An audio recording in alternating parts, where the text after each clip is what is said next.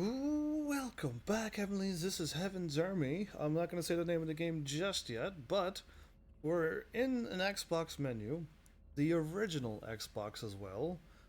And I'll let you know right now that this is not an emulator or some kind of other setup thing. I'm actually playing on an actual Xbox system with the tray open, which means I'm going to have to use this game guitar to hit the button on the Xbox to get this game going. The moment I close it, the game's going to start playing, and I'd rather just start off the outro with this. Now, here's where I attempt to hit a thing, and hopefully I don't hit the power button, but go me. No, not yet. I should have, I did it. I should have practiced before I went live. It worked. Good, thanks, guitar. I'm going to put you away now.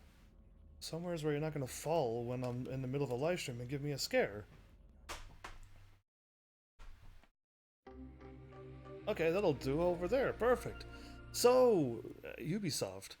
This is my first Xbox game, and this is my first chess game, like where I'm gonna strictly be playing chess. And for those who are curious about this song, it's Bach's Cello Suite. Is it Bach's Cello Suite or Bach's Cello Suite number 2? That's a good question. I'm not too sure, but if you write down Bach's Cello Suite, you'll eventually find this song.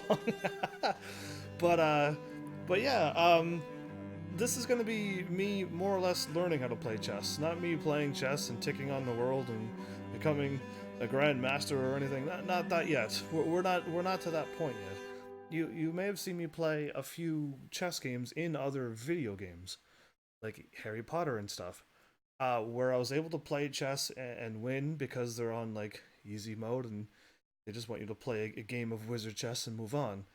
Uh, this so well I just want to get a little bit better at chess, really.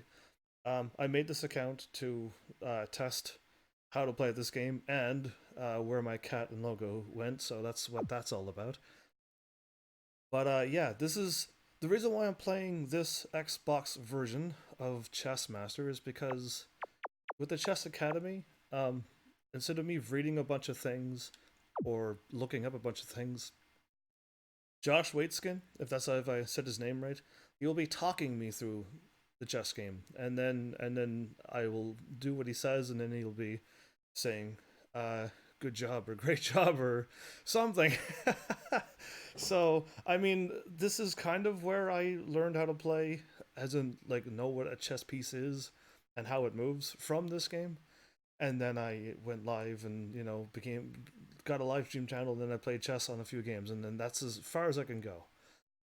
We'll go from there. So my bad for the earlier people. I know this like episodes in the middle of just this, and then the first two attempts were just absolute failures. There was no mic at the first, so I restarted, and then all of a sudden my live stream stopped within like the 14-minute mark. And I don't blame people for upping and leaving. I wish that didn't happen because it was nice to meet a few people, and some of them were even talking about like having their own chesting in school and stuff like that. I've never had any of that ever. But yeah, all I can say is my apologies. I have no control over when technology just doesn't work, and I have bad luck, but it's usually not that bad. I've never had to stop in the middle of a live stream and restart my computer to see if that was it, and I doubt it was. But anyway, we're here now. So, without further ado, we're gonna go in Josh's Academy, and we're gonna go through everything, I guess, and just learn how to play and just do this. It'll be like a super chill episode. So welcome for those who are just in for chess and love chess, and if you want to learn how to play chess, and this may actually be a helpful thing for you too. Uh, well, there you go. There's welcome to chess. We'll do that. So if you, Welcome to the Chessmaster oh, Academy. I'm Josh Waitzkin. I fell in love with chess when I was 6 years old, and I've spent much of my life in the sway of this beautiful, riveting art form. Over the years, I've won and lost countless national and world championship games around the globe, and I've emerged from my experience with an appreciation for the journey and a passion for learning. An amazing thing about chess is you can study it for a lifetime and still discover new mysteries every day, and yet you can also feel the essential beauty of the game in your first lessons. If you have not yet touched the mystery of chess, you're in for a treat. In this academy, I'll lay the foundation for your exploration of what I call the black and white jungle. In part 1 of the course, we'll learn the rules of chess. I'll teach you the powers and values of the pieces, and once you've internalized these basics, we'll be ready to enter the heart and soul of the game. In part 2 of the course, I'll teach the fundamentals of chess tactics, and you'll possess the building blocks to the arsenal that propelled me to the top of the scholastic chess world. Then, in part 3, we'll delve into some more subtle, strategical ideas that will be powerful on and off the chessboard. Okay, I don't think I want to do this when he's talking. I'll just let he can talk. We don't need to see the subtitles when he's talking. I was like, those words are off the screen. I was watching the chess game while listening. Already, like, they were just going. that queen was going all over the place. But next is just R. Sweet. I have come to believe that the best way to approach chess is in a manner that teaches us about ourselves and about learning in general. I recommend that you keep your eyes open for the parallels between life and chess. Oh. They're out there, waiting to be discovered. Over time, you'll internalize the lessons of this academy, and the principles will become part of your intuition. Then the chessboard will become a thrilling arena for you to express yourself with creativity and freedom. Before we begin, I'd like to make a few suggestions. As you progress through this academy and beyond, please remember, growth comes at the point of resistance. This course will gradually stretch the mind, so don't get frustrated if you're stumped or forget something. I can't tell you how many chess problems have confused me until the answer dawned like a revelation. I may sometimes ask a question which feels a bit tricky. In general, the more effort you put into these challenges, the more you'll get out of the experience. The idea is not to get everything right, but to do the best you can with the knowledge you have so far, and then to soak in my explanations. If I've learned anything over the years, it's that the road to mastery is about growth, not perfection. So with that spirit, let's dive in. Welcome to the black and white jungle. All right. Well, like, yeah, there you go. It's already sounding a little. If I hit next, there you go. So it just kicks me out of the chess. So that's blue. That's blue, and this is green. It's hopefully you can pick that up. Because that's now finished. Interesting. When he says like the growth is like that, I'm not a confrontational person. Pulls cones. Welcome back to this amazing chess game, by the way. How are you tonight? Learning the chessboard, which I kind of think I know this and how to talk about chess. Well, I might need to learn that. But Let's begin with the chessboard. There are 64 squares on the chessboard, 32 light, 32 dark. Okay. When we talk about the game, the lines that run vertically up and down the board are called files. The lines that run horizontally across the board are called ranks. And the lines that cut diagonally through the board are called diagonals. Okay.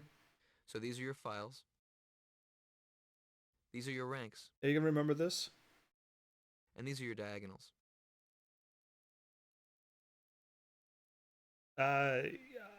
I'll just stick to learning how to play chess before I start challenging people. How does that sound? Now remember, when you set up a chessboard, you always want to have a light square in the lower right-hand corner of the board. That sounds right. And in the beginning of the game, white always goes first. But we'll get to that later. We'll get to that later. Done. Next. Tutorial. Now we're going to learn the language of chess, what's called algebraic notation. The vertical columns on the chessboard, the files, are lettered A through H. This is the A file, the B file, C, D, E, F file, G file, H file. The horizontal ranks are numbered 1 through 8. This is the first rank, second rank, third rank, fourth, fifth, sixth, seventh, eighth rank. So if we're talking about this square, we line up the letter, which we see is the D, D5. and the number 5. This is the D5 square. This is the F6 square. This square over here, line up the letter and the number, the C7 square. All right, he's going. Why don't you try? Okay, great. I can do that. Hit next. Let's try a few exercises. Touch the D5 square with your cursor. Your old boy is one of the best chess players? That's amazing. I can move it. Oh, okay, D-pad doesn't work, everybody. That's amazing that if you're looking, the white doesn't show up on my screen. You got it. Now touch the B1 square. That's right. Now touch the E7 square. Is that supposed to happen? No problem. No problem. Touch the H4 square. Yep, that's it. This is easy. Touch the A8 square. Yeah, so why does the... Okay, I see, like, a line goes around the square. Yeah, bro, your father has been playing for 60 years? Oh, well then, he's clearly a master. Excellent work. You got it. I get it next. There you go. Getting to know... So you have to use the D-pad to move on the menu, but the analog to play the game. Yeah, that's why it wasn't working before. Alright, getting to know the pieces, which I know the pawns and the rooks and bishops and stuff. I know that. Now let's get to know That's the where chess I learned pieces. this. This is the king. This is the queen, the rook, the bishop, the knight, and the pawn. That's all of them. Oh, that's it. Next. Now let's learn the values of all the pieces. The pawn is the weakest One piece on the piece. chessboard. It's also known as the unit of value in chess. So the strengths of the other pieces are measured by the number of pawns that they're worth. The knight is worth around 3 pawns.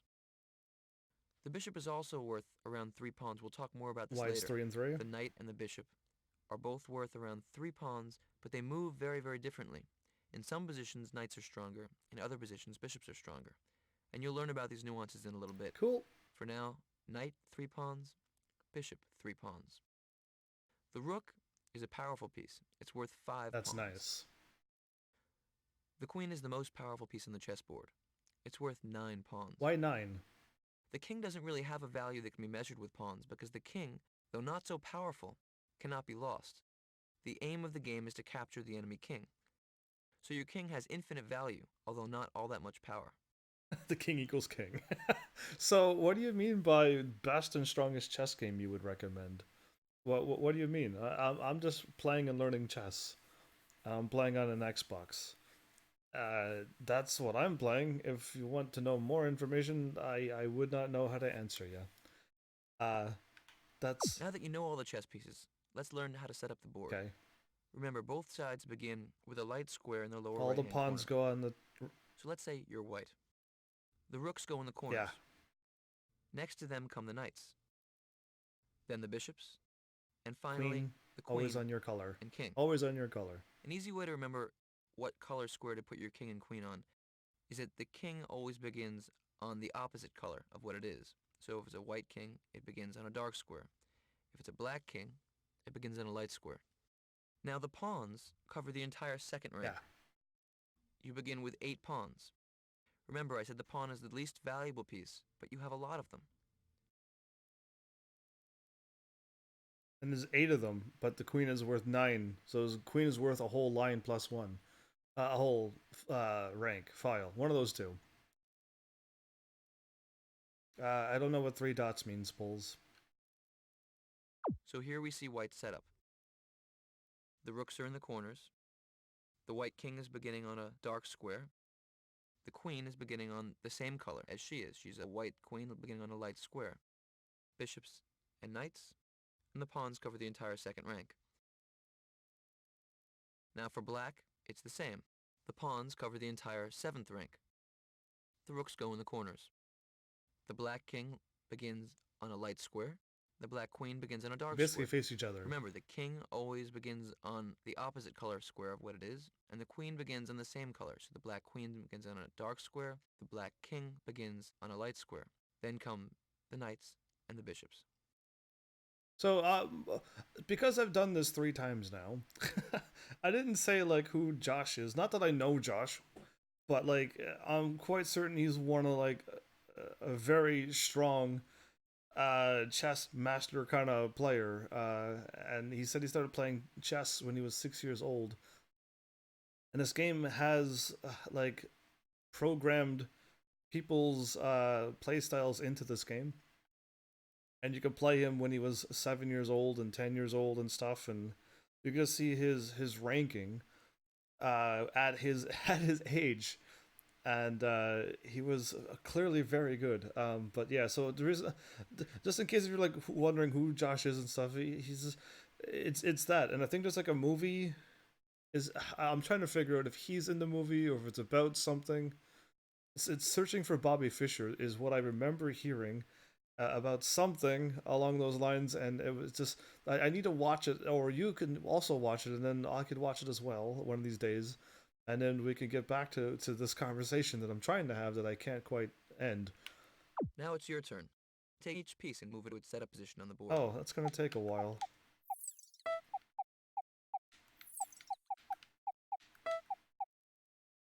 Okay, sometimes the A button takes a little while to log in. There it is. Not there. There. So it takes two button presses to kick this in. Could I hit next? Because I kind of know how to set up a chess piece board. Like, there's no problem. This is no problem. I already know that it's the bishops, knights, and rooks, and then all of those there. I could truly hit next on that. Like that's no problem. I don't need to spend another 10 minutes putting those pieces together. And I do know how the pieces move, but how about if we go through it because maybe you don't know how the pieces move? So we've just learned the values of all the pieces and how to set them 19? up. Now we'll learn how they move. The chess pieces might seem strange to you at It first, was. but soon they'll feel natural, almost a part of you. Let's begin with the unit of value in chess, the pawn. Individually, pawns are the least powerful of all pieces, but there are more of them on the board than any other piece, The only ones so it's essential to learn how to use them in that coordination. attack differently. The game begins with each side possessing 8 pawns, all lined up on the 2nd and 7th Then they rank, move. as you've learned. In the beginning of the game, the primary function of the pawn is to take control of the center of the board and to protect the king. True. So yeah, every piece moves a certain way, except the pawn when it moves one square or two squares only if they move for their first move, but they only attack on a diagonal. One square to the left or one square to the right, depending on where you want to attack. It's the only piece that does that. But he's probably going to go through all of this tutorial, isn't he? I don't have to try to pretend that I know what I'm talking about, because when he repeats it's going to be silly. So this is how the pawn moves. Okay. On each pawn's first move, it has the option of moving ahead one Or square or two. It's very important to remember that after its first move, pawns can only move ahead one square at a time. So here this e2 pawn can move to either e3 or e4, because it's that Should pawn's always first move to move. e4. But once it's on e4, it can only move to e5. Never overextend your pawns, right? The pawn possesses a number of unique qualities. First of all, the pawn is the only piece that cannot move backwards. So as we'll explore in part 3 of the Academy, we have to be careful not to overextend our pawn structure. There you go. You'll see more about that later. Yeah. Okay, there you go. And you can't move backwards with pawn pieces. Good to know. I wonder how many people move those forward and back to get their pawns in the right spot. Also, the pawn is the only piece that captures differently from how it moves. Pawns move straight ahead, but they capture diagonally. There you go. This is tricky. So in this position, the white d3 pawn can capture black's pawn on c4, but not the black pawn on d4. In this position, the white pawn on d3 can't move at all. It's blockaded by the black pawn on d4, and there's nothing for it to capture. Interesting. Whoever invented this game and made the rules like that, interesting is all I gotta say. Imagine if pawns could only move on diagonal but only attack forward. If that's like how the person who created the video game, this game, just thought of it that way. Despite being small, each pawn has enormous potential. The pawn's greatest power is called promotion. Right. Anytime a pawn successfully journeys to the end of the board, it can transform into any other chess piece Usually on the board, a queen. except for the king, of course. A queen, rook, knight, or bishop. We almost always promote into a queen, but there are rare exceptions which I'll show you a bit later. The only rare exception is if you have a chance to checkmate somebody by making it into a knight. Or in like another turn after you can do a checkmate. But really, like, the queen moves as a rook and a bishop in one. And it'll take 2 moves to get to where one knight can move in one, but like, yeah, I don't think I've ever I haven't played that many games, but I never ever promoted my pawn to anything other than a queen. Highlight all the legal pawn moves. Highlight all of the legal pawn moves. You got it. Yeah, okay, no problem. In this position, what do you think white should do? You should totally attack. Good job. white can capture the pawn and will soon promote. Yeah. Why would you move ahead and get attacked? In this position, it's white's move. Who do you think will promote first, white or black? 1, 2, 3, 4, 5. 1, 2, 3, 4, 5.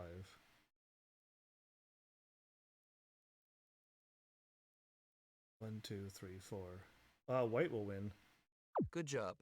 White's pawn can move faster because of its 2-move head start. h4. Then black will play a5. White plays h5, a4, h6, a3, h7, a2, h8. And then, white gets there yep, faster. exactly. This exercise is a little bit trickier. It's black's move. What would you play? If I move 1, 2, I'd move 2 spaces and block him off. Good job. After black plays e5, white's position self-destructs. Yep. Because the only possible pawn moves loses a pawn.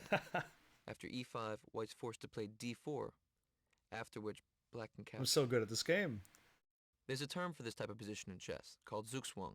What this means is that if I'm in zugzwang, any move that I make will hurt my position. I'm paralyzed, but I'm forced to move. Zugzwang. So here you can see that come across on the board. If it's white's move, the only legal move is d3 to d4, after which black can capture the pawn. Now interestingly, if it was black's move and he played e4, the only legal move, white could capture that pawn. So in fact, this is a position of mutual zugzwang, which means whosever move it is will be in a big disadvantage. Take a look at this setup. It's a little bit more complicated. Let's say you have the black pieces. White has 2 options, either e3 or e4. Let's take a look at both. If I play e3, what should you do? I'll just move 2 because I want to get to the Good point. job. Now my only option loses the game for me, as we saw last example. After e4, you can capture the pawn. Silly tutorial. Now let's look at this position and say that I play e4 on the first move. What would you do? The same thing, except... That's right. Let's just go there. Here your best move is f6, once again paralyzing me. Yeah. If I play e5, which is my only Chess option, is not this easy. you can capture the pawn f takes It's e5. not this easy. So in this position we can see that if white plays e3, black's best move is f5. If white plays e4, black's best move is f6. And in both cases, white will lose a pawn because he had to move first. So in fact, if you go back, whosever move it is in this position will lose. Take some time and work that out on your own. I don't think we need to work that out, do we? Take a look at this position. What's white's best move? What's White's best move? This one. Good job. The point here is that any move that black makes will self-destruct. Black's in zugzwang. If he plays c4, Don't ever get yourself caught in zugzwang. zugzwang. If he plays d5, e takes d5 wins the game. And if he plays g5, white can play h takes g5. Never ever get caught in a zugzwang. So what's zugzwang? Sounds German, but I'm not too sure. What does that mean if it's translated? Like just like a neutral, but if you move self-destruct move. Cause yeah, interesting. I remember en passant, and that's the only thing I remember. Now we're gonna have to learn one of the more tricky rules of chess. En passant. French for in passing. Yes. This is how it works. Let's say that a white e-pawn has advanced to the 5th rank. Effectively, this pawn is keeping an eye on the f and d pawns of black because of the following rule. If either of those pawns advances 2 squares, Yeah. the white pawn has the option of capturing it Never did diagonally, that before. as if it only moved 1 square. So if d5, white can play e takes d6. I've never. There are 2 important stipulations to remember. First of all, this is a one-shot deal. If white chooses not to capture the pawn immediately after d5, then he'll lose the chance forever. Also, say white has a pawn on e5 and black has a pawn on d6. If black plays d6 to d5, white cannot capture en passant. This rule only applies if a pawn is moved 2 squares You forward, got it? passing an enemy pawn that is residing on its 5th rank. And don't forget that you only have 1 chance. Here are a couple exercises that involve en passant. We don't need to do that. I've never done an en passant before. So in this position, black plays d5. Show me all white's possible captures. Oh, well, first of all, go there. Good job, but there's more. Keep looking. Okay. This one could also go this way. Good job, but there's more. Good job, Pawns captured diagonally, whether it's en passant or a normal capture. I would actually take my right pawn and go left. Unless there's nothing up there waiting for me, then I could go left or right with the right pawn. In this position, black plays b5. Show me all white's possible captures. Good job. The only capture is c takes d6. Hooray. I mean, it feels like at this point, it feels like I know how to do this. I'll tell you my strengths and weaknesses, hopefully after this or when I'm playing a game or something, because I know what my weaknesses are in chess. Now let's learn about the king. The king is the most valuable piece in And the has game, castling. because if we lose him, it's all over. The goal in chess is to capture the enemy king while providing sufficient protection to your own king. But despite its precious nature, the king is not terribly mobile. In this position, the white king on e5 can move to all of these squares. It's easy to remember how the king moves. It can move one square in any direction, as long as that square isn't defended by an enemy piece. Yep. So here the white king can move to any of these squares. In this position, with the king on c2, the king can move to these squares. So remember, a king can move diagonally, horizontally, or vertically one square whenever it wants to. In the beginning of the game, we want to keep the king safe, protect him behind a phalanx of pawns. But later, when there is less danger lurking, we can use the king actively. With its dependable pattern of motion, the king can be a very powerful short-range warrior. It's critical to learn how to judge when the appropriate time is to activate the king. There. I'll develop this in the endgame section of the course. My weakness.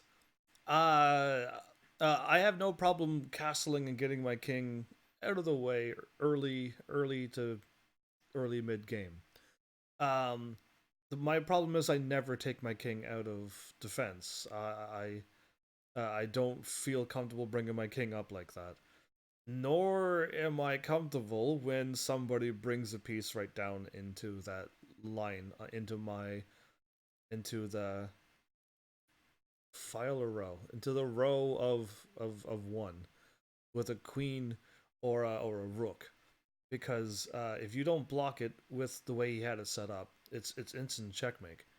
Checkmate, like right away. There's just because you're blocked off and you can't go anywhere. When your king's on G1, you got the three pieces on F, G, and H2, and a queen comes down on any spot from A to E1. It's checkmate. You can't move. So I kind of don't like leaving my king there like that, but I don't like him moving up like that. So I don't know when to take my king out, and I don't know when to go on the offense with my king because I still usually, when I play the game, I still usually have a queen and a rook and something else at this point, still at the end of the game, and that's how and you'll see some more weaknesses from me. So you know how the king moves. We also know that the goal in chess is to capture the king. Whenever the king is threatened, it's called check. Yes. In this position, if white plays the pawn from e4 to e5, we know that pawns capture diagonally, the black king is in check. It has to move. This is marked with a plus mark, by the way, in notation. The plus. So here this would be e5, check. The black king would have to move, and we can see that the black king could move to e6, e7, d7, c7, or c6. That's it. The black king couldn't move to c5 or d5, or capture on e5 because the white king defends those squares. It's an illegal move for a king to ever move to a square where it can be captured. Good to know. Right? Makes sense. This is called check. Cool. I know how to check things that don't know how to checkmate things. I know how to make stalemates pretty easily, apparently, too. So when you're in check, you can just move out of the way. The real goal in chess is checkmate. In this position, white can play e7. Checkmate. Which is checkmate. The black king is attacked, but it can't move anywhere. The c8 and e8 squares are defended by the white d7 pawn. The e7 pawn of white attacks the black king, and the white king defends that pawn, defends the d7 pawn, and also guards the c7 square. Yeah. Black can't go anywhere. This is called checkmate. This is your goal. Never was able to pull that off with two pawns and a king. Because the AI will never put themselves in that position. They would always move to the right. So with the first piece, when you win check, clearly the king was on c8 or e8, and then somehow that piece, there's no way for that to ever happen. There's no way for this scenario to possibly play out. Um, so you'll never see this happen because there's no way for my pawn to move and my king to move to get into that position for the king to go through that line to get in the middle. So yeah, all right, never mind. There's one more way for the game to end. Yeah, In this position, it's white's move. What can he you do? can't do anything. So it's Well, any answer you gave would have to be wrong because there's no square you can move I to. was right. C1 and E1 are guarded by the black Stalemate. D2 pawn. E2, D2, and C2 are guarded by the black king. So in fact, white can't move anywhere, but white's not in check. This is called Yeah, stalemate. The game is drawn. I like how he said I answered wrong when I was right. Because I know how to stalemate. Like I constantly keep moving my pieces up and go, cool. I got them blocked off now. And it's like, you lose, stalemate. And it's like, wait, why? And it's like, oh, I blocked him off. Now he can't move at all. I should have checked him instead of blocking him off. Yeah, it's good times. So we know if we attack the king, it's check. The king can move away. If we attack the king and the king can't go anywhere, that's checkmate. The game is over and the player who delivered the checkmate wins. Stalemate is when you cannot make any legal moves with your king, but you're not in check. The game is drawn. Sounds good. Makes sense. Now let's do some exercises to get used to king moves. Here, touch all the squares the white king can move to.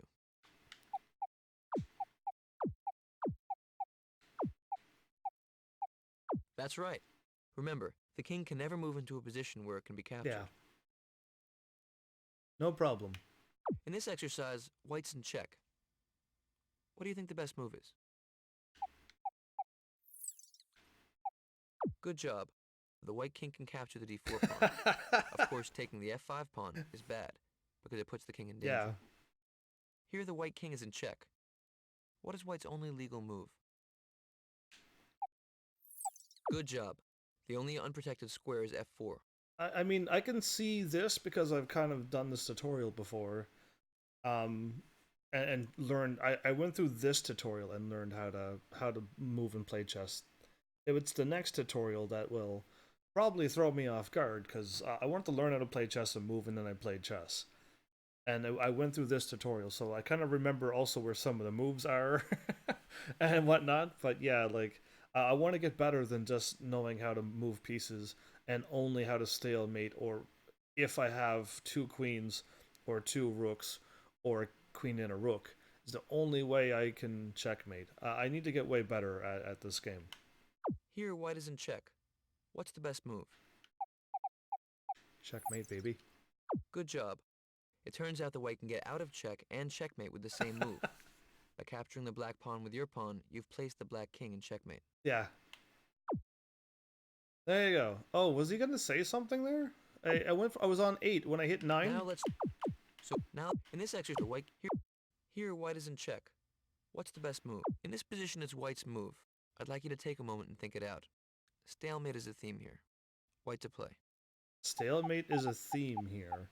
So the moment you move here, it's stalemate. So you want to move and waste one turn?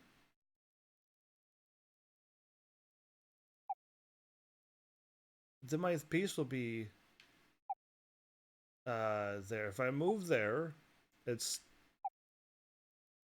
still going to protect my pawn. Good job. By moving your king to e6, you force the black king to move to c7, and you can now play king e7, followed by promoting your pawn on d8. Okay. Black will eventually lose. Will eventually lose. Yes, because he's got no pieces to protect him. But I wouldn't know how to win with a queen and a king. I know I could just block him off, and then slowly move my king up until it's my time to move. But I could also see me trying to move up to go for a checkmate, and then the king will move to a spot, and then it's a stalemate. When I hit R, sometimes he goes automatically, and sometimes you got to hit R to go. And that was the time when he went automatically, and I hit R to go as well. That's what happened. I didn't want to skip anything. The rook is a very powerful piece, worth 5 pawns. In this position, the rook on e5 can touch any of these squares. Yep. The rook can move as far as it wants to, horizontally or vertically, until a piece stands in its way. So, in this position, this rook can move to any of these squares. Now, if there were a pawn, say, on c6, the rook could only move to these squares, and it would also have the option of capturing the black pawn on c6. Rook on c3 takes c6. The rook is an excellent long-distance operator. Yeah. We want him on open lines because he can't jump over other pieces. On an empty board, the rook controls the same number of squares whether placed in the center or the side of the That's board. interesting. As we'll see later, this is very unusual. Most chess pieces are much more powerful when centrally placed. Yeah, I learned that. Let's practice moving the rook around. Oh. In this exercise, move the rook to the b1 square. You got it. Got it. Here, take 2 moves to move the white rook to the g7 square. That's right. What's the next move? You got it. In this position, can the black rook capture a white pawn? Yes. Okay. I'll go through the tutorial. That's right. I'm looking at it going, this is too silly. As you know, the king is the most important piece in your chess army. Protecting your king from attack is how you keep from losing the game. Castling. Because it's so important, there's a special move called castling, which you can use to put your king in a safe place. Castling is the only time in chess in which you're allowed to move 2 of your pieces, a king and a rook, in one move. Here's a board set up with only the white king and the 2 white rooks. You can castle either to the king side, which is called castling short, or to the queen side, which is referred to as castling long. I normally castle short all the time. I don't think I was maybe only forced once to castle long. Only because there was like a piece in my way and I want my king out of the middle of the board. But like, I normally castle short all the time. In this exercise, we'll castle kingside. First, move the king 2 spaces towards the rook, to g1. You can only move your king... Then move the rook to the other side of the king, on f1. 2 spaces, too. As you see, you're moving right here, and the rook is going here, but you don't move 3 spaces and move your rook here. It's, you still only move 2 spaces when you... In this exercise, we'll castle queenside. Excellent work. Yeah, see how it looks? In a game, castling moves the king away from the center of the board where it's more vulnerable to attack. Note how much safer the 2 kings are after they castle. Here, white castles queenside, and black castles kingside. It's usually a good idea to castle early in a game, both to protect the king and give the rook a chance to control the center files. But all it takes is like 2 rooks, depending on where, if you're white, have another rook on d2. And if it's your move, just move your rook up, your d2 rook to d8. And then now the rook either A has to take the rook or not. And then if you don't move, then just move your other rook up and then just start taking pieces. Basically, like, getting yourself trapped. It's awesome to get yourself in defense, but you also get yourself trapped back there. The moment a piece goes up into that line, with your king behind pieces. You'll probably see me lose or get caught with that and then try to scramble to get out of it. There are 4 important rules that govern castling. Rule number 1.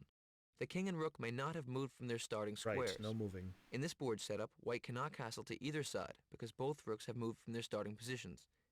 Even if one of the rooks moves back, white still cannot castle. Good to know. You can't castle if... I already know the answer, but he's going to do it. He's going to teach us how to play. Rule number 2. All of the spaces between the rook and the king must be unoccupied. In this diagram, white cannot castle kingside because the knight is in the way. But he can castle queenside because all of the spaces between the king and the rook are empty. Rule number 3. The king cannot be in check.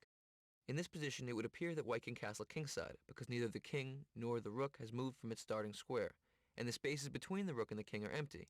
However, the white king is currently in check from the black pawn on d2, so he cannot castle. Also, there's a rule number 4.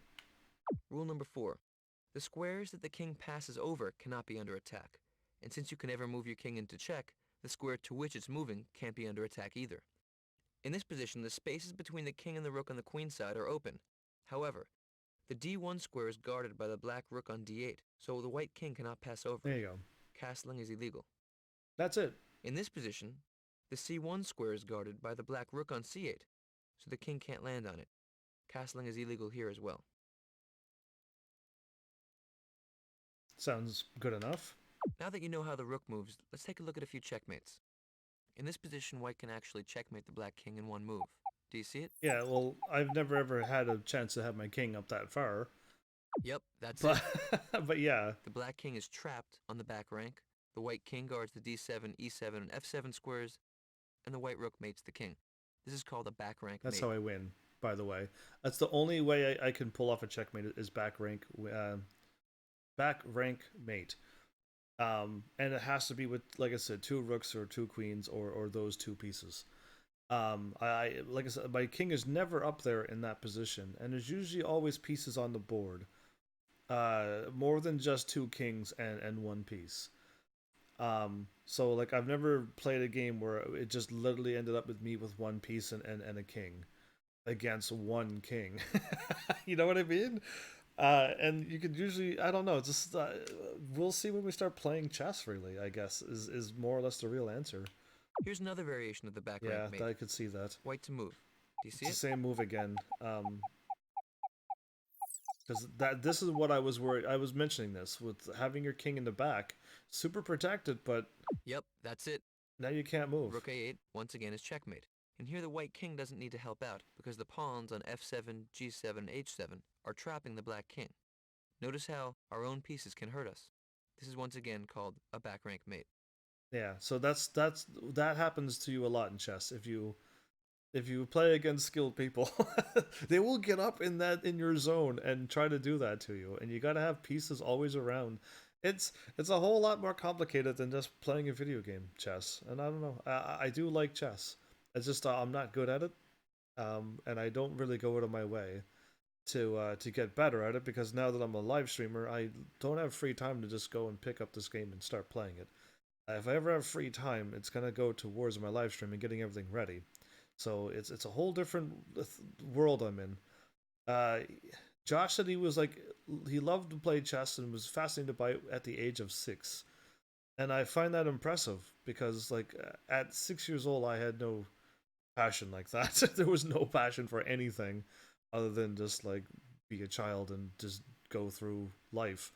There was nothing like I had that made me had a passion like that, and he's still at this point, I'm assuming, or when he was doing this, was still playing chess. Like I don't know his life. I don't follow people that way.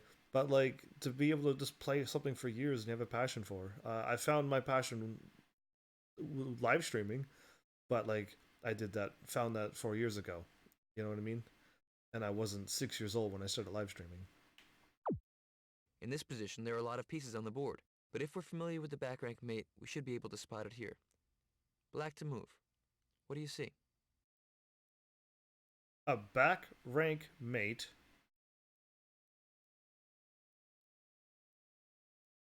And oh, it's black to move. See, I was like, whoa! I don't see how to. I always play as white, by the way. So that threw me off a little bit.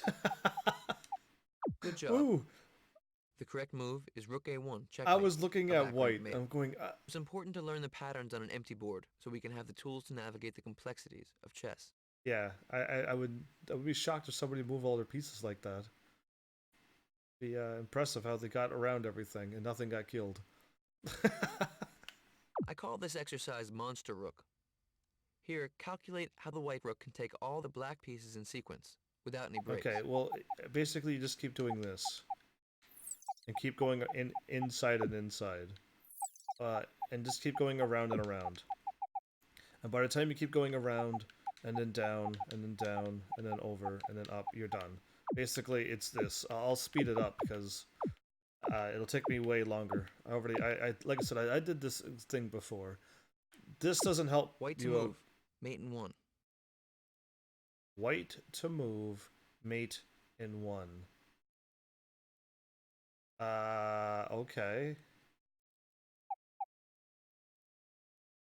That is blocked off.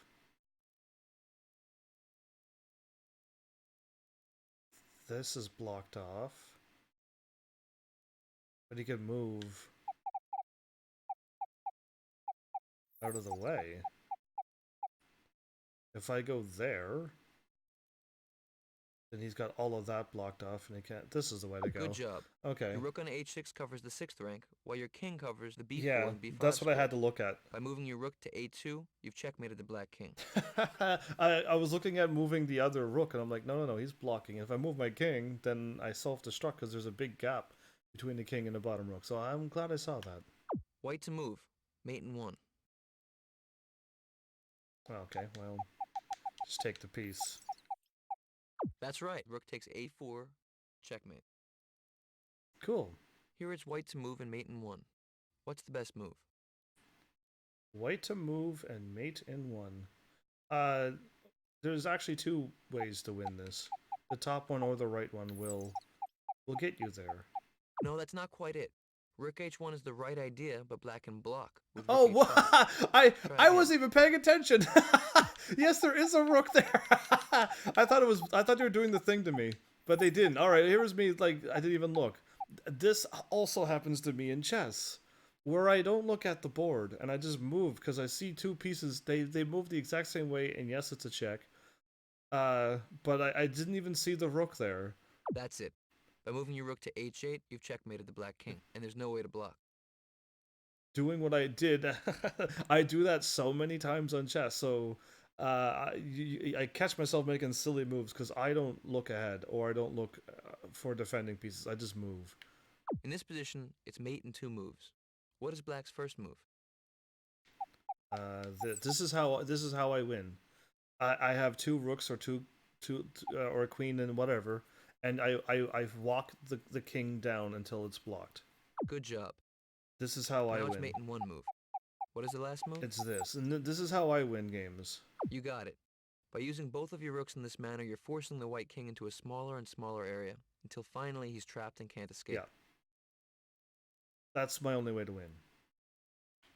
This one's tricky. Take your time, remember everything you've learned so far, and try to find white's best move. You may see that you can take one of black's rooks with rook takes h5, but that would be a huge mistake. Why? What is black's best move? Move up and check. No? Oh, I'm black. Never mind, I can just do this. That's right. Attacking my king. I'm attacking. Black has rook e1, back rank I'm mate. attacking the black king. So now let's go back to because I'm always white. What should white do? I'm always find the strongest sequence of playing moves. white in chess. It's so hard.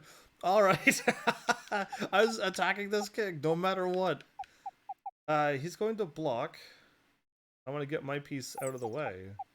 Okay, good. You found a way to stop black from checkmating you. Yeah. But find better. So you want me to not make him checkmate me? Check him? That's a check, but it's not your best check. There's even a Take some better time. check. Think about the last example. White to play and mate in 3 moves. There's a better check than that. All right. If I go like this, you can still 1, 2, 3. Good job. Now it's mate in 2 moves. Okay. What's next? You got it. Now it's mate in 1 move. What's the last one? So basically what he's trying to teach me is that my rook was also in trouble with this rook. But the moment you check a king, that you can't move unless you can block your king. And if you can't, then you got to move your king out of the way. And I don't like leaving my pieces in the opening. Yeah, I do not. I do not like leaving my pieces to be attacked. Excellent work. You found mate in 3. Congratulations. And I am not effective. In this position, it's white to move and mate in 2. This problem combines pawn and rook moves, using a number of patterns you've already seen. White to play. What do you see? I move my pawn there. That's no good. I was gonna move my pawn right there, but then he can sneak to there, so... But this isn't gonna do anything either. The king is... No. I hit back out to, as in don't move my piece. Oh, I just click like that. If I move it like that... No, that's not quite it. No, okay. I was gonna move 2, but then the thing could move there. The king can move here. No, that's not quite it. Okay. Because the king can't move up. I'm moving my king here.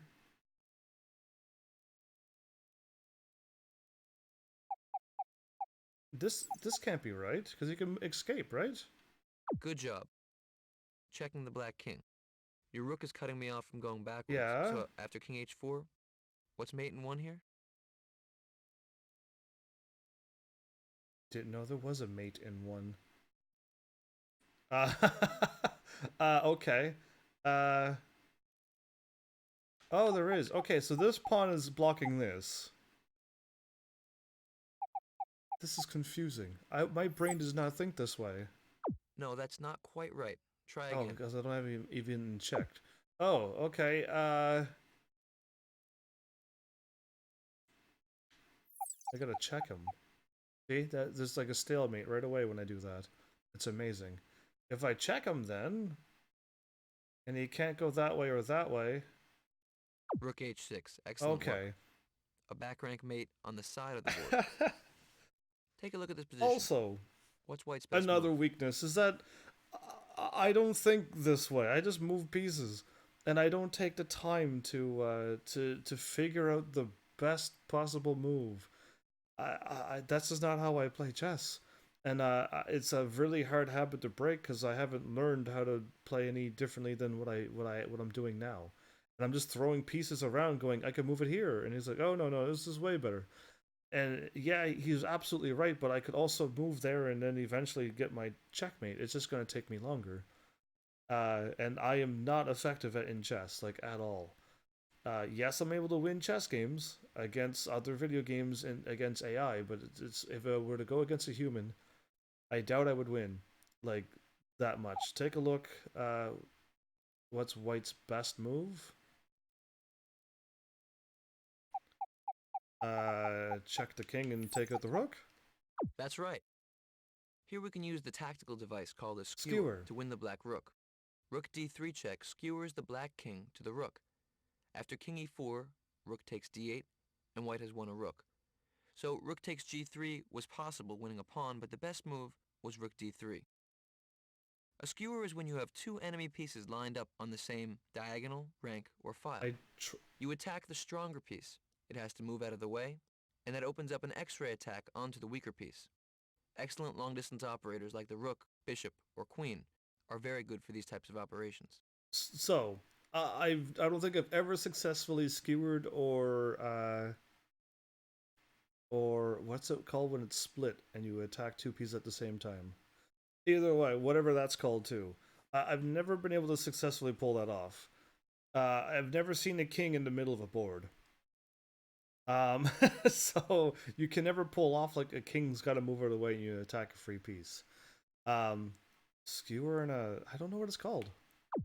There's another thing, and it's probably in the advanced tutorials, isn't it? But yeah.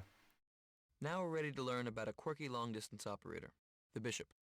Bishops can move as far as their path is unblocked, along a diagonal. So in this position, the bishop can move to any of these squares. The major drawback of a bishop is that it can only touch the squares and the color on which it There's travels. only one of each. So a bishop that begins on dark squares can only touch the 32 dark squares on the chessboard. Of course, a bishop that begins on a light square can only touch the 32 light squares on the chessboard. So we call our bishops a dark squared bishop or a light squared bishop. Okay. Makes sense. They can only attack half the board. So while a bishop can go very far with one move, it's relegated to only half the squares in the chessboard. This is why the bishop is worth only 3 pawns. In this type of position, the bishop can slice right through white's pawn structure, but it can never attack any of the white pawns because they're all in dark squares.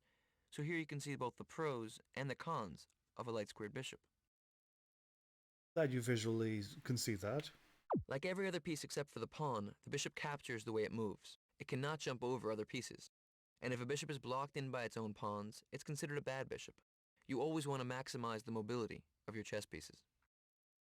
Here, the white bishop is blocked in by its own pawns and can't do anything active. The black bishop, on the other hand, is free to roam and can attack the white pawns on dark squares. In this position, black is winning because he has the better bishop. Okay. I don't think I knew this about me, but I'm probably bad with that too.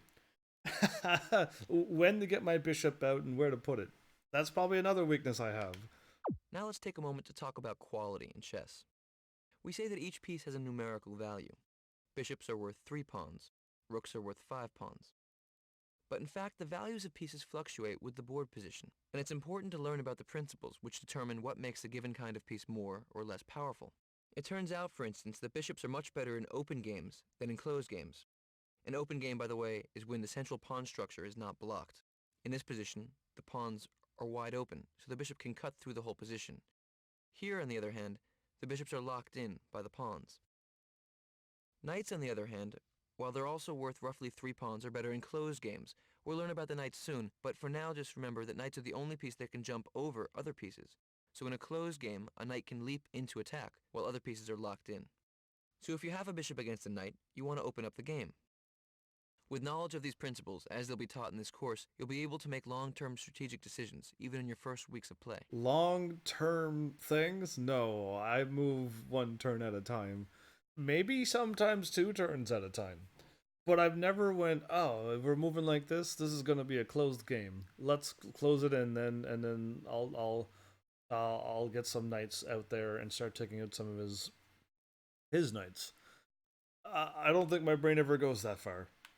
Just to show you the power of centralization in chess, and also to show you the power of the bishop, take a look at this position. Here White's 2 bishops on d5 and e5 cover all of these squares. But of course notice that the white bishop alone only covers these. Yeah, okay. And the black bishop covers the rest. So the power of 2 bishops is very important to understand. In chess, we refer to one side or another as having 2 bishops. So while a bishop is worth 3 pawns and a knight is worth 3 pawns, usually 2 bishops together are better than a bishop and a knight, because they complete each other. Okay. Let's try out some exercises. This we call monster bishop. Black to move and take all the white pieces consecutively, capturing 1 piece per move. I'll pass, but I'm guessing I'm going down to the bottom right pawn first. Yeah, okay. And then you just go back and around and loop it again. Okay. It's Take a look at it's this a weird position. way to play the game. First, click on all the black pieces that the white bishop can capture. Practice a game, I mean. Good. Now, what is white's best move?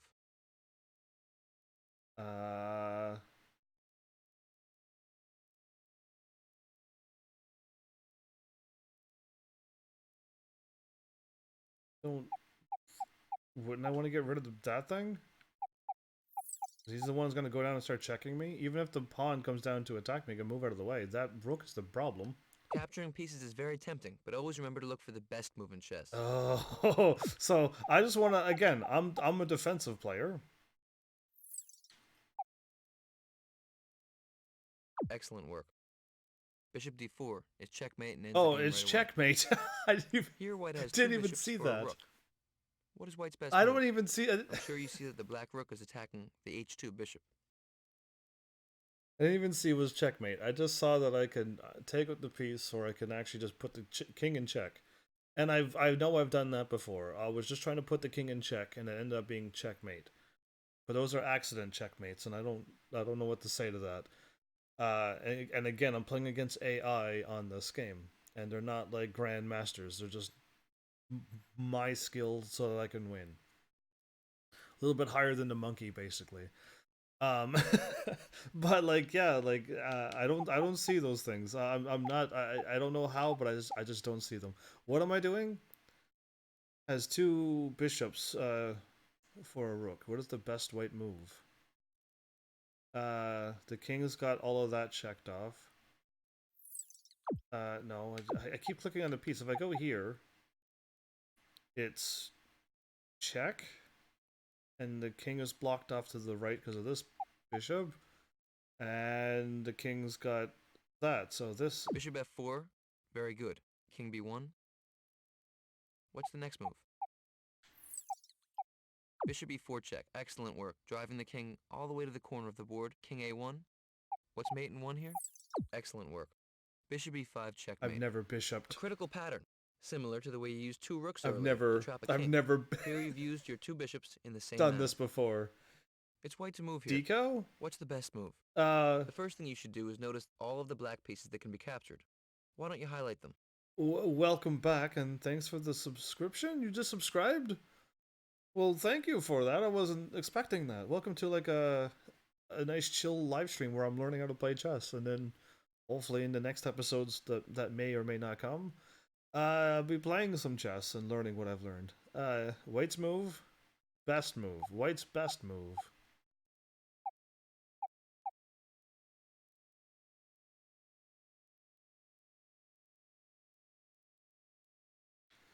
Uh, well, the rook is going to be able to come down and attack. Wait. First thing you should do is notice all the... Oh, I'm trying to... I could capture this one. Or I could capture that one.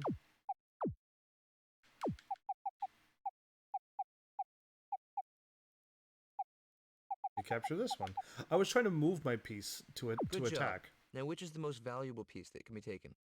Kesbar, welcome back as well. And chess is awesome, is it? That's good to know. I like chess, but I'm not good at it, so I don't find chess awesome or not awesome. I just find chess is something I wouldn't mind getting good at, but I'm not going to go out of my way to get good at. It's basically where I'm at in this world. What is the most valuable piece that can be taken? It's this piece. Oh, now I have to click onto it. See? This is what I was trying to do the first time. White had 3 options and you found the best move. Way to go. In this position, look for all your moves. White to play. What do you see? Remember, bishops can cover a lot of distance. Do you see mate in 1?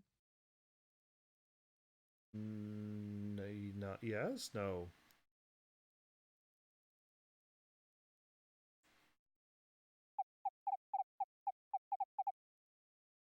Yes, I do see it now. That took me a while to see it. Trying to move my bishop because we're on bishop moves, but Rook h8 mate. Great that's work. better. The rook is supported by the bishop on the opposite corner of the board. Here it's white's move, but be careful to find the best move. What do you see? Okay, well my rook and my king got all of the bottom blocked off, and my bishop's got the corner. So if I move this one to here, it's check and it's protected. Excellent work. Rook b6 mate combines the rook and the bishop to win the game. Sometimes when we're closest to victory, we release the tension of the game and throw everything away. Notice how terrible a mistake rook takes f5 would have been. Here, black is stalemated. There are no legal moves. Okay, I didn't see the stalemate. So Once again in this position, you want to find the best move. White to play. So Kaspar, you learned by getting beat by your parents when you were a child. Okay, see, my parents didn't play stuff or games or anything along those lines. My parents has just been working and stuff, and it's just I've never seen them play games, and they were not happy when I started playing games. So yeah, I've never had a chance to have parents to do that with. That's interesting, because maybe I probably would have been okay at chess if my parents would have did anything along those lines, or had any other kind of hobby that they did other than work. I probably would have been normal too then. So yeah, what's my best move? White to play. I could check and take out the rook. Good job. Force the black king to move out of danger and win a rook for free. What is white's best move? This one is tricky and it introduces a new idea, a tactic called the fork. Oh, it's called a fork. Okay, I couldn't think of it. I was like, I know skewer, and I couldn't remember the one that hits 2. So now, the fork is something else I've never ever done before, because I've never ever been able to like check a king and then take a free piece. I could fork 2 normal pieces, but then I just lose a piece anyway. But yeah, this never ever happened to me before. Oh geez, that would have been normal. I don't know what that I would go that far. Well, I mean normal as in like I don't know. Just I hear other people other just YouTubers and people in general that just, and even Josh Waitzkin literally just said when he was 6 years old he had a passion for playing chess, and I'm like, I've never had that, never had a passion when I was that young. uh and it took me like 4 and a bit years ago to like find out that my passion was live streaming and playing games and then meeting people. But I wasn't 6 years old 4 years ago. So like really like I seem to like from what I'm visualizing and hearing is that people find stuff that they like early on, and I didn't. I not at all. I was in my teens when I started live streaming. So like it's not the same. That's what I'm calling normal. Good job. Bishop takes c5 check wins a pawn and a rook because it forks the king and the rook. A fork, of course, is like a fork in the road. We'll discuss this tactical idea later on, but it's when one piece attacks two enemy pieces at once. Bishop takes c5 check is very strong. Don't worry if you had trouble with this I one. didn't. This was the first time forks were discussed, and you'll be learning more about these in the upcoming exercises. The I just wanted to show you the idea. it's not a new idea because I've went through this tutorial before. It's the later tutorial that I need to learn on. But also, like I never have a chance in the chess game to fork or skewer like this. Uh, so your childhood dream was military. See, when I was a kid, I'm like, I don't want to join the military. I don't want to shoot anybody. But I learned better after I joined and realized this suck, lol. Oh, okay, wow. I had no idea I'd enjoy working until I had kids of my own. I enjoy providing for them. Well, maybe there's my problem. I do not like IRL work. I am absolutely not a fan of that.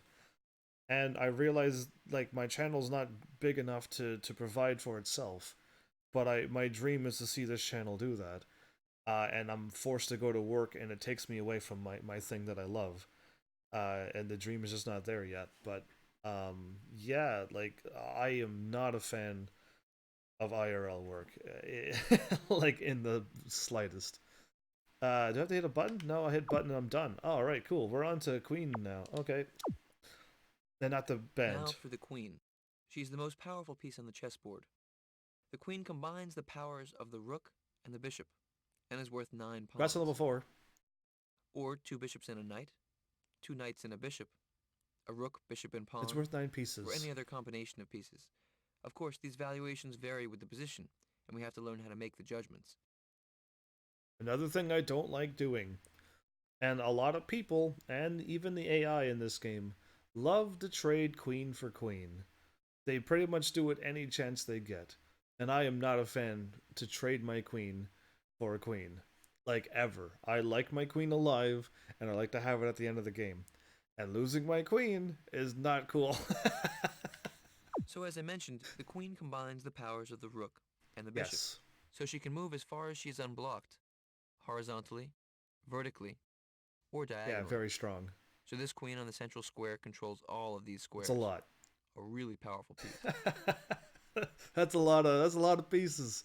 That's a lot of range. Here, mark all the black pieces that can be captured by the queen. Really? This is gonna take forever. Like literally forever.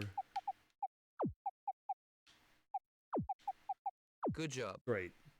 And now capture the most valuable piece. Apparently this is a thing that Twitch has started tonight. Thanks for noticing, Deco. I appreciate that. Twitch has just threw that at me tonight and was like, "Hey, you can do the thingy," and it's an actual Twitch thing. Yes, it is, and it's just like if people participate in stuff, they can get whatever I could call it, whatever I want. And I just call it Heavenly Cash for now because I have no idea what to call it. I was not prepared for Twitch to be throwing me a new thing because D Live already does this, Deco. But D Live, you could actually get real money out of it, and I can send you things, and you can send me things, and eventually it'll come out to real money. I figured it was a random extension. No, it's truly on Twitch. Twitch just literally gave me that tonight or last night, I think. But it was ready for this episode. But yeah, it's whatever they're doing. If you participate, you get points, and I wonder if well, I it may be because I'm an affiliate, but if you go to a non-affiliate channel and they have it, then maybe everyone can do this because D Live already does this as well.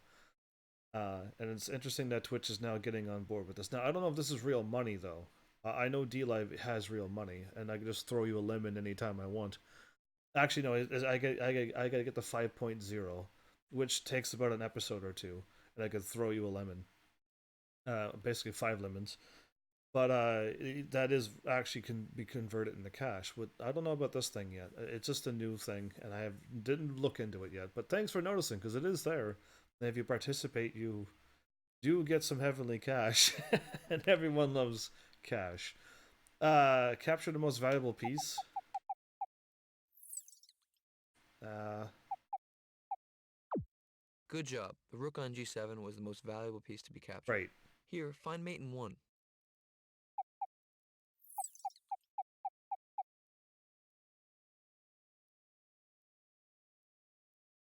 That's a bad idea. That's a better idea. Way to go. Queen b2 is checkmate. I moved right to the corner and went, Here, white has mate wait in a 1. minute. Do you see it? That was a bad move. Because my queen was checked, so then the king could have taken out the queen. Clearly I'm moving the queen somewheres. And if that's blocked off, and that's blocked off, and then my pawn protects my queen. Good job. Queen d6 is checkmate. Yeah. The white pawn on c5 guards the d6 square, and the black king has nowhere to go. I can move my queen. Do you see mate in 1 here? White to move. I have no problem moving my queen around. So again, just the line, this line's already taken care of, and this line's already taken care of. So move your queen here. Good job.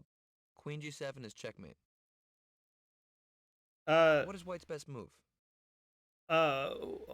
Did Become Human scare you so bad you're playing a chess game that looks like it was made by MS-DOS? No, it didn't scare me. It just disappointed me so much that I don't ever want to play that game again. That's all. It was just a little too disappointing. What is white's best move? I can go here and take the rook out in the next turn. I could check and then lose my queen. Ah, that's better. Good job. Queen d5 Good old check wins fork. the rook with a fork. Good old fork. But In yeah. this position, white has mate in 1. Do you see it? This is a little tricky. Take a moment. Did you see what I was using? Because thanks for writing on YouTube, by the way, Melis. You said like everywhere you looked, it said the game was 18 plus, and the thing that I've always used, Common Sense Media, does not say 18 plus. Like nowheres. Or maybe further down. I don't know. I didn't read further down. I just looked at the thing. It said 14 plus. I went, cool. Why? And then clicked on the parents rating, and then it was just like, yeah, there's some swearing. And I'm like, okay, cool, 14 plus with swearing. I've played harder games than that. And it was okay-ish. That one there went to the extreme on swearing and situation and IRL things that can happen, and it was just a little too extreme for me. The game could have been a very amazing game, removing all the cringe and all of that swearing. That's all. So if my pawn got this blocked off, and this blocked off, and all of this is blocked off, but you can move there, or there. You could still escape right now. I can mate in 1. That's interesting that I can do that. Oh, okay, so I got this blocked off, and this blocked off, and this blocked off. If I did this... Excellent. Ah! Work. The only way to checkmate is to promote your pawn. A8, queen. Checkmate. Here white has mate in 1 again, but this one's very tricky. Take your time. Yeah, well, the last one was very tricky. As much as you like Become Human, I won't lie, it really did swear a bit much. It kind of felt like it was trying to beat GTA in the language department, which is, I don't know why.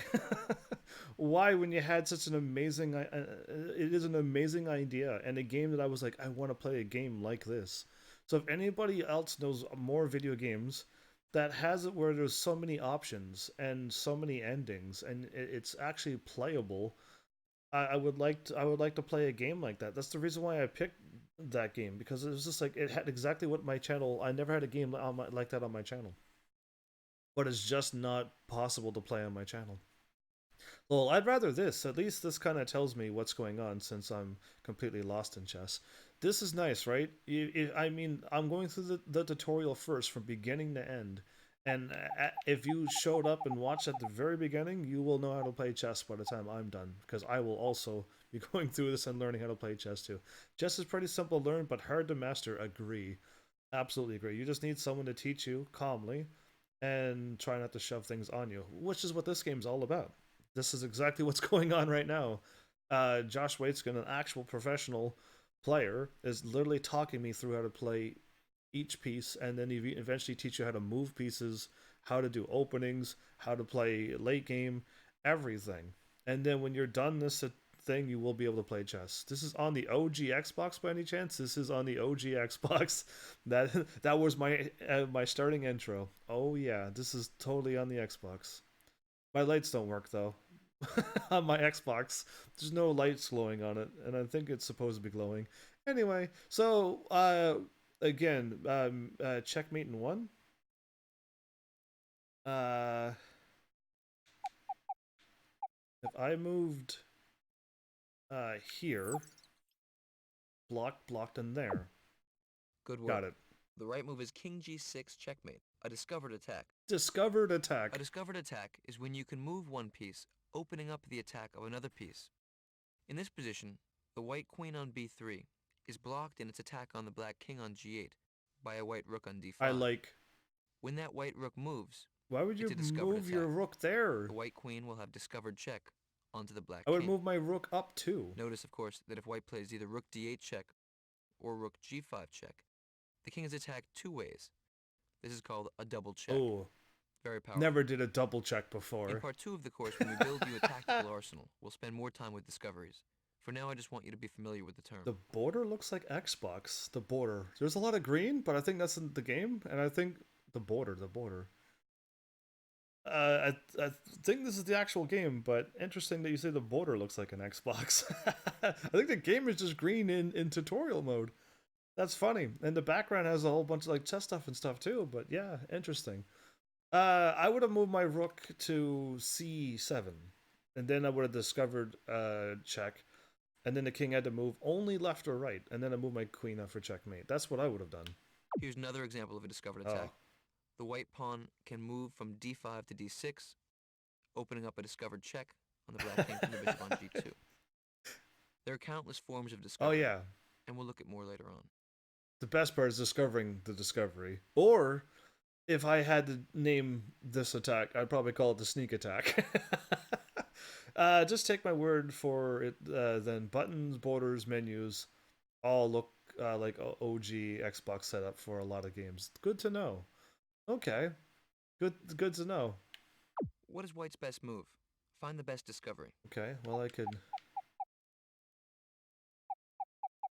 can go and attack that. No, that's not quite well, right. I did take out a piece, so I will try again.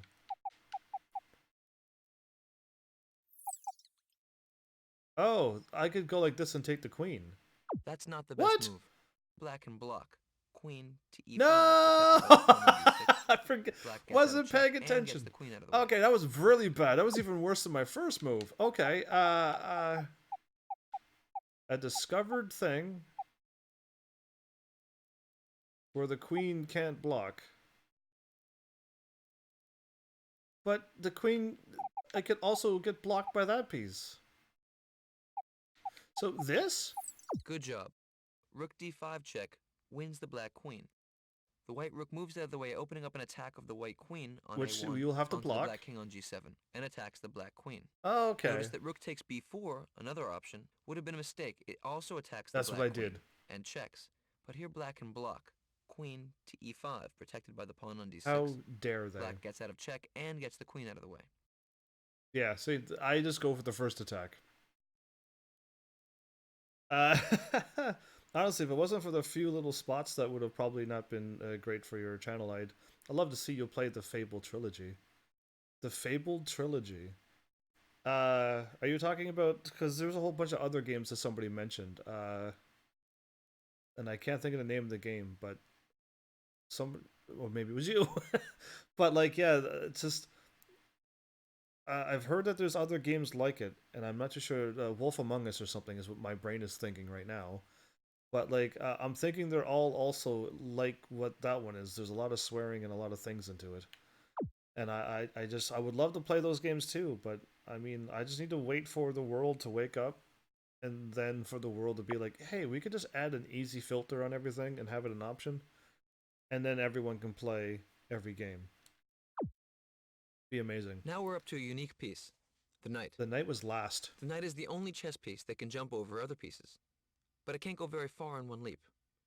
It moves in an L pattern, 2 squares in one direction and 1 square in another, or step, step, side, as my mother puts it. So if the knight is here on d5, it can move to these squares, Yeah, step, step, side, or step, step, side. It's also interesting to note that the knight always moves from a light square to a dark square, good to or know. vice versa. Because of its counterintuitive style, sometimes the knight can be confusing.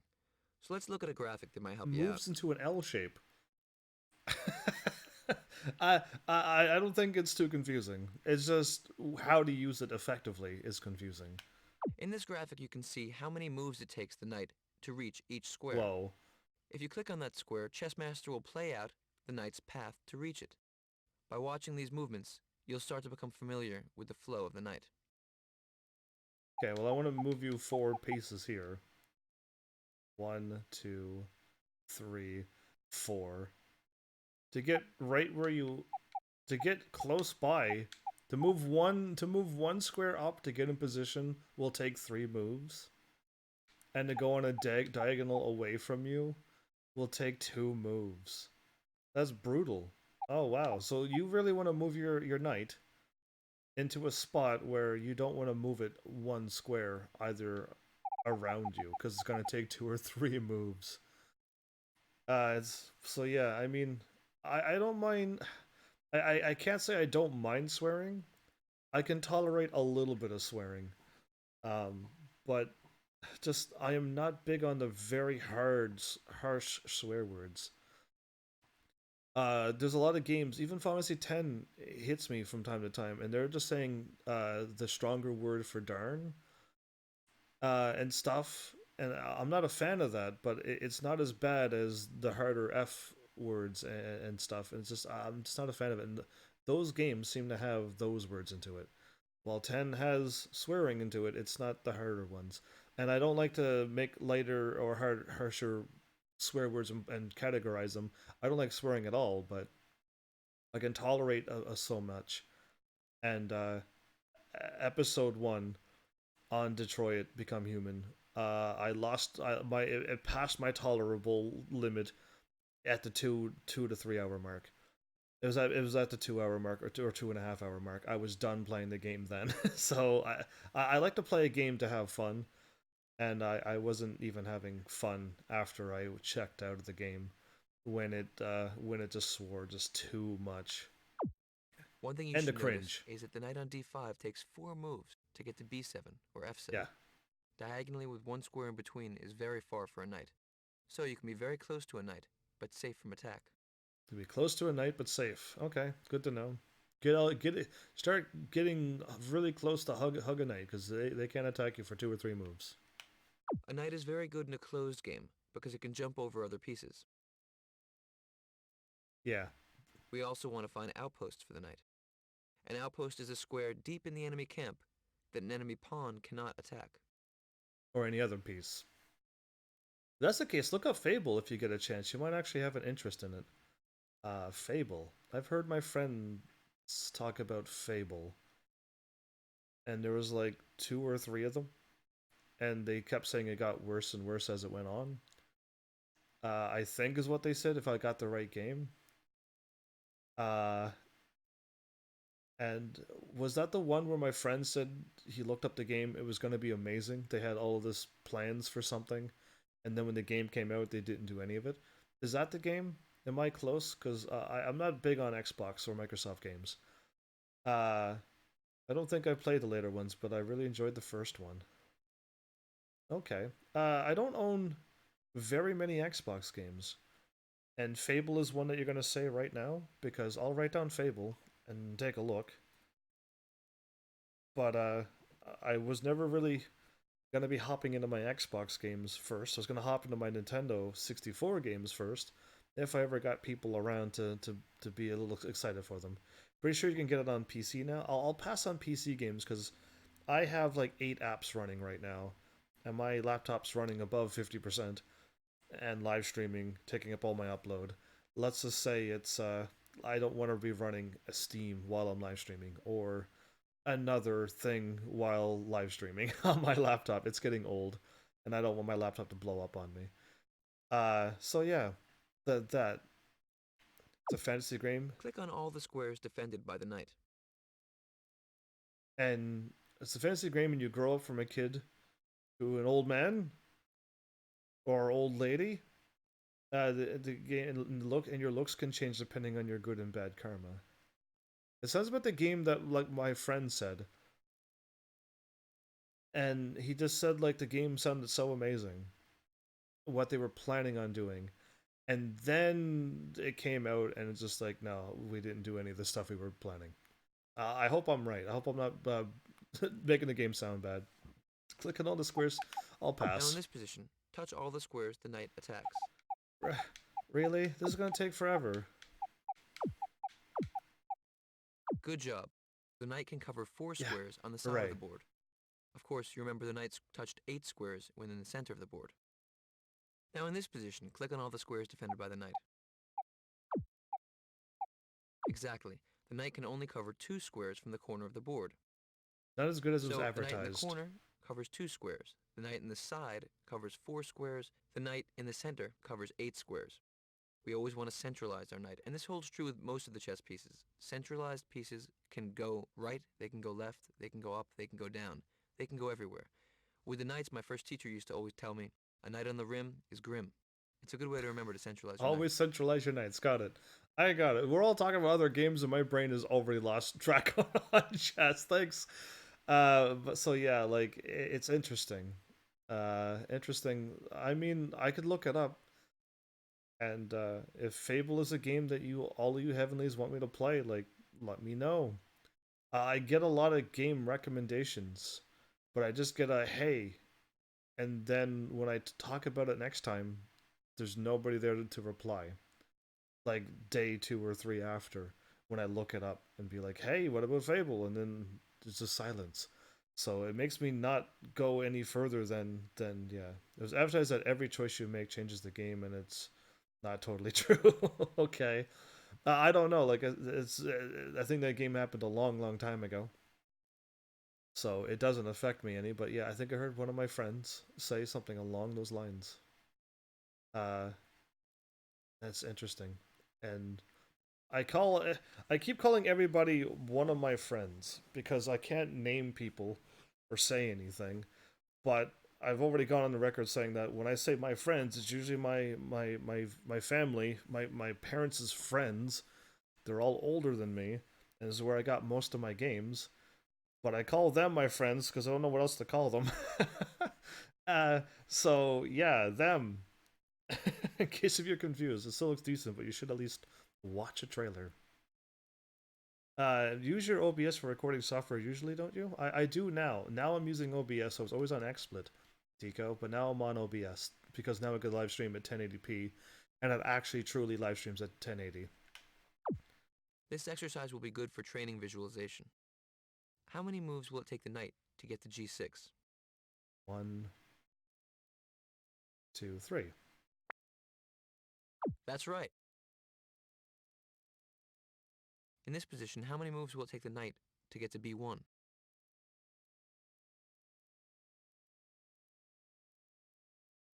1, 3 again. Good job. How long will it take the knight to reach the g3 square? Good job. Okay. Can we not? How many moves will it take for the knight to reach a8? This is too Excellent long. work. It's pretty intuitive and easy to set up, but I feel the The lack most of common weapon of options a knight is the fork. from Do you OBS. see how the white knight can attack all of black's pieces if moved to the appropriate square? Been trying that Twitch stream software. It's pretty intuitive, but and easy to set up. But I feel feel the lack of options from OBS. From what I can tell, XSplit is super easy to set up, and will just do everything for you. And it worked on my laptop, while OBS didn't when I first started out. And when I looked up OBS saying that it can do 1080p, everywhere's and everyone said it says that it's giving you 1080p, but it's not. And then years go by, and then I look up OBS again thanks to Malice, and then I try it and it works and it's giving me 1080p for free. And XSplit you can go to 1080, but you have to pay for it. But if you're like me and you don't like fooling around with things, then you just go to XSplit. Or I guess the Twitch thing might also work too. But if you love fooling around with things and customizing, then OBS is now the way to go. I'll give OBS a pass now, but it didn't pass before. And it'll just take a while to set up OBS, but once you got it set up, then you're good. Knight c7 check. What is black's best move? Here we see the I was supposed to move most a common thing? weapon of a knight is the fork. Yeah. Do you see how the white knight can attack all of black's pieces if moved to the appropriate Yeah, square? I see that. Okay. Knight c7 yeah, check. it's... What is black's best move? Here we see that black has two possible forks. Play the best one. Well, why would you want to fork the... anything but the queen? Good job. Knight b4 check wins the queen. When deciding between two possible forks, always go for the most valuable pieces. In this position, you can combine the bishop and knight to mate in two. I can mate in two? You combine the bishop and knight. So that this is blocked off. That's right. Knight h6 check forces the black king to take refuge on h8 because the white bishop guards the f8 square. Now you have mate in one. Do you see it? I don't think I've ever checkmated with a bishop and a knight before. Bishop c3 checkmate. Yeah, ever. Knight on h6 guards the That's g8 impossible square. to do. The white king guards h7 and the bishop on c3 delivers the final blow. So here you can see that white uses the bishop, the knight, and the king to corral the black king. Coordinating your pieces in this way is central to attacking chess. Remember the theme of discovered attacks. Anywhere the white knight moves will open up a discovered check from the white queen on c3. Knights are very good for discoveries. What's your best move? I see it. There you go. Dude, stop talking. You gotta ask for Twitch software. Are you curious if it is used for Twitch only, or can you restream for multiple services? You could use Restream with it. I was using Restream way back when I was using XSplit. So yeah, you just plug it in and it'll connect to Restream, because Restream works by connecting to everybody else, really. So yeah, it'll connect, but like I said, XSplit just works. You just plug it in, you say XSplit, do your wizard thing, and it just works. Then you can go to your advanced settings if you know what you're doing and change like 2 things, and then it'll always work. With OBS, you literally have to fool around for an hour, and I do not like fooling around for an hour guessing, because it took me how many days to get OBS working? Literally days, to finally get it to stop freaking out all the time. Where Twitch, I just couldn't figure it out, but I also didn't want to pay for Twitch. But I probably could have paid for Twitch and solved all my problems. I have no idea about restreaming to other ones, but I bet it's only for Twitch solo. It doesn't like have a... Oh, when you mean Twitch, you said Twitch, not XSplit. I was thinking XSplit. Sorry, Malice. I was thinking XSplit software, not Twitch.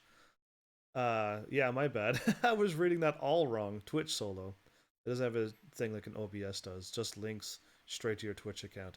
Oh, okay, yeah, see, and that would be bad for me.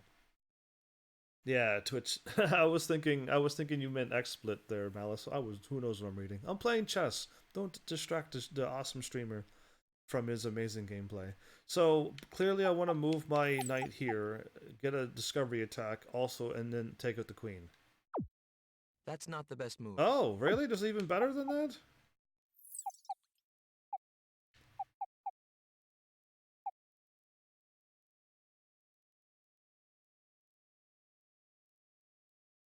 That's interesting.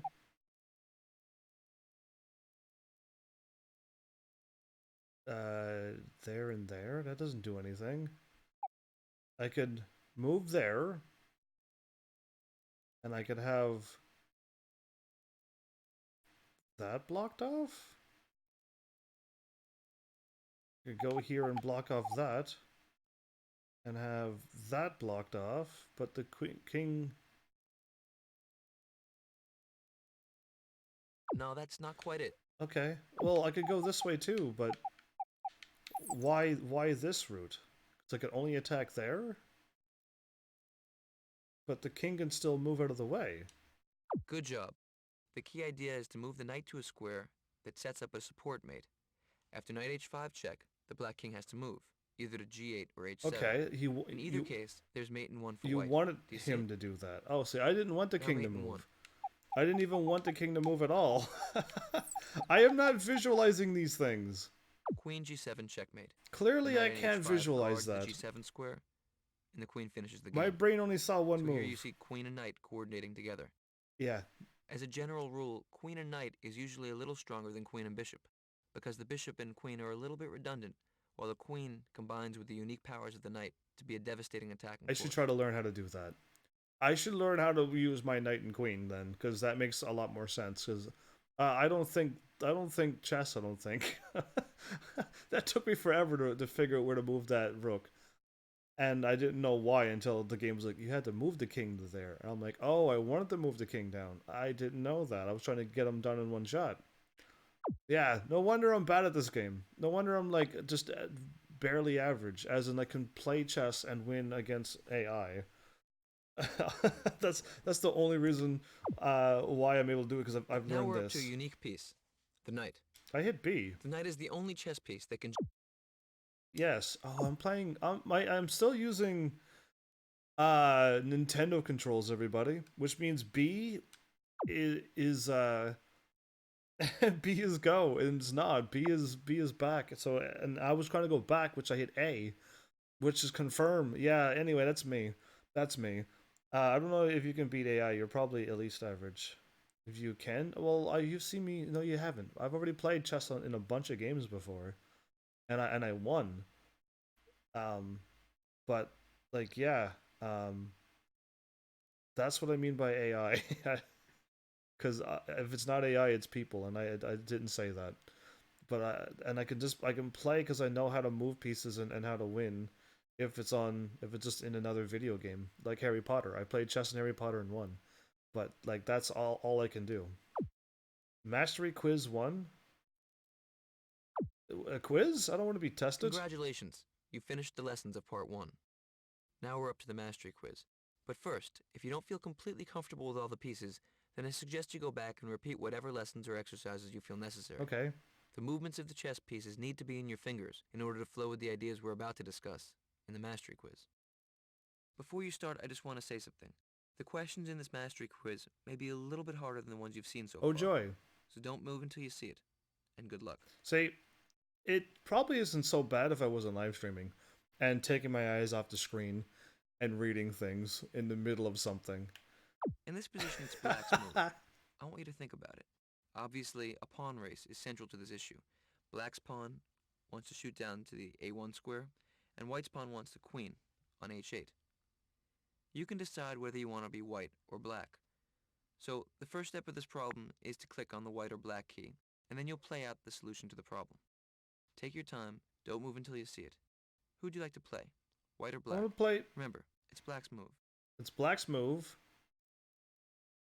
1 puts me there, and 1, 2, 2, 3, 3, 4. I want to play as white then. No, that's not quite it. Do you recognize this position? I do. This is from the final game of the film Searching for Bobby Fischer. I had the black pieces in the film, and my opponent thought he was winning in the pawn Did race. I not count that right? In fact, white does queen first, but maybe black is winning. Let's play it Oh, out. okay. So What is your move? I thought it was. I wanted the white. I wanted the queen first. Oh, okay. Well, that's funny. Good job. I play h5. Now what do you do? That's a good move, but it looks like I'm gonna queen first. What's the next move? Now what are you gonna do? I already have a queen. You don't.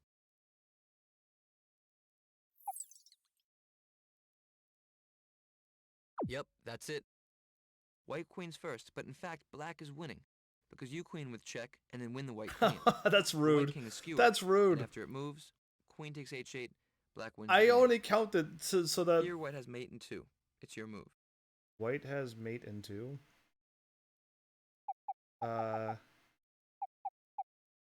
If I move, then the king can move.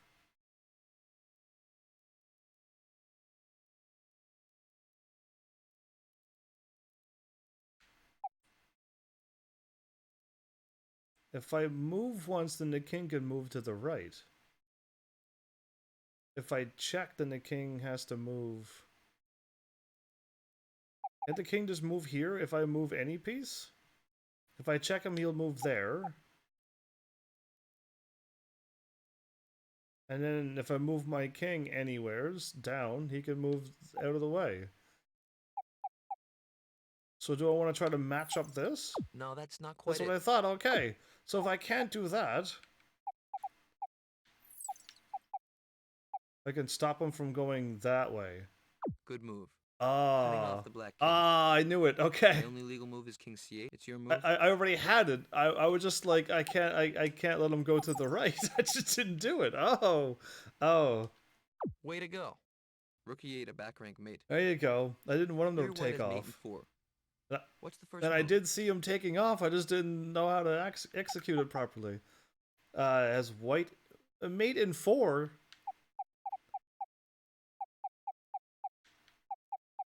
One, 2, 3, 4. So this is how I do checkmates, by the way.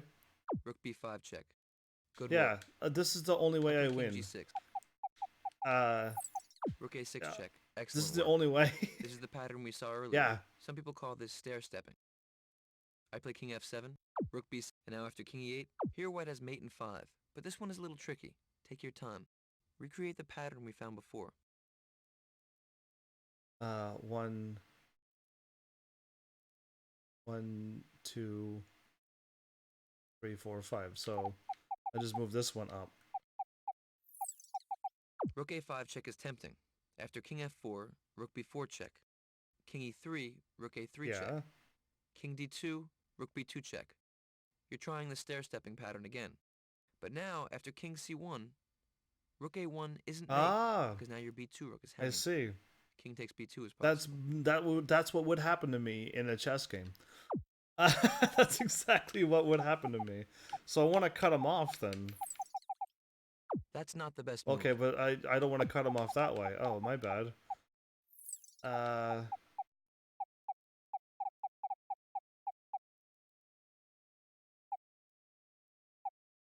Excellent work. The correct answer is to switch sides. Rook b4, a quiet move. Now you cut off the black king from escaping towards the first rank. Okay. King f5 is played. What now? How... I can't think that far ahead. Not when I'm... Especially when I'm playing this game, but not when I'm live and playing this game. There's no way for me to think that far ahead, to see that the king was going to get down to that corner and attack my piece. I never visualized it that far. I just saw that I could cut him off and do my step there. Now you begin the stair-stepping routine all over again. King e6. And even though he's moving towards me, he won't make it in time? Very good. Rook b6 check. King f7. Now what? Okay, that worked out just in Rook a7 check. the right way. Good work. And now after I move... Excellent work. Rook b8. Checkmate. Here black has mate in 2. Take your time. Try to find it.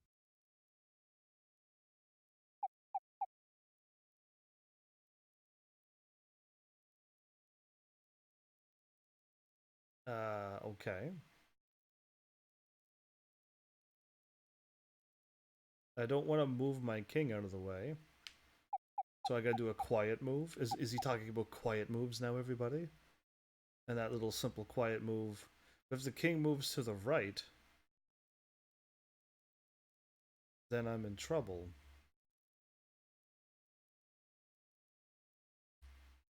Because then he could escape in the next turn. Yeah, okay, so here's what I was going to do. I was going to move my king here, and then he's going to move here. And if I move my rook down, he can escape right there. So I don't want to do that. Apparently. Apparently I don't want to do a quiet move. And if I move my rook down, it can easily get attacked. And if I move my rook over and start attacking down this line, the king can still escape.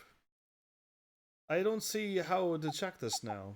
Not when I just visualized what I just and told you what I just visualized. If I made a chess game, there would be explosions. Well, that's fine. There already is what's it called? Animated chess and stuff. So when your pieces attack, they attack. So I'm assuming the rook or probably or the bishops would have magic, and that would be explosion magic. So yeah, that's already out there. So I don't know how to win this. I could do a quiet move. Oh, that's exactly what I want to do. Good move. With h4, black puts white into Zugzwang. Okay.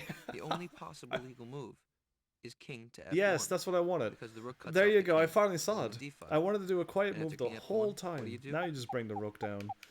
That took a while because I didn't want him to escape. And if I move my king or my rook, I self-destruct. Rook d1. Yay! Checkmate. Excellent work. You used to play. So the h4 move, in a sense, was wasting time. Star Wars chess. Black had nothing immediate he could do.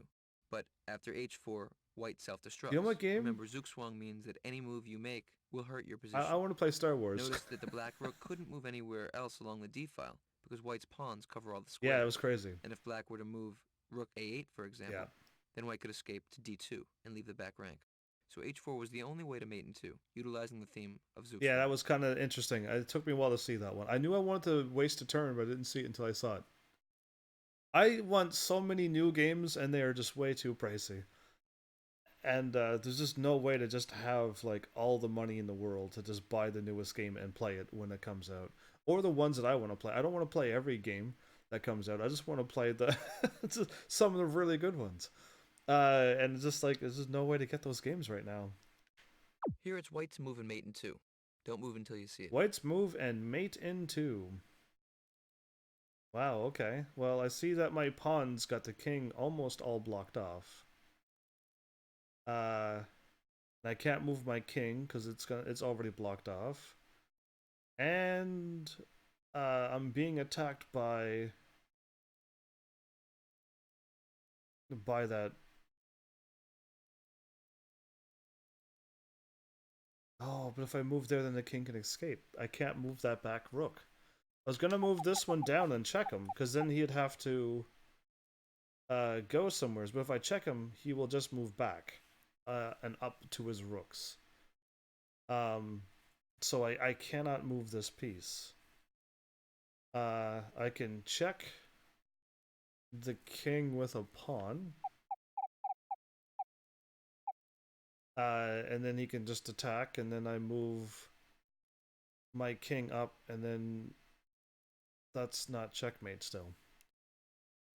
I could do it in 2 moves? I can move my king and check him, and then he has to move down.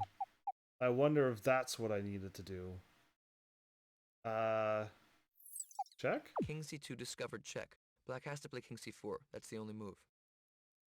Now mate in 1. Alright. That was right.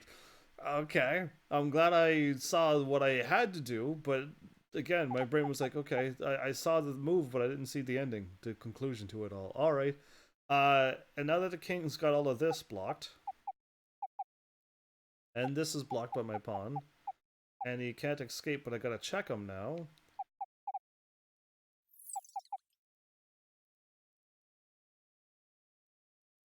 Does that completely block him? Rook d4 mate. There you go. Good job. Yay. So notice that here in the endgame, the white king plays a critical role in attacking. Yeah, I'm bad. This is something which we're going to see later on in the Chessmaster I'm courses. bad at In the that. beginning of the game, we want to defend our king, but later on, the king can become a very powerful attacking piece. Here, the king on c2 both guards the c3 pawn and takes away the b3 square from the black king. The white king is critical in mating the black king. Yeah, and I just need to learn how to do that. I need to get my king out at the end of the game when I think it's safe, but I can't just move my king out whenever because that dude still has 2 rooks as well. And if I'm not moving the king and checking him every turn, then he can move down and start checking me.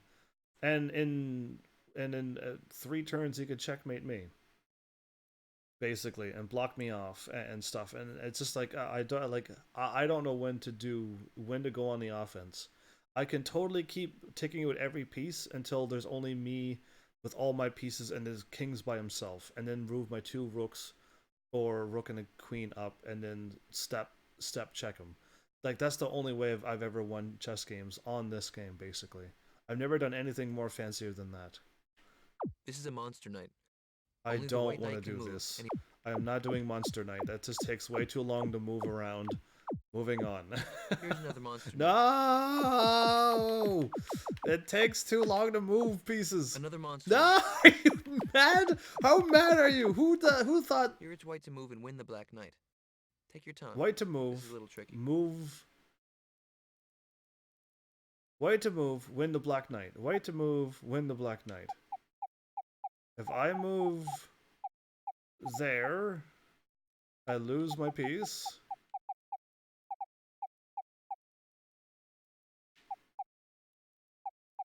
What?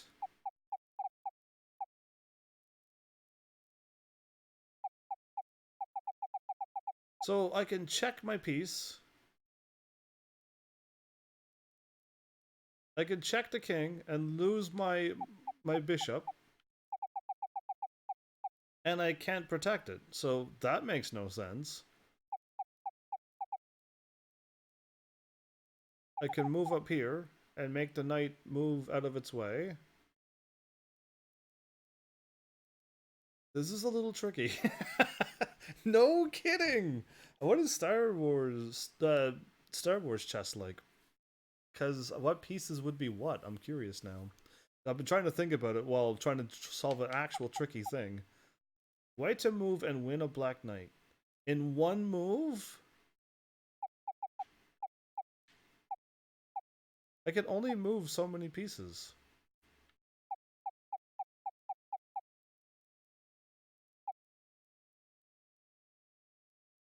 If I move my king into danger here, wouldn't he want to attack me?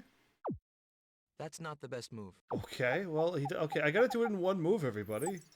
This makes no sense. The only thing I could do is attack... Oh. I'm attacking the wrong king. I'm attacking the wrong king! Oh, that's what's going on. Okay, that helps now that I'm attacking the right king now. I'm attacking this king. And that knight up there. I don't know why I was attacking the white king. Because I'm thinking about Star Wars chess. That's probably what's going on. Okay, that I can check the king and he can attack me and kill me. I can go up and attack the knight, but he can move away. I can attack the knight and he could move away. What? That's not the best move. Okay, I'm just gonna move my knight around until something happens. I can move it here. That's not the best move. So I moved my knight to attack, my bishop to attack the knight.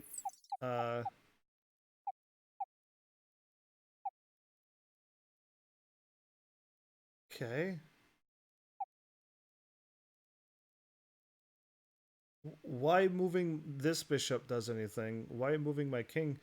What am I aiming for? I'm just aiming to take the knight? In one attack?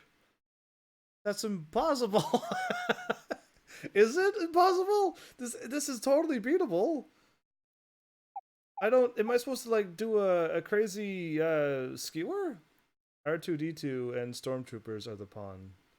Oh, that's interesting. R2-D2, huh? For the white ones. Okay. That's peculiar. I can check and then lose my piece. I can move this piece up and do nothing. That's not the best move. Okay, I need a hint. You learned in a similar pattern, trapping pattern earlier in the bishop section. Try to cover all the squares the knight can move with only one bishop. That is my thing. Move my... Oh, okay, now I see it.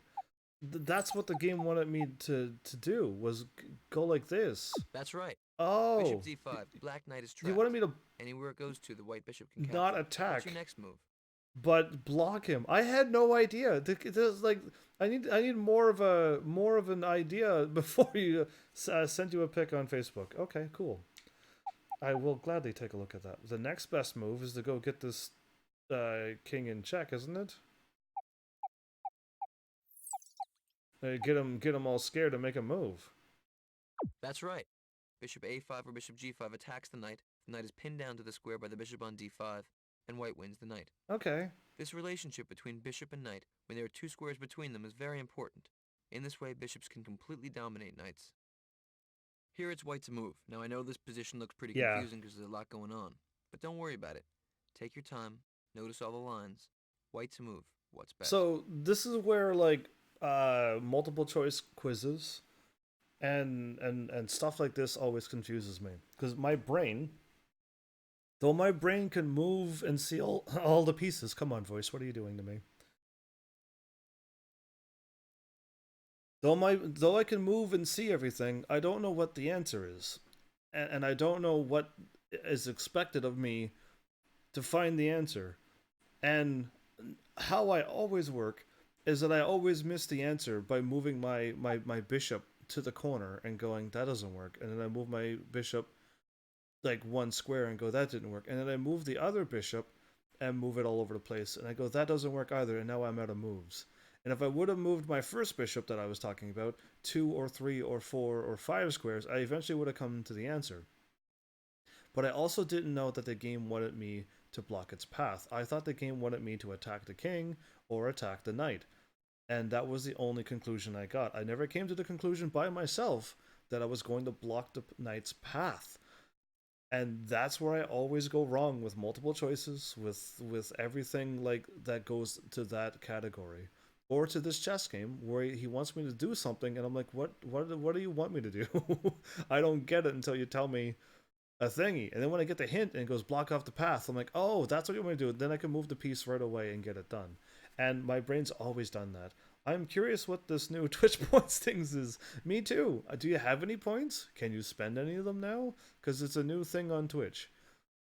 So if you stream, I hope Twitch sent you a message, because they sent me a message last night. And it's from Twitch. And it's just points you could spend on my channel to get people active. I don't know, it says I have 840 points right now. Well, that's awesome. Okay, well, everyone's getting points already? Perfect. It's not like DLive though. DLive you get real money, so if you were on DLive instead of watching on Twitch, you could actually get real money by watching my stream. And so can I, because you would also give me more points while you're watching me on my stream and being active. I'm almost starting to soon think, depending on who really takes over. But if DLive was reversed with Twitch, I would send everybody over on DLive. If I had 1,000 people subscribed on DLive. If I would have started DLive when it first came out, probably could have happened. But I didn't know about DLive. So, hooray. Either way, points are just points in this right now. And you can buy things, I think. I have to spend time customizing what you can buy, but as of right now, I think you can only buy 2 or 3 things. And I don't think they're that exciting, but hey. Average White Mage, I was just talking about DLive. Welcome back, by the way. But yeah, the Twitch is just starting a points thing to get people active again. And that may help, may not. We'll see. We'll see how it goes. But it's just a thing that Twitch is doing. It's not a thing that I added. Twitch gave me the thing. So check it out on your channel too, Malice, if you got something from them. Or if it's affiliates and up, I'm not too sure. Because it just happened tonight. So, White's move. I got...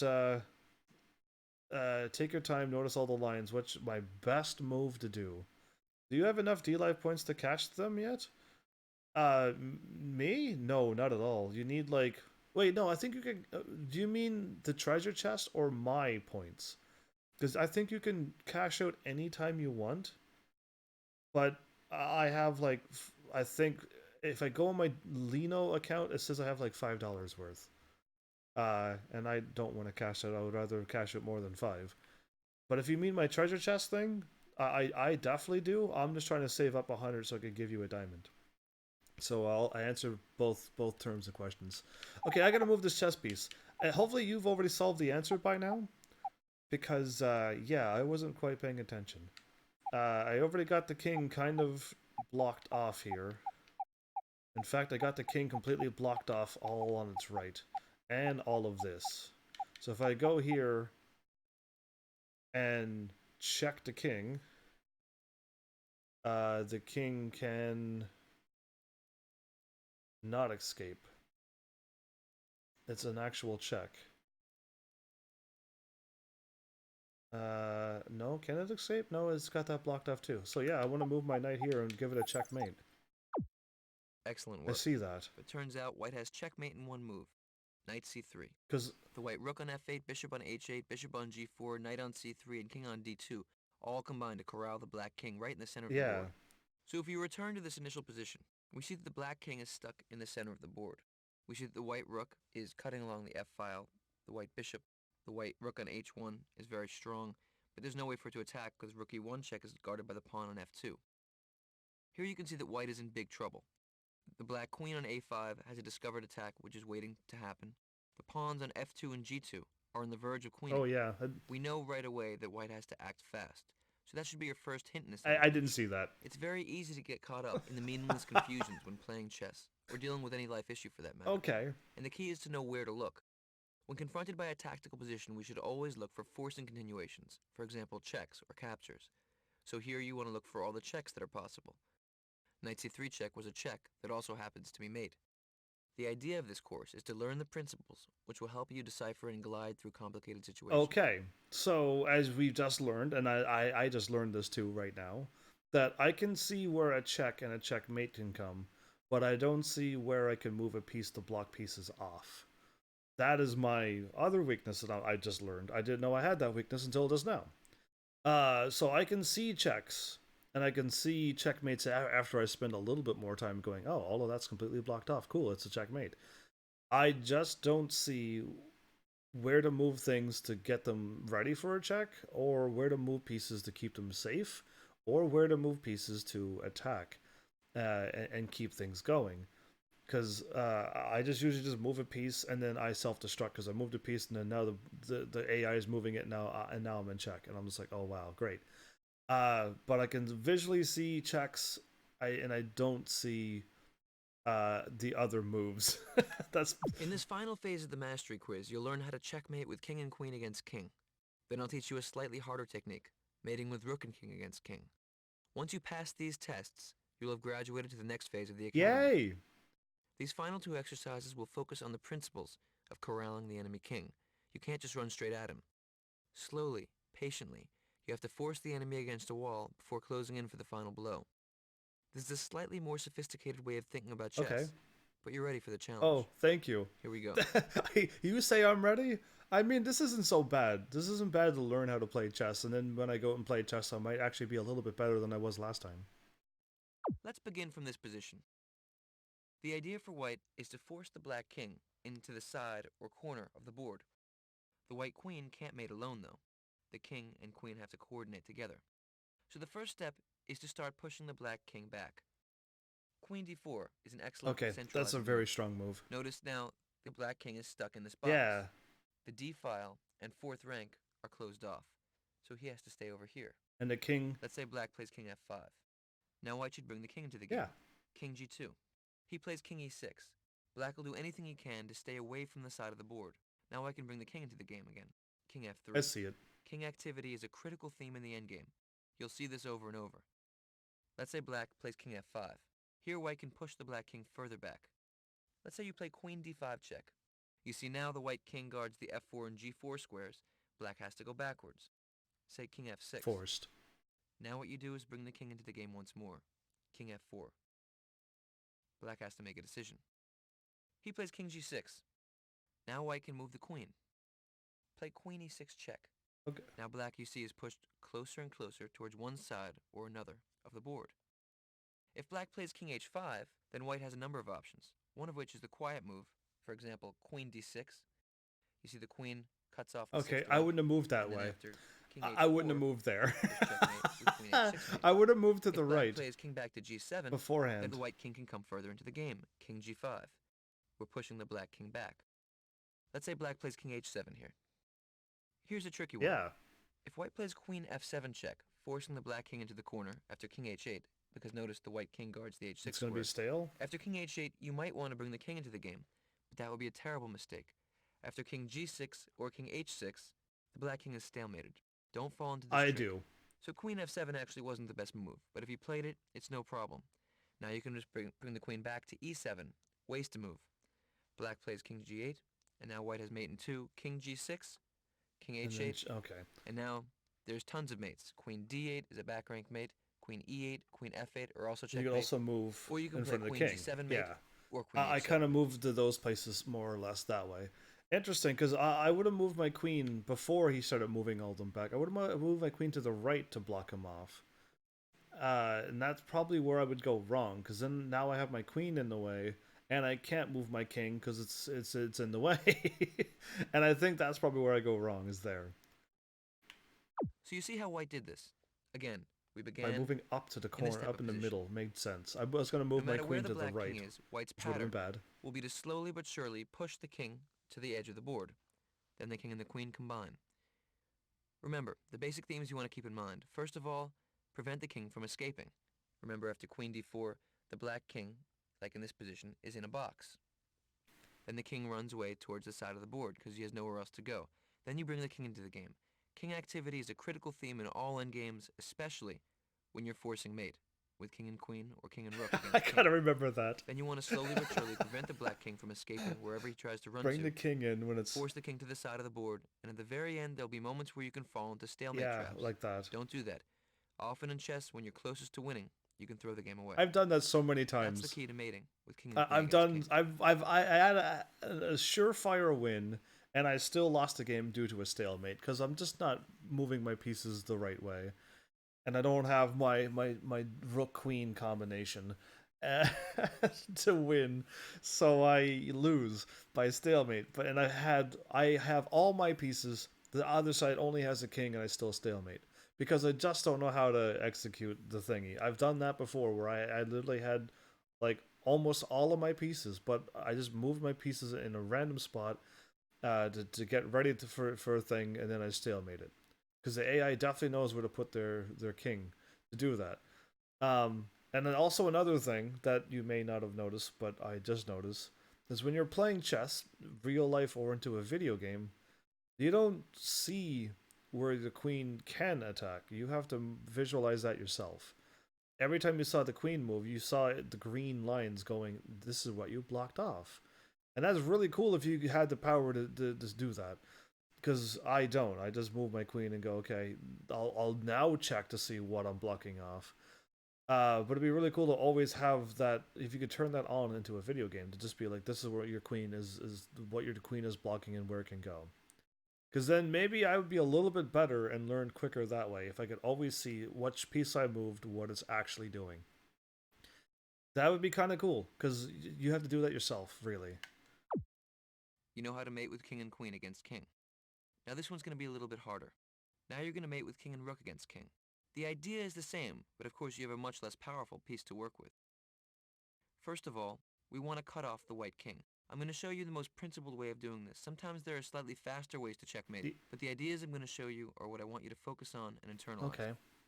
So first of all, because the black king is down here, we're making the decision that we're going to push the white king away from us, down the board. So black's first move is rook a4, cutting off the king from coming this way. Okay. White plays king d5. Now you have to bring the king into the game. King g2. Move it over. White plays king c5. Yeah. And you bring the king into the game. King f3. Now white wants to stay in the center of the board. He plays king d5. He's going to go for the attack. And now black plays king e3. The key relationship will be seen now. Why didn't he go for the White attack? plays king e5. Now the kings are lined up. If black checks the king, the king is forced to move backwards. Why didn't the white king move to the left one more and made the rook go? You know what I mean? That would have made you move again. I guess that's what the AI does. The AI would have moved one more to the left, making you move your rook all the way to the right side. You're not in trouble. You just gotta move one more time. Now there are two basic techniques you could learn here. One of which is to play the move rook d4. This way you're keeping the king in this box like you did with the queen, and you can slowly but surely make that box smaller and smaller. That's actually the fastest way to do it. Oh. But I'm going to show you something else just so you can learn the Oh, idea. okay, that's better? After you play rook check, say the white king goes back, king d6. And now you bring your king up, king d4. Now the king moves to c6. It should move one more. We've reached a critical position here. Again, there are two ways to go about it. One of which is to play the move rook d5. Now you see the white king is again in a very small box. Okay. He has to slowly move I don't towards the edge of the visualize that board. box. The other way to go about it is to move the rook further. You could play the move rook to h5. This may not make sense right away, and I'm going to show you why. You don't want your king to be attacked. That's what I'm thinking is what I wanted to do is that. Remember, the thing we want to keep on creating is a position where, say, the white and black king are lined up like this. The king guards all of these three squares by which the white king could escape. Then the rook can leave that rank and check, and the king has to go further back. Okay, that's what I want to create. So if we're in this position, let's say you play king c4, then white could go back to where he just came from, king d6. Yeah. Then black could play king d4, white can play king c6. Black hasn't made any progress. The key to the quiet move, rook h5, is that now it's white's turn. Should go left, though. This is using the theme again of Zugzwang, forcing white to self-destruct a little bit. If white plays king b6, then black can play king c4. Oh. Eventually, white's going to have to run the other way, say king c6. And now the kings are lined up. Black can play rook h6. I thought you were just going to keep going and the left. king is forced back one more Okay, rank. well, there you go.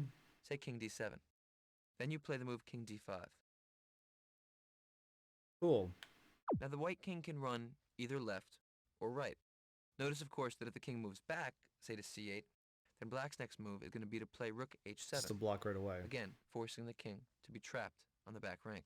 Anyway. Instead, white will either play king e7 or king c7. They'll drag out the game. He wants to stay off the back rank as long as possible. Why? If he plays king c7, remember before if you play king c5 here, the king will just run back the other way? So here we need a quiet move. The move rook g6 works. That's just like that. Wasting Just like that. Because now if white goes king d7, then rook g7 check will force the king back one more rank. But he never does that. Instead, white will play king b7. Exactly. Now you can play king c5. Cut him off. Now if white plays king c7, you have the option of playing rook Let g7, him go left. forcing the white king back again. Because that's what he would do. So instead, let's say white plays king there you a7. go, better. As you can see here, you have the option now of playing king b5. Yeah. Now the white king is finally forced to play king b7, and you can play rook g7. That's what I want to see. Forcing the king back. Because that's one what more rank. happens. But then the point is that after king c8, the white king can try to run all the way down here. This will take a few moves. Black has another option. Okay. At this point, we can switch our attack. Instead of trying to force him against the back rank, we can hold him against the side of the board.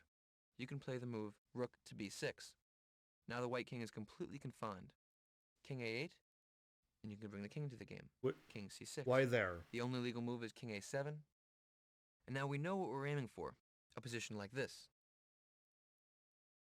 So in this position, you can waste a move. Rook goes back to b1, or b2, or b3, or b4. No difference, really. Okay. If white plays I'm king trying to a6, visualize that. checkmate. If white plays king a8, then king c7. Then checkmate. The only legal move I for want white the is kings to king match a7, up before I attack. and then rook a1 is checkmate. Okay, because I don't think I've ever realized that before, everybody. I don't think I've realized that until now. So again, let's think about the themes we just discussed. Okay. First of all, we cut off the white king, forcing him to stay on one side of the board. Then we brought the king into the game. Then we had options. In positions like this, we can either waste a move and ultimately force the king back one more rank, or we could play, for example, here, rook e4. You see what this does? This forces the king into a corner of the board. It's a different technique. Say the king goes to f6, then you can bring your king up into the game. Now the king moves to g6. Now you can play rook e6 check. The king moves back, say to f7, If the king goes to h5, That's remember this idea. Wasting a move, you play rook a6. The king's only legal move is king h4. now you got Rook him h6 for is checkmate. checkmate. Oh, that's way quicker to do that. So instead, white plays king f7. Now black brings the king into the game. King f5. King g7. Match it up. Now is another one of those moments where you can play with one of the two techniques. You can either play a quiet move with rook a6, Or you can match up. or you can play the move rook f6, trapping the white king. Oh, you don't want to match them up in this now? tiny little corner of the board. Let's say you play king h7, then rook g6. Now the king is only confined to these two squares. White plays king h8, and now the black king comes into the game. Okay. King f6, king h7, king f7, king h8, mate in 1, rook h6, checkmate. Before the king moved away. So here you see how to mate with a rook and king against king. The ideas are what I want you to remember here, not memorizing moves. I showed you two different basic techniques which are related. Remember, sometimes you can waste a move to help your position. You want to slowly confine the king to moving closer and closer to the side or corner of the board, cutting off its escape routes as you go on. It takes patience, methodical thought, but now you're ready to do it. Maybe I need to learn methodical thought, because there's two things now. If the king would have moved back, and then you got to make sure, first things first, that you don't want to move your king away from your rook when you move your rook to block off the king and put it into the square. Because the moment you move your rook too far past the king, then the white king can attack your rook on an angle. Problem number one. And number two is that I don't know when you're going to be into a situation where it's just your king and a rook against their king. Most of the time there's other pieces on the board, and you just can't go up and just do this. This is great that he's just showing you the fundamentals, I guess, but don't take this into this is how you're going to win a chess game. Just realize that this is how you can move and how you can check if you had these two pieces, because usually there's still pawns and knights and things on the board still, so you just can't walk up and just focus on the king while he's still moving their piece around and getting you also checked. So just be careful for that, basically, is all I need to say to that, because I think what this is trying to say is just remember how you can move and how you can get things to go, and learn your piece as well. Mate with king and queen, mate with king and rook. So we've already learned this, and I don't need, we literally just learned this.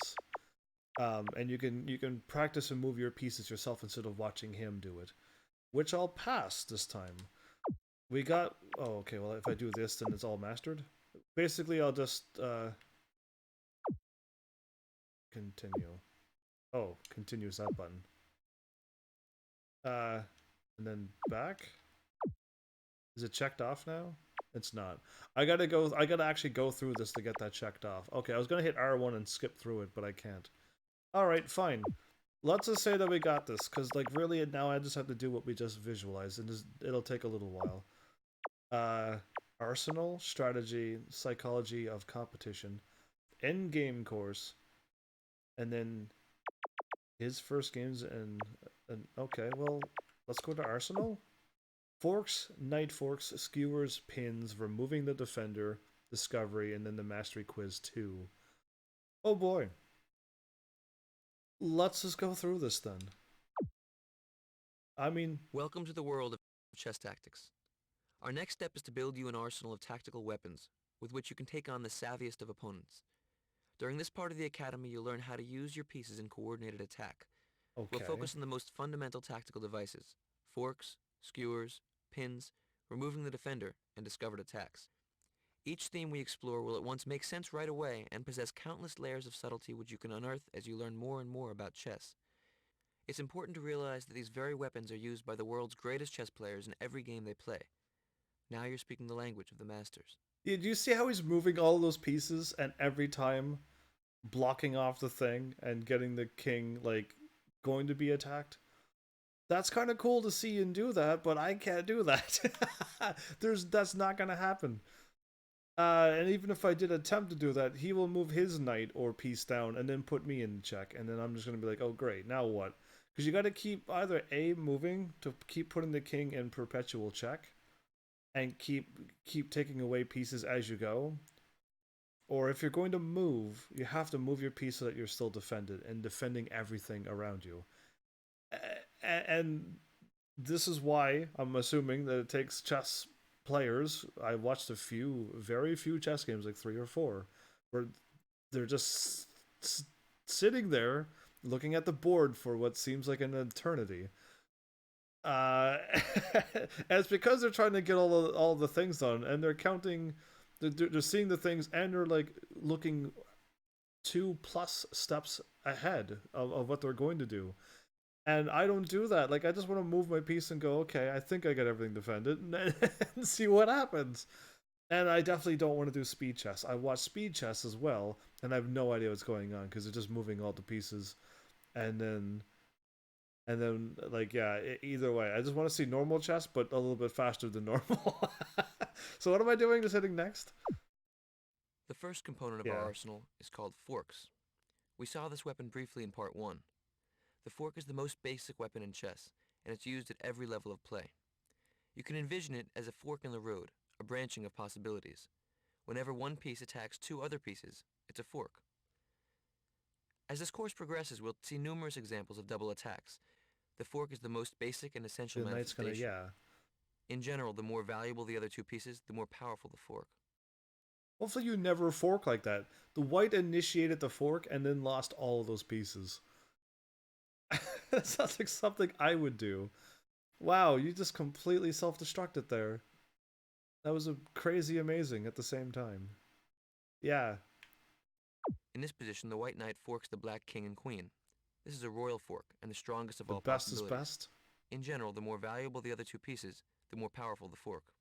In this section, we're going to focus on knight forks, because this is the hardest piece to get used to. But first, let's look at some basic forks, where other pieces do the damage. I like how the knight just went down and forked the king moved up and blocked it, and then you just moved up and forked another 2. To be that sassy, that feels like your ultimate sass right there. Anyway, cool, I wouldn't mind being able to do that. In this position, white is in check but can turn the tables on black. What is white's best move? I'm in check, and I could turn the tables by going like this. That's right, king e4 forks the black knight and rook, and they cannot defend each other. You see, the king can be a weapon too. In fact, towards the end of the game, we often use the king actively I don't like do this. that. In the beginning of a chess game, we want to defend our king, keep him safe. But when the board empties and there's less danger, he becomes a powerful piece that should be used actively. Uh, Do you see any forks for white here? Average white mage, you probably could have, but this is on the original Xbox, hundreds of years ago. Yes, but I'm assuming at this point, I don't know if anyone's playing this game and also has their Xbox plugged into the internet and there's still internet running into their Xbox. Now, if this game was on the newest Xbox system, probably yes. Because there is Xbox Live on my Xbox, but this is the original Xbox. So 2002, 2004, I think this game was written on the back of it somewheres. So yes, but probably not. Do I see any forks for white? Uh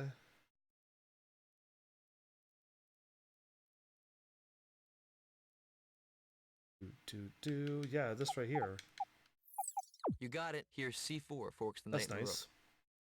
It's black to move here. Do you see any forks? See, I'm not used to moving black, so it throws me off, but Well done. Bishop e3 check wins the white rook. Do you see any forks for black here?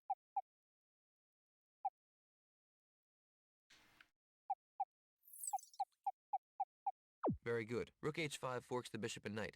This example shows how powerful a rook can be on an open board, forking pieces on opposite sides. it's nice when Here, white can win the black rook with a queen fork, but there are 2 right ways and 2 wrong ways. Be careful.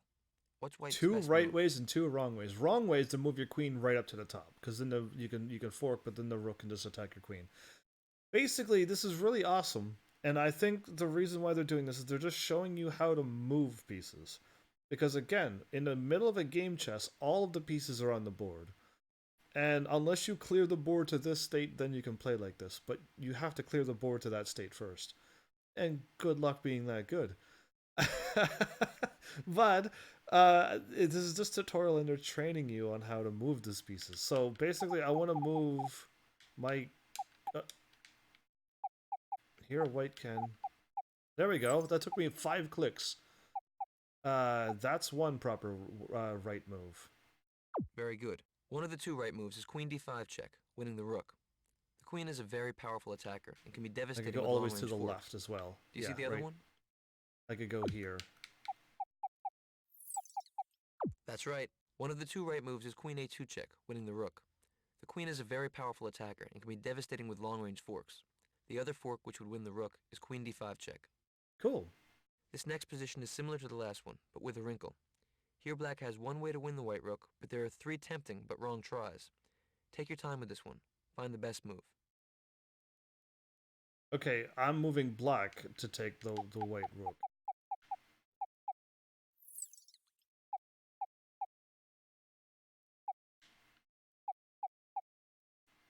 Because that self-destructs. And that self-destructs. And that self-destructs. So trying to get the king checked and then and that way does not work. Interesting.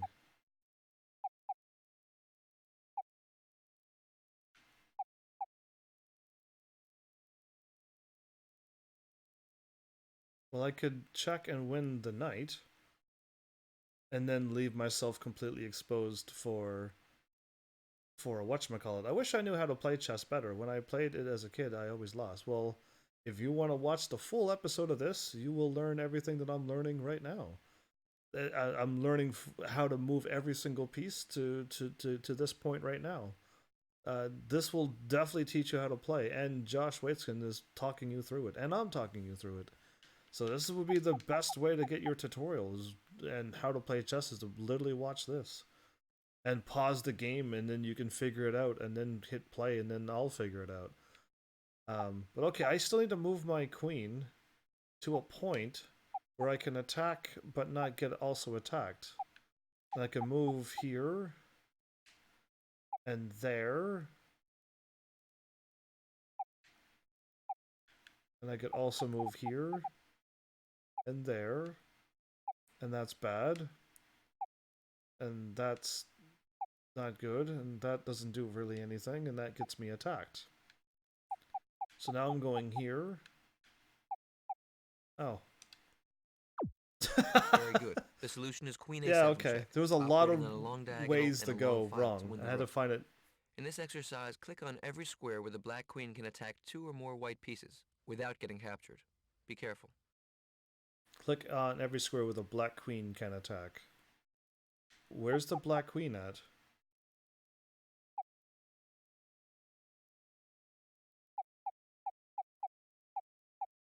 Does anybody see where the black queen is? This next position is the solution. In this exercise, click on every square where the black queen can attack 2 or more white pieces without getting captured. Be careful.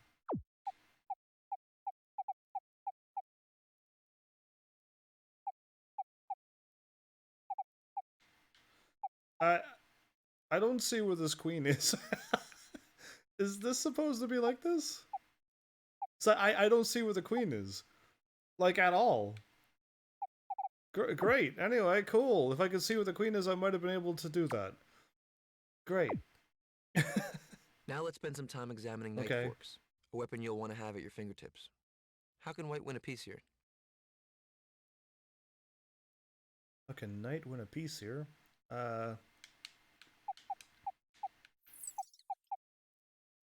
Very good. Knight c3 check, forking the king and bishop. In this exercise, click on every square where the white knight can fork 2 black pieces. Where's the white knight at? I don't know if this game is like trolling me, but do you see a white knight anywhere on the screen? Because I'm looking at the original TV screen, and there is no white knight on the live stream or the game. I'm looking at the game as well. Nor was there a black queen. So, we're going to move on from these. Now, click on every square where a white knight could fork 2 black pieces without getting captured. Oh, there is no white knight. You can put it... Ooh, Incorrect. Remember, wait. I hit a button. Uh, the knight doesn't have to be there. Oh, so the knight can be here. Oh, okay. I was waiting to find where the knight was, and then I gotta move my knight. But no, they're literally just saying drop your knight wherever you want to, and it'll be okay. So like these spots. Oh yes, it's a yes it is. I finally got it. I didn't get it until after. It's just like you could just drop anywheres. Number 11 just followed. Well, welcome number 11. How are you? I wish my thing gave me the notification, but it didn't. I'm glad I looked over and saw that. Welcome to Heaven's Army as I'm playing a chess. I was looking for a white knight the whole time. No wonder I couldn't find it. All right. That doesn't get anything, but probably something here. Clearly not.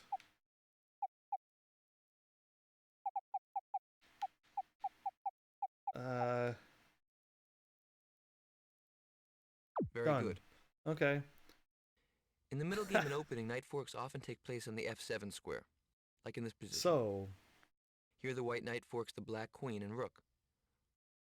One way this type of fork can arise is in an opening that I used to play when I was a kid, called the fried liver. From the beginning, I play e4, my opponents would play e5. You usually want to develop a pawn into the center of the board in yep. the beginning. Then you want to develop a central knight. I played knight f3, attacking his e-pawn. My opponents would play knight c6, defending. Then I'd play bishop c4. Notice how I'm developing my pieces into the center of the board, and I'm preparing my king to castle, into safety. My opponents would play knight f6, and now I would play the move knight g5. That's mean. A lot of the time they'd play a move like d6 here. Now, what's white's best move? Okay. So this is what I wanted to say, but he talked a while. The reason why I had no idea what was going on with this made up knight is because there's always a knight on the board. And you have to move your knight into a spot to then attack. The reason why it confused me is because you don't just put your knight wherever you want to on the board, and that's what threw me off. Again, it's teaching me, but my brain did not think that way. My brain is like, "Where's the knight, and why can't I move it now? Move it from wherever point it is to then get into the spots to attack it." Yeah, it just threw me off because I'm like, all the pieces are on the board when you normally play, so you got to move that way, not just drop your knight wherever you want to put it and you can attack here, here, and here. So that's why it got me, because my brain didn't think that. So clearly now I want to move my knight to right there, because then I could take the king can't attack, and I get a. This is a very mean move, but I like it. Good job. Here you can play the fork that I showed you above.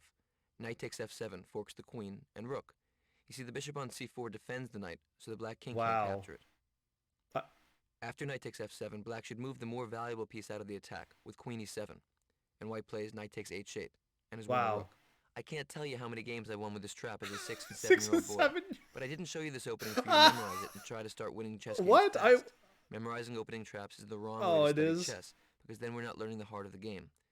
The reason I showed you this opening is because I want you to see how patterns we work on with just a few pieces on the board can be repeated in much more complicated Wow. situations.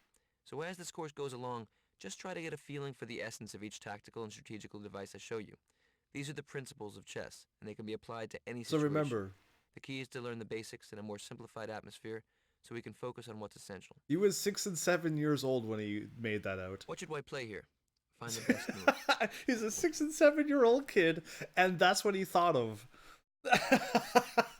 and here I am, like, trying to remember, like, to put my pieces in the middle and stuff, and like try to defend myself. And he's moving in 4 to 5 moves. He already has a rook, and you can't take a piece away from him. That's insanity. Anyway, I can move you to there, and or there. No, here's the best. That's No, not I quite could. right. There's Better. even better than that.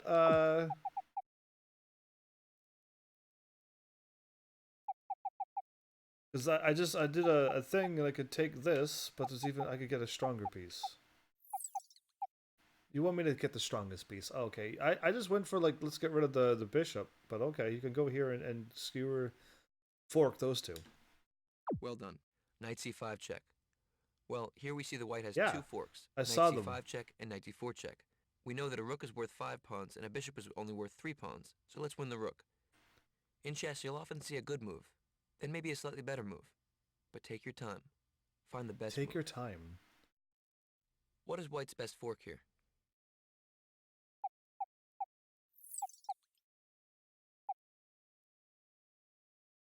You no, you can't fork a knight with a knight because every knight can attack another knight. So this is the best move. Very good. White's best move is knight e5 check, winning a pawn. Again, we see two possibilities, knight c5 and knight Right. e5. This question is a little tricky because I don't want you to automatically fork the strongest Exactly. piece at all times. Here, knight c5 check would be a mistake because the forked knight can simply capture Exactly. the forker. You already get forked by a forker. Remember, anytime a knight attacks another knight, the attack is neutral. Wow.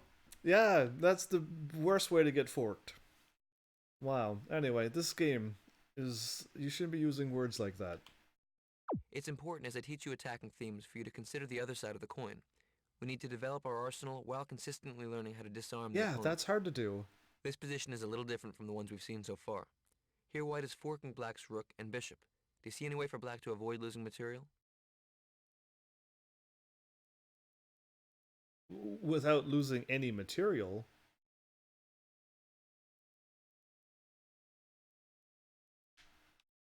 Only way not to lose is to do a check. No, because then I can get attacked. That did not work at all either, because that's going to attack. Alright, well that didn't work. Not to lose any material? What do you mean by not lose any material? I could go up and go on the defense right now. I could defend my piece.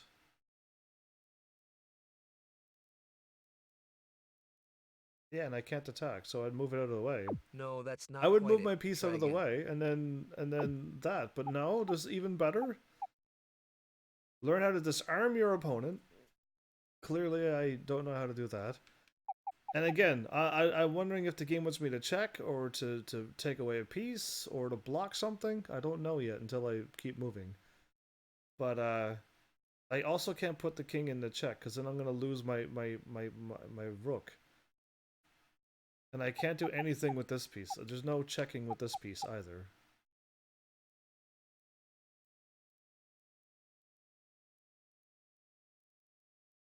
Yeah, so I have to move out of the way. That's right. Black can defend with rook a6. So after knight takes d6, he can recapture. Why was my rook other takes way d6. wrong? And we know that bishops and knights are both worth approximately 3 pawns. So no material was lost. Okay, but if or I move won. the piece down, why was that wrong? Whenever you fork, you want to find the most forcing alternative. It's important as I teach you attacking themes Why for was you to this consider the other wrong? side of the coin. We need to develop our arsenal. I'm going while back. I went consistently back, by learning the how to way, disarm everybody. the opponent. Because it... This position is a little different from the ones we've seen so far. Oh, Here White is forking Black's rook and bishop. Do you see any way for Black to avoid okay, losing the material? reason why there's a thing here. There's a pawn right here. I didn't even see it. It was not on my radar. There's a pawn blocking this square that you can't see now. Can I click onto it? Yeah, okay. This square here. I didn't even see the pawn. I was wondering why I couldn't move my thing there. That's so funny. Black and whenever you fork, you want to find the most forcing alternative, so your opponent cannot defend. For example, take a look at the next position. Here White has 2 possible forks. What's the best move?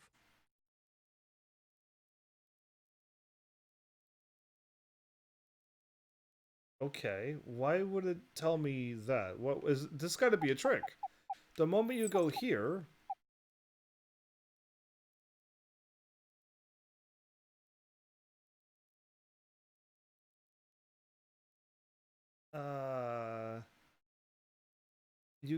you get the thingy. Why would you go here? What is the point of that? Wouldn't you always want to check this?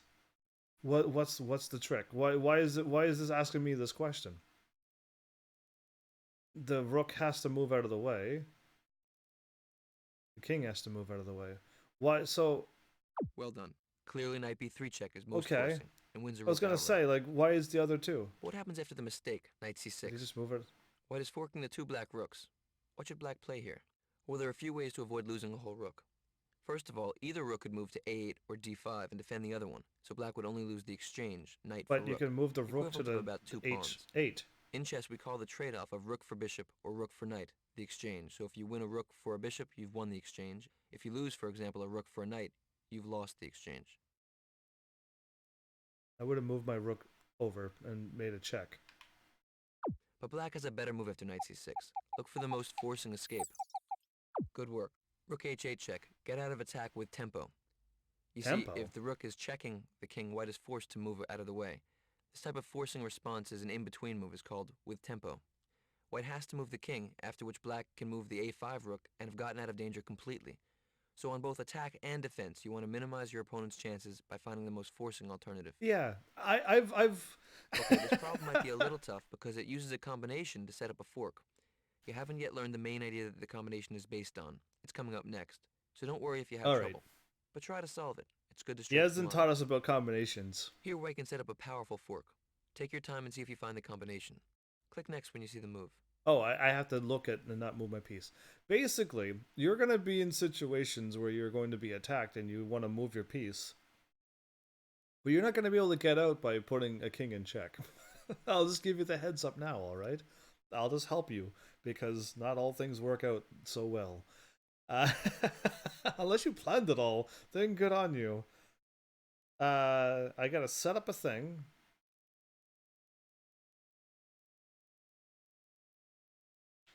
Okay, so I'm saying if I move my king up and check it, and then the king will just automatically have to, it'll have to take it, or it can move out of the way. It can move out of the way. No, it can't, because my knight's blocking it. Okay, so I'm gonna move my knight up to e8, to where the king will kill my rook, but then my knight is gonna move to c7, and then I'll get a queen out of the exchange, giving me a 9 point thing for my 5. I see it. The correct move is rook e8 check, sacrificing the rook to set up a fork. A sacrifice, sometimes called a sack by chess players, is when you give up material to gain down the road. You see, if the black king moves out a check, the rook can capture the queen. This is called a skewer and looks like an x-ray attack on the queen. You've already seen this. Black's only choice is king takes e8, and now I'm sure you see the fork. Knight c7 check wins the queen. After you finish this course, you'll have no problem spotting combinations like these. But first we have to internalize the building blocks. Now let's learn about pins and skewers. Are you going to remember all of this, everybody? That's my question to you, because no way you're going to remember and retain all of this. If I play another game and it's not chess tomorrow, and then I come back to this game later on, I'm not going to remember that I could do that. Another weakness that I have, and I'll call it a weakness, is I don't like sacrificing my pieces to gain something later on. I never ever do a queen exchange, and AIs always seem to want to do that. And I would have, in that situation, I probably, I never knew there were so many terms. Oh yeah, there's en passant and all of that sweet stuff. We just learned about that before you showed up. It's quite nice, and it's definitely something to learn about, because castle king and queen side is good, or castle long and short. And then there's what's the one when you can't move? Either way, there's so many terms. I already forgot the term already. Does it have a G? Anyway, it's fine. Like, there's just so many terms indeed, and it's good to know them. I already forgot the terms I'm trying to think of, and it's because it's not like an English term, I guess. But okay, what was I gonna say? What am I doing? The correct move is this. Can I just hit go? Okay, I think I just hit go. But yeah, I'm having fun learning this. Skewers, forks, knight forks and skewers, and then pins. So we've already seen them, but now we're gonna actually work on them. Removing the defender. We'll get down to there. So you've already seen an example of the skewer in the last problem of the fork section. Pins and skewers are both versions of an x-ray attack, where the attacker has two defenders piled up in its line of fire. A skewer is more forcing because the more valuable piece is attacked first, and when it moves, the less valuable piece can be captured. For example, take a look at this position. Here, white can play rook h8 check, and when the black king moves to g7, f7, or e7, rook takes a8 wins the That's queen. nice. This is a decisive Yeah. skewer. A pin, in contrast, is when the less valuable piece is attacked first, but is pinned to its square because if it moves, the more valuable Yeah, I piece tried will to do that fall. before. For example, here, the black knight is pinned and can't move, because then the king would come under attack, so black is paralyzed and will lose the knight. It's important to realize that only bishops, rooks, and queens can pin or skewer, because they are the only long-distance operators. Let's start off working on some skewers. So here's another thing to take into consideration, everybody. Because my rook pinned the knight to the king, my rook is also pinned. If I move it, then I don't no longer have that pin anymore. So don't try to pin too much because it also pins your pieces, and because you're just trying to wait for the knight to move or something. If you're going to try to pin something, try to then utilize your other pieces to really get that knight taken out or to get up to the king and really just throw things off. I believe when I tried to play this game right after I got done the first tutorial, that I tried to do all these fancy moves and it did not work out. Because sure, I learned how to pin and I know to look for a fork, but I never ever had a chance to fork or skewer or anything. Uh, and when I pinned something, then my piece was pinned for the rest of the game, and it just made no sense to me at the time. So just learn that, learn what you're going to do, and don't just be tied to one skill. Don't be going to this going, oh, I know how to pin now. Let's just pin everything, because eventually nothing's going to be able to be moved really.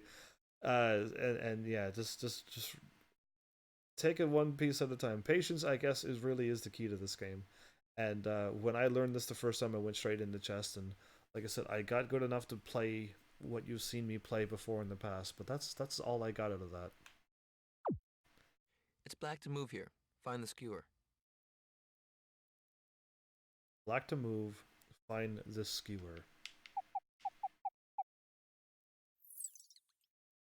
I could find that, check, and then That's right. Bishop g2 check skewers the king to the queen.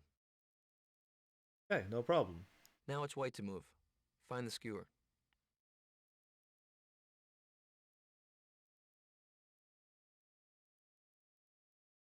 Well, moving up gets your piece in trouble, and that queen is also a problem.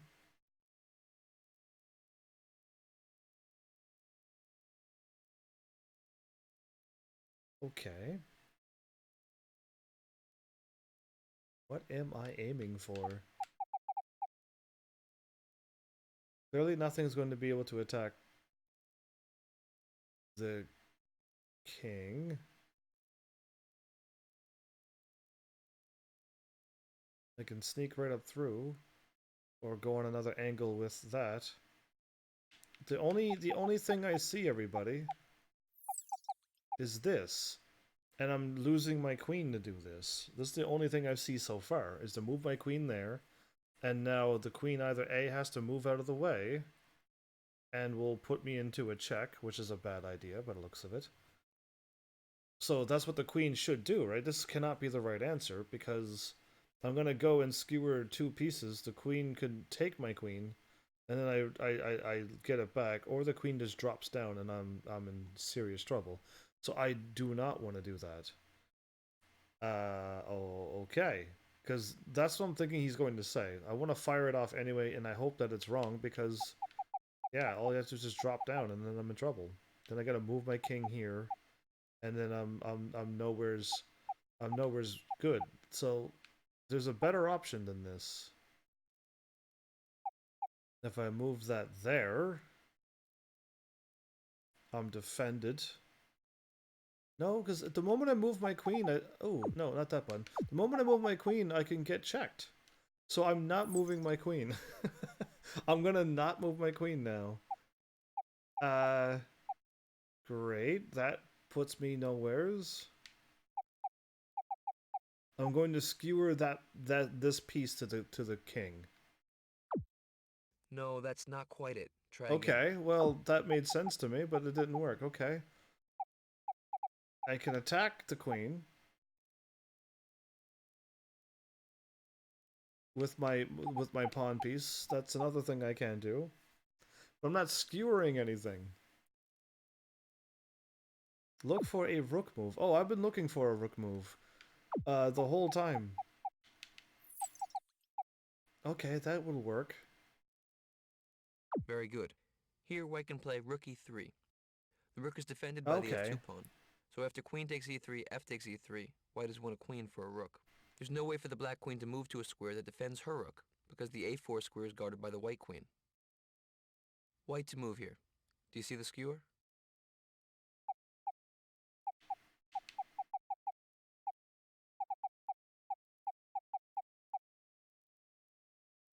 Okay, I can move my queen to there and I'm defended, but I can't really attack anything after that. I could drive my queen way over here. Very good. Queen h6 check. Here you can really see the power of combining the queen's diagonal and horizontal Wow. powers. She can slice through the enemy pawn structure to move to the h-file to win the black rook all the way on the a-file. So... Here black has to decide whether or not to trade queens. Do you see how to set up a skewer? Usually in chess games our opponents don't just serve us up positions where we can yeah. use tactics to Yeah. beat them. We have to prepare them. Take a look. Black to move. Black to move. So at this point you do want to. That's right. It turns out that by trading queens, black can win a rook. After queen takes f5 check, king takes Move your f5, rook. rook f8 check Yeah, wins a rook. okay, but... Now that you know about skewers, your alarm bell should always go off when you notice pieces lined up on the same diagonal, rank, or file. This is how the chess intuition works. We learn patterns and then instinctively put them together. This last one is a little tricky. It's okay if you can't get it, but I want you to try. Are you actually telling me? Try to combine some of the ideas. You were telling me an actual move? It's white to move here. Any before ideas? I even got... Well, hey, Christian Dad. Welcome to the live stream. How are you? You were like already telling me a move before, way before. You're too fast. I'm learning how to play chess, so welcome. You're probably already a grandmaster then. Great. Glad to have somebody who knows. When you said Q, I'm like, what is QH? And I'm like, oh, Q probably means queen, and H6 is where I wanted to move my queen. So yeah, took me a while when you did that. You're using fancy, actual, proper chess terms now on me. I gotta learn how to do all of this stuff. But welcome to this stream. If you're curious, you're on Twitch. Yeah, that was for the last puzzle. Indeed. I'm on everywheres, but if you want to see what I do, this is my first chess game I've ever played on this channel, because I played a lot of everything, so I say check me out to know what I'm doing. No, you're learning too? Well, you found the right move right away, so good on you. The last one's a little tricky. Who am I moving for? Because I totally got distracted there. White to move. Any ideas? White to move. I can move my queen.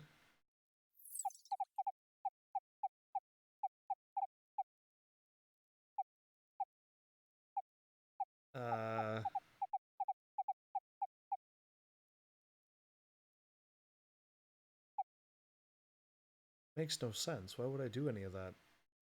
Have you tried star question mark? I don't know what 3 stars are.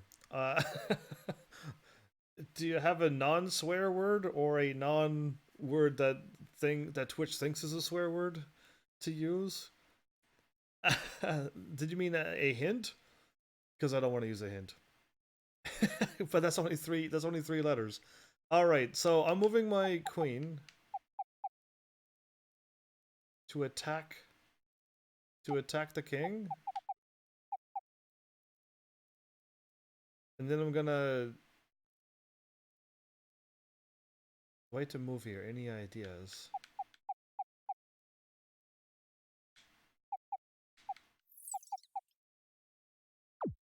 Okay. Well done. Knight e5 check. A great move. You see white sacrifices with a fork to set up a skewer. The black pawn on d6 defends the e5 square. After d takes e5, I move my queen down. Okay. Queen d1 check. Wins a queen.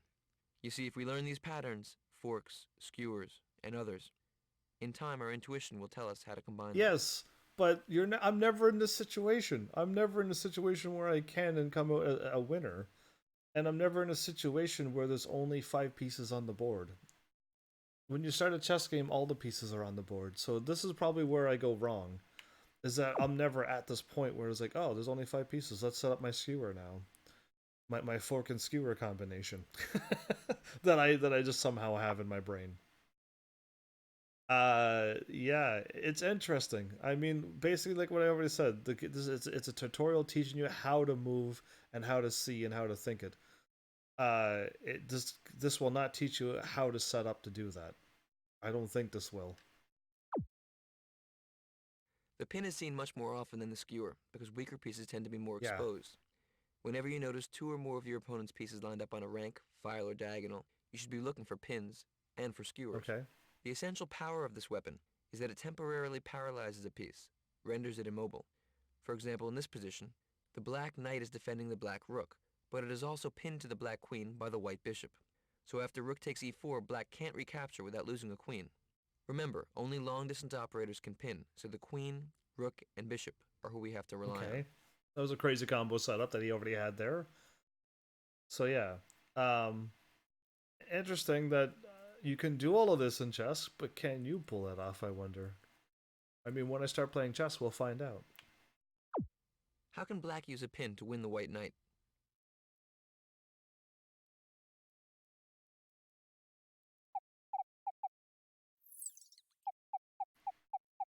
Okay, so I always want to hit him on this diagonal, so just... Well,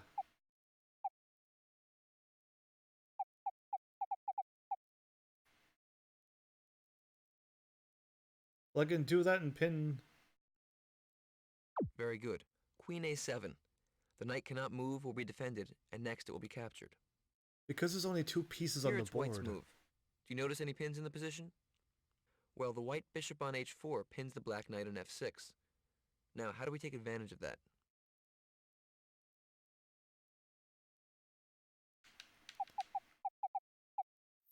Well done. Here we use the critical idea, attacking the pinned piece.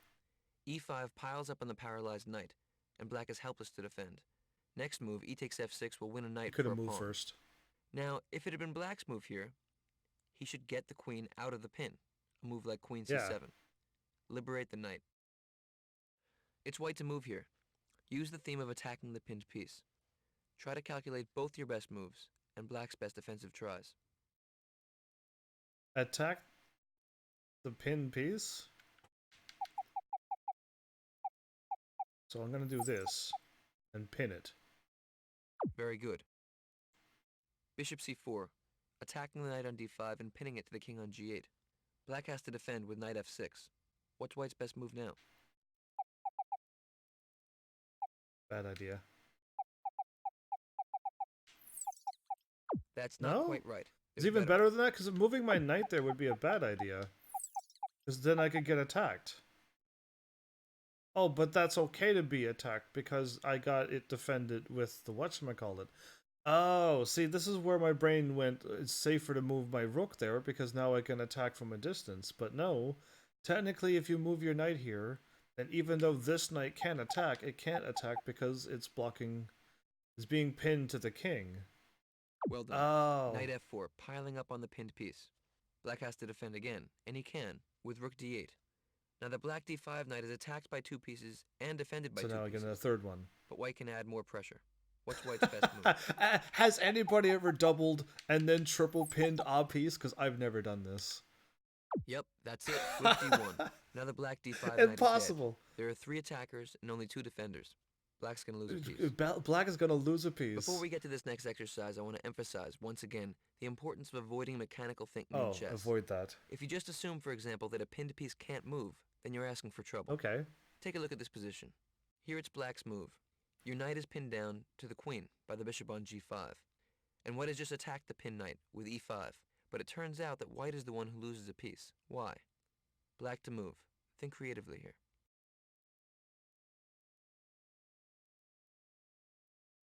Okay. Okay. I can move my knight out of the way and check the king. Good move. Knight g4 check. Gets out of the pin with Okay, tempo. White has to respond to the check. And after the white king gets out of the way, we notice that the black queen has opened See, up an attack on the white see. bishop. This is called a discovered Yeah, attack, and it's another very important tactical device which we'll discuss that a little later. happens. But this isn't the only way to get out of a pin at the last minute. Check out the That's next what exercise. happens to me all the time. White looks like he's in trouble here because the knight on b4 is pinned and attacked by both pawn and bishop. There is no way to defend it sufficiently, and there is no way to move it away with tempo, but white can save himself. Do you see how? There's no way to defend, and you can't get out with a tempo. That is what I was talking about before. In chess, you're going to find that you just can't get out with a tempo, checking the king.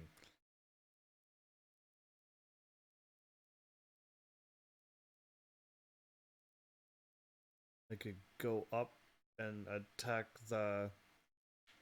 If I'm going to lose my rook, basically the game is saying, if you're going to lose your rook, then take a rook for a rook. But then I'm also going to lose my knight after that. Okay, that doesn't sound good now. That did not... It sounded great until I said that.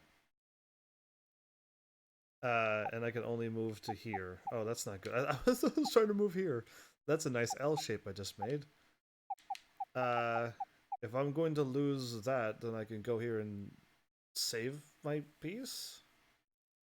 It says I'm going to lose this piece no matter what. I can still take another piece and lessen the damage? No, that's not No? quite it. Okay. Try again. I could lessen the blow. So I can defend my piece? Okay, No, you don't want me to defend either? Try again. Okay, so no defending, and none of that. But white can save himself. Do you know how? I can save myself, everybody.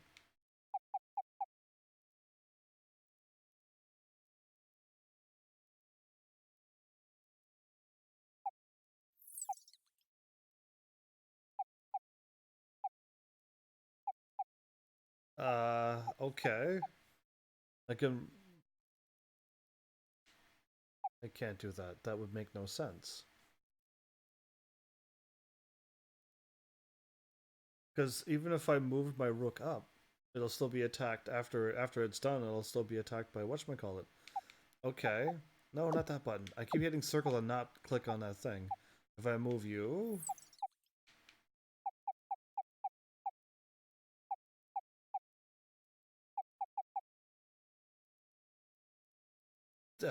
no.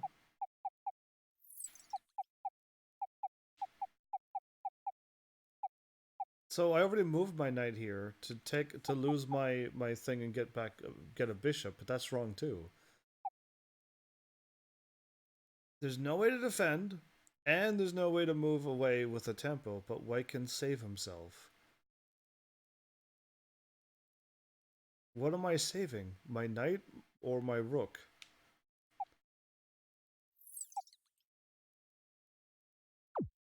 No, that's Oh, not okay. quite it. I can Try move again. out of the way and lose my knight. I could move here and defend my knight, but it'll still be attacked twice. I keep hitting back to get out of the thing. I moved here, but that was wrong too. So that's weird, because I could defend my knight, and then he can take it, and I can take back, and then he can take it, and who cares? Oh, then my queen is attacked. Eventually, though. That's like way later. I don't... Do I sacrifice my piece to take on the queen? Very good. Rook f1 attacks the black queen and liberates the knight from the pin. If black were to take the knight, bishop takes b4. Then after rook takes f8, white has one material, the equivalent of one pawn, because a queen is worth 9 pawns, material a rook is there? worth 5 pawns, and a knight is worth 3 pawns. So rook 5 plus knight 3 equals 8, 9 against 8. So after rook f1, the black queen should move, say queen e7. And after knight d5, the game goes on. White hasn't lost material. Okay, so this... Here black's d6 knight is pinned, and white's last move was bishop c5, piling up on the pinned piece. What do you think about this position? Black to move. This guy is looking at pieces as numbers. And you just lost your rook, and and took out a queen, and then you lost that piece as well. And it's just like, whoa, whoa, whoa. That's I won by one piece by his math, but I felt like I lost a lot of pieces there. Um, Emiko, or actually Emmy Cole. Thanks so much for the follow. Welcome to Heaven's Army. Why is chess giving me so many follows? I'm curious why chess is, of all the thousands of games that I played and the thousands and thousands of episodes that I put on, why is chess giving so many follows? Should I be continuing to play chess after this, everybody? Alright, I gotta move. Okay, so I'm in a dire situation, am I? I can move my queen all the ways down and check. And then I lose my queen. And then I... and then I self-destruct. Alright. 1, 2, 3. That doesn't do anything.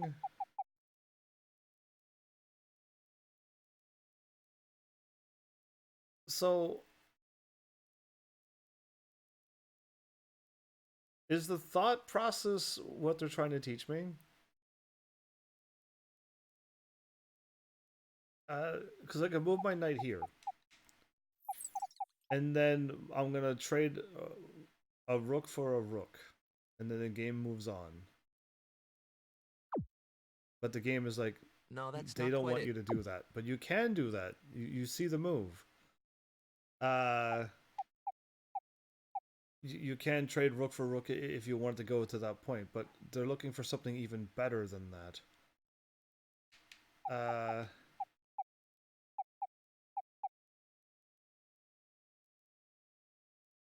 Dropping down will force the queen into the battle?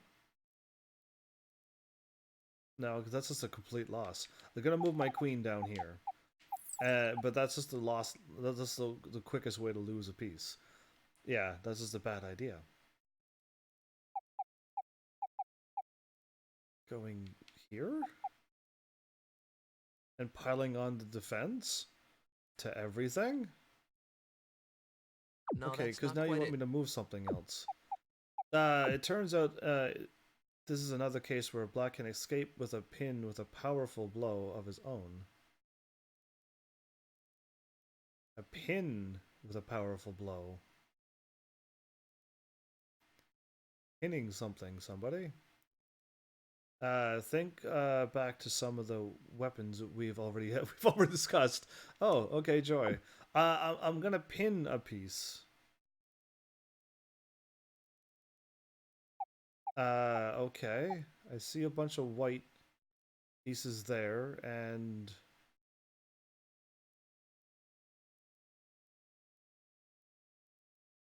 that's not gonna help. I can move my one piece and attack the queen.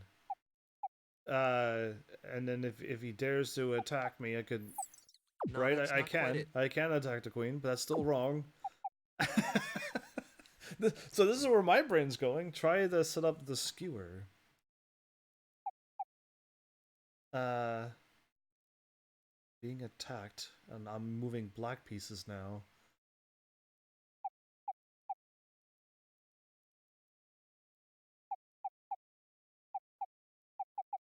I guess I'm moving a knight or something? Good job. Knight Okay. e4. And suddenly White's position is falling apart. White's bishop, rook, and queen are all under How? fire. Do you see how the queen is No. attacked? That's right.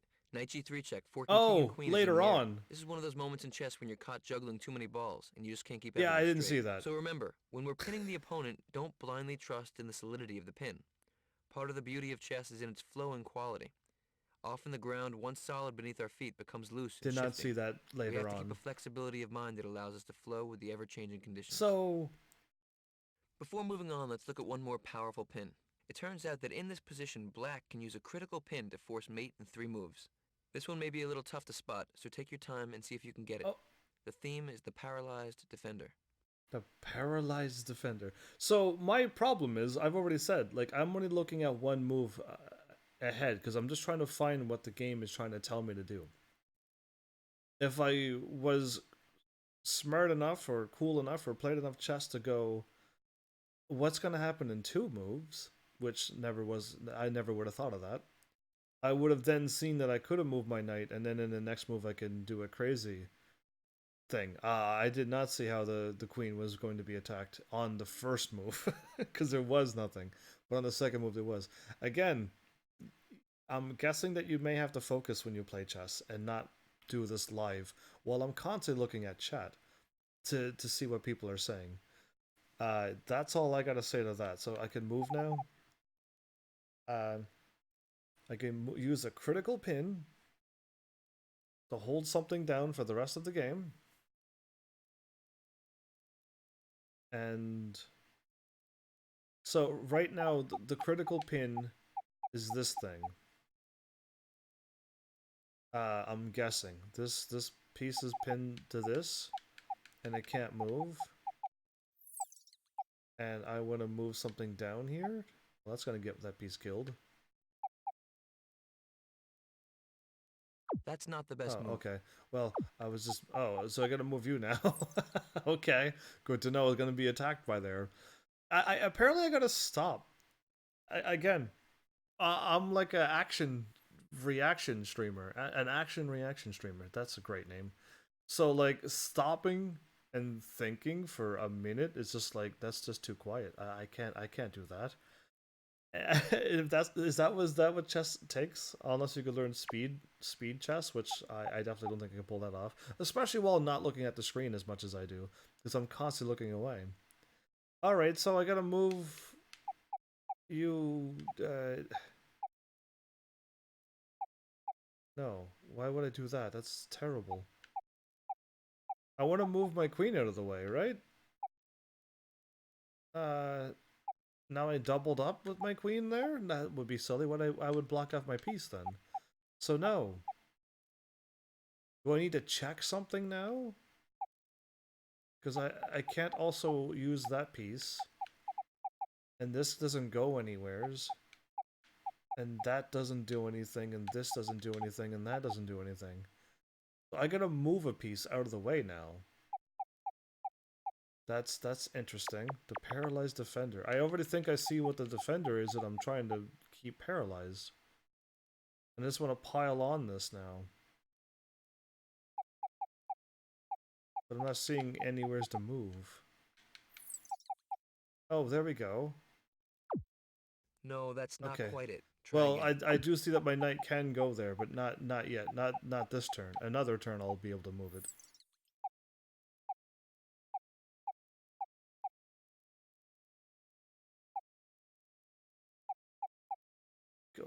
Okay. Doesn't help either.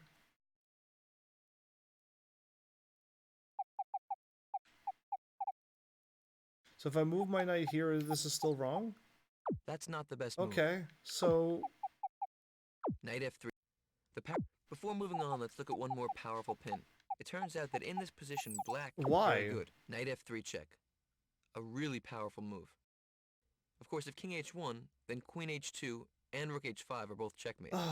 Here, black's d6, knight e... Okay. On, let's look at one more I have to see pin. it. It turns out I that have in to this see it so I position, can black learn. can use a critical pin to force mate in Okay. 3 moves. This one may be a little No tough to spot, so take your time and see if you can get it. The theme is the paralyzed defender. Apparently I don't know what the paralyzed defender is. I thought this was it. So, right now, apparently what we saw was that my queen is going to get attacked soon. This is left wide open. And I don't want my queen to get attacked. If you would have said, make sure you don't lose your queen on this turn, then I would have been like, oh, okay, I gotta do something drastic here. Again, I don't see any danger until I get hit with it. In chess, it seems. Because I have to look at all of these pieces and calculate every single move that's going to happen. On a live stream, not going to happen. It's never going to happen. So here I was moving my chess piece around to try to pin the piece down. But really what I was supposed to do is get my queen out of safety by doing this. Very good. Knight f3 check. A really powerful move. Of course, if king h1, then queen h2 and rook h5 are both checkmate. So white has to play g takes f3. It's forced. It's forced? The paralyzed defender is the white pawn I was f2, right. which is pinned to the king by the black bishop on a7. Hooray! Remember, whenever a piece is pinned to the king, it really can't move at all. Now find mate in 2. But neither can my bishop move. which is also a thing.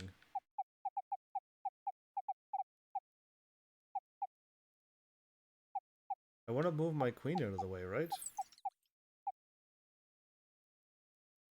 Good job. Queen g3 check is the hidden weapon. The pawn can't help defend the king because of the pin. White has to play king h1. What's the best move for black now? This? I was not on the right square. Okay, whoops. Good move. Rook h5 mate. This last position was an example of the type of combination you really will see in serious chess games. Black had to sacrifice a knight to set up a very, very difficult pin to spot to win the game by force. Once again, I want you to notice the perils of thinking mechanically in chess. Mechanically. I believe this lesson holds true in life as well. It's easy to assume that certain elements of a situation will remain stable, but we have to stay present to the moment for all its evolving subtleties. More technically, returning to chess, people have the habit of assuming that pawns around the king are a fortress. But there are ways to slip through walls in chess. You just saw one of them. All right, I can't really speak for only myself here, but I like to say that I got life pretty much covered, and I don't need to worry about the foundations of my life crumbling underneath of me. And if a situation comes up, I'll be able to react accordingly. In this chess game, however, I have no idea what's going on. I cannot put this chess game and factor this into my life. Not at all. Like not even in the slightest right now. I don't see how me doing that would and me fixing up my life would make me a better chess player. Is all I need to say. When it comes to real life, I already have the thought process figured out. I don't have the chess thought process figured out. So, all right, cool. Am I done? I'm done. This cool, neat. We're moving through this, and we still got loads of time. Apparently, a 4-hour chess game gives you loads and loads of time. We saw that the pin can be very powerful, both as a way to win material by piling up on the pinned piece, or as a way to attack utilizing the You're temporary attacking paralysis of a defender. piece in the middle. Now we explore the latter theme a little more deeply. In chess, we don't just aim at our goals. Often we want to remove what is preventing us from achieving our goals. Or, more realistically, we aim to remove what is preventing us from preventing our opponent from preventing us from achieving our goals, and so Wow. on. Yeah. So basically, what he said was just a wow there. If you caught all of that, wow. Yeah.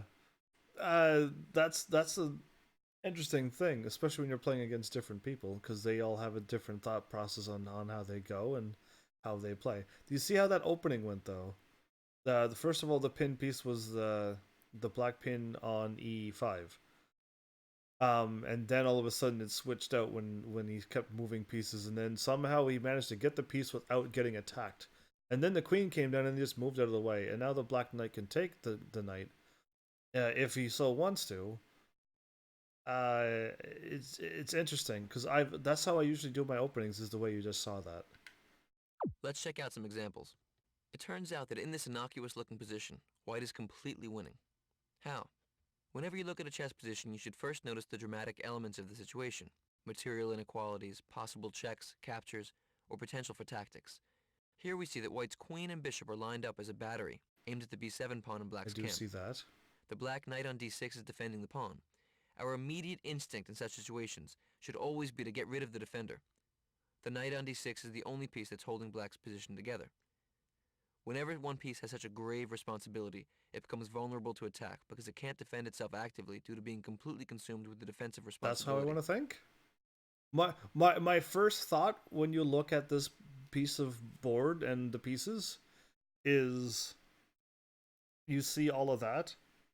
So now you want to get your check. You already got the battery line up with the queen and the bishop, but it's being blocked by that knight. So your first thought should be, I want to remove that knight right now, and nothing else. Very interesting. Okay, that's interesting. Uh, I don't know if I think that way. Given that setup, what should white play?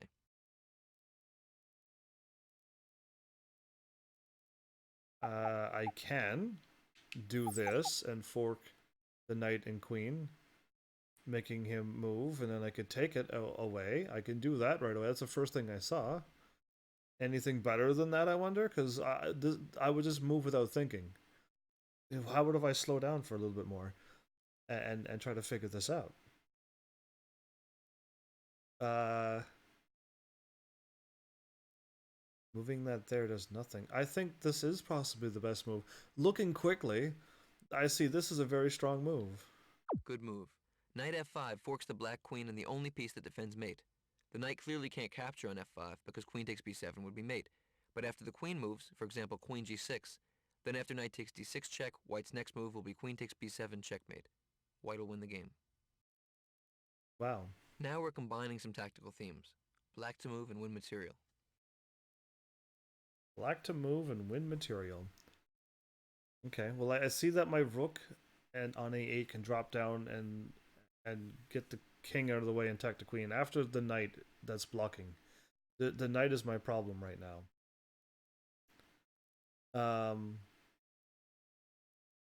I can move my knight to there. No, I can't.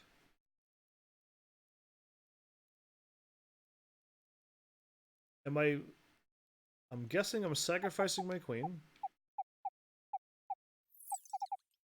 to get rid of the defending piece. Very good. Queen takes b3. A fantastic sacrifice. Is it? It's only temporarily sacrificing the queen, though. If white doesn't recapture, then black has just won a knight for free. And after rook takes b3, then rook a1 check, a powerful skewer. King d2, rook takes h1, wins back the queen, and black comes out a knight ahead. So, we always want to notice potential tactics, what defends those tactics, and how we can remove the defensive Okay, idea. because that's on my brain, I saw that. Now, once again with the aim of avoiding mechanical thinking, let's look at a variant of the last position. Here, once again, it's black's move. Does queen takes b3 still work? This one might be a little tough to spot, but it turns out that white can turn the tables here. After queen takes b3, it's white to move. Find the best move. Queen takes b3.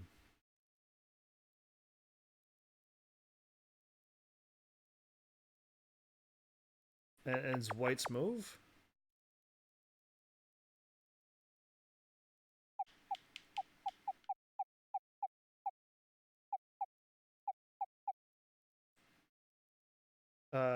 Check, move, take? I can move my rook up and do a check, lose my rook, and then kill the queen with... Oh no, I don't want to do that. I want to get out of that. I want to get out of the situation now. We already saw the situation that happened. If I don't take now, the queen is just going... the piece is just going to drop down if I don't take it. So I got to do something. Find the best move for white now. Even though black was going to win in... I'm going to lose my queen. It's black's move. Does queen take b3 still work?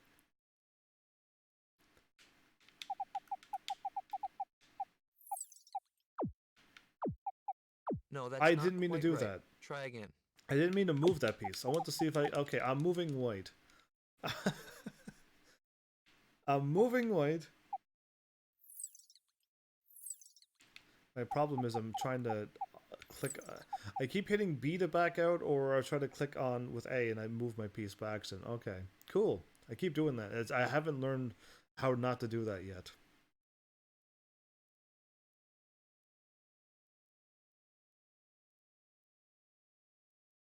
Wouldn't moving my king one space to the left No, that's not quite defend right. me though? Try again. Didn't that not defend me? Because the moment I move this here, okay, my king is to the left now. The queen can't attack and he can't drive his piece down and make me lose my queen. That's how I play. I play very defensively by the looks of it. I move my king to the left. Even if he hops down, I could take it because there's nothing going to be able to attack me. So, like, there was no reason why the queen would go here or here. And if the queen took that, I can block with this. So the queen has to go here. Oh, and then the next one move down. Okay, so that's probably why it's a bad idea to move your king to the left. Okay, So we don't want to do that then. Okay, cool. I'm gonna figure that out all on my own. Am I moving? Remember, always begin by looking at your most forcing options. Always look at my most forcing options. The most forceful option I have is this for a check. Okay, but I have no way to defend it. And no way to do anything. This is very forceful. But once I force the hand, and then the rook comes over and takes my rook, I move the rook out of the way. Oh, I moved the rook over there. So I'm guessing this is the best thing, because you don't want the rook to come down and pin your knight and queen and take your queen. You want to do this and force the rook over on this side where your queen can attack. Good Oh. work. Rook d8 check, a fantastic sacrifice that wins material by removing the attacker. Okay, this is the logic of the position. The black queen is hanging, but is indirectly defended by the rook on a8, which is about to deliver the powerful skewer rook a1 check. So the question is, in this precarious moment, can white throw a wrench into black's plans? The solution to this problem brings up another critical tactical device, called the in-between move, also known by its German name, Zwischenzug. In the middle of the tactics, white throws in the Zwischenzug, rook d8 check, and suddenly he's forced the removal of the attacker, who is just the key component of a tactic based on removing the defender. Black has to capture the rook. Knight e8 doesn't change anything after rook takes e8. So, rook takes d8, and now white can take the queen without getting skewered on Yeah. a1. C takes b3, and white has won some material instead of losing a knight. So remember, you aren't the only one looking for tactics in a chess game. Many positions involve complicated combinations of exchanges like the one in the last position, and now you're learning to navigate through that jungle. Here it's white's move. Should white play rook takes b5? So basically, what he just told us is that if you were black and you set up that move, you saw that in two moves that if I take the queen, you lose a queen and you're up a knight. Basically, kind of a thing. But if white decides not to take the queen and moves right on up, then you lose. You trade off the knight and you get your queen, and that happens to you. So yeah, that's unfortunate. Do you want to take the thing? Uh, yes, I do, because the moment I take it, if he doesn't take if he doesn't take it, then I'm gonna move up and take his rook. If he does take it, then I can move my rook up for a back rank checkmate. The answer is a resounding No. no. The idea is good, removing the defender of the back rank. But unfortunately, the tactics don't work because of another in-between Oh, move. Rook takes b5 attempts to remove the defender of the right. back So, rank, but black can win material. Do you see how? f5 check. A oh, powerful Zwischenzug makes Luft for the black king in chess. Makes Luft in chess means opening up breathing room for the king so you don't get stuck in the back rank. f5 check frees up the f7 square for the black king. He can escape. White takes the pawn, king takes f5, and then black can take the rook, rook takes b5, and after rook e8 check, there's the open escape route, king f7. Once again, always look for tricky in-between moves when you're oh, calculating I didn't. tactics. I'm showing these exceptions because it's very important for us to learn how to defend and attack with and from these tactical weapons. Also, once again, we should never tire of looking for subtle wrinkles in the position that may reverse the fate of the game. Okay. Such possibilities are much of the beauty and excitement of chess. You call it beauty and excitement. Now, back to some pure removing the defender problems. Here it's black's move. What should he Okay, do? average white mage, I'm not too sure. I have no idea the German word, so only you would know. If you Google it, uh, uh, I'm assuming ZUCH would be Zug as well. I'm assuming, but hard to say. It could Google will only help me there. So I'm falling for all of these tricks because I saw the thing and I went, cool. If he attacks my piece, then great. But lo and behold, there was a pawn piece way off to the right side that I didn't even see because I'm not looking at the pawn pieces. I'm looking at what the game made me look at. And then I get into that situation. So, yeah, this game takes a lot of concentration. And so much so that it's not my. Again, this is crazy that I'm going to say this. This is not my style for my channel. I am constantly chatting and not paying attention to video games and looking at chat. If I have to focus that hard to see that pawn piece in that last thing, I will always be susceptible to those attacks. Always, because I am not looking that hard. I am looking at chat right now when I'm talking to you. Anyway, moving things. As Black's moves, what should I do? Remove the defender, which is you.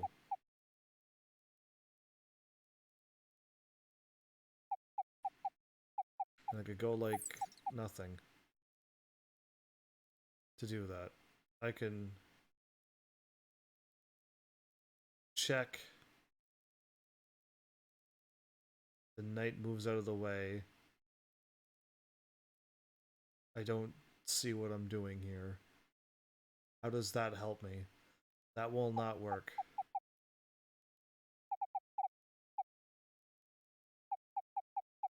If I did this, I lose. I'm only losing.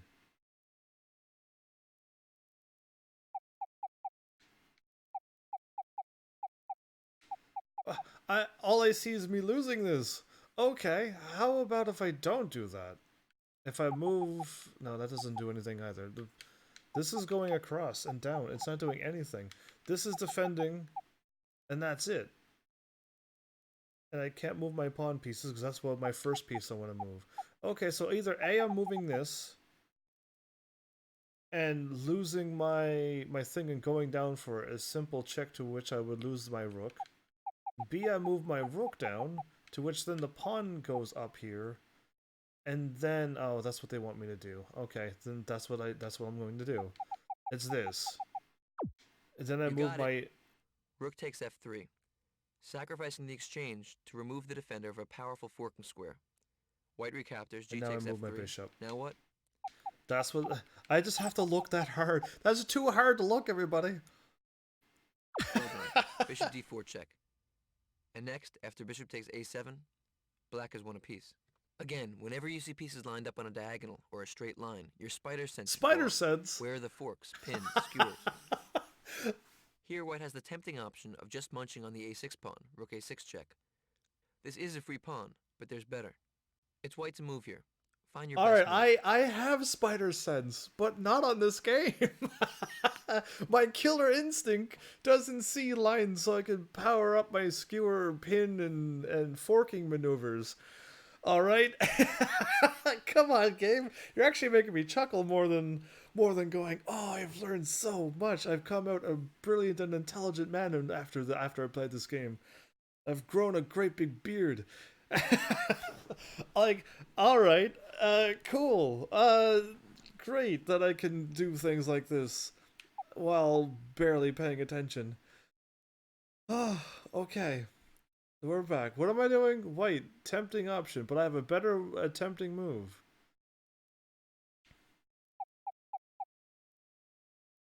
Okay. That seems silly. I don't want to munch on that.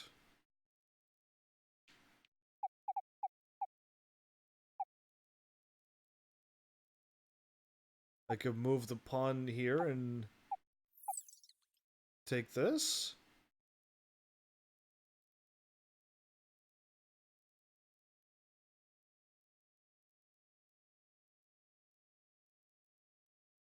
Use a small piece to attack that, and I still have that pin in the way. Very good. d5. Oh. At once opening up a discovered attack. I did not see the discovered attack. And removing its defender. Didn't even see the discovered attack. White will win a piece here. Now you're getting used to combining tactical ideas. It's black to move here. What do you think? I was still planning on using my pin for the king. Didn't look to the right that I was opening up a discovering attack. I just saw that my pawn can attack the knight. There was more going on than that. It's the guy is much better at chess than German. Aha, I see. Well, they also spelt it that way with a Z-U-C-H. He was probably saying it as they told him to back then. I'm assuming. I'm pretty sure he's reading a script. Right? Josh, You can defend yourself right now if you were watching my channel. It's ZWISCHENZUG. Is how you properly spell that. And they had it spelled wrong in the game, and he was probably just reading it. Interesting. And he didn't Google it to find out either. I mean, how would you Google that? Would you be like, is that really how you spell that? I mean, probably I wouldn't. I don't think I would have either. Anyway, what am I doing? Black move. What do you think? Black move. What do I think? I think it's insane. They got a powerful thing coming up here. I can hop down here and make him move a piece over. And then I could go here and do nothing. I can go there and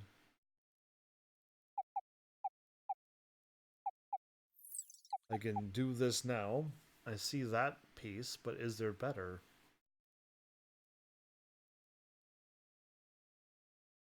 Because this means that he can't move and he has to move the king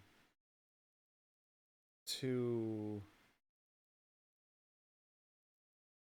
Oh, he could actually move the king up as well, can't he? Yeah, he can, but I can still get a queen out of this right away. Right? No, that's not because I quite could check right. and get a Try queen again. right away.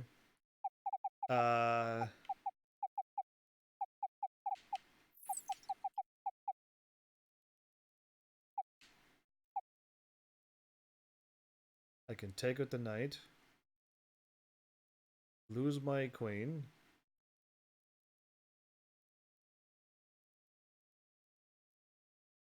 Good move. Queen takes f3 check. An excellent Okay. sacrifice. Now g The takes knight f3. was What's the your knight best was move? actually able to Knight attack my d2 knight. check. I didn't see that. Now the king moves and knight takes b3. Black has won a Yeah. piece. So you're sacrificing your queen to remove the defender of a critical I fork. saw the fork. I didn't see that Black I was to on move defense. Here. Now this might be the hardest problem you've run into so Oh. far, but the answer is logical and you can get it. Take your time and enjoy the challenge. Remember, first notice your biggest potential threats, then notice what's defending against that threat. In this particular problem, you have to go one step further. You have to then notice how you can potentially remove the defender, but there is a defender stopping your attempt to remove the defender. So finally, you have to figure out how to remove the defender that is preventing you from removing the defender. Don't move until you see it. Okay, and can I move it? I can't move any pieces, so this is just a visual exercise. And we have to sit at the screen and stare for a while without saying anything. This is not what I do. I constantly keep chatting and keep moving. But okay, let's take a look at this, and I'll try to keep talking while I'm looking at a screen and trying to focus and concentrate, which when I'm talking I'm not concentrating. So anyway, we'll see how this plays out. Who am I? What am I? I'm hoping does he say that I'm white or am I black? Because that would be really handy if he was like, okay, black to move here. Now this might be the hardest problem. Okay, so black to move. I'm moving black. And I want to move it so that I can move things. White is doing nothing. White isn't attacking anything.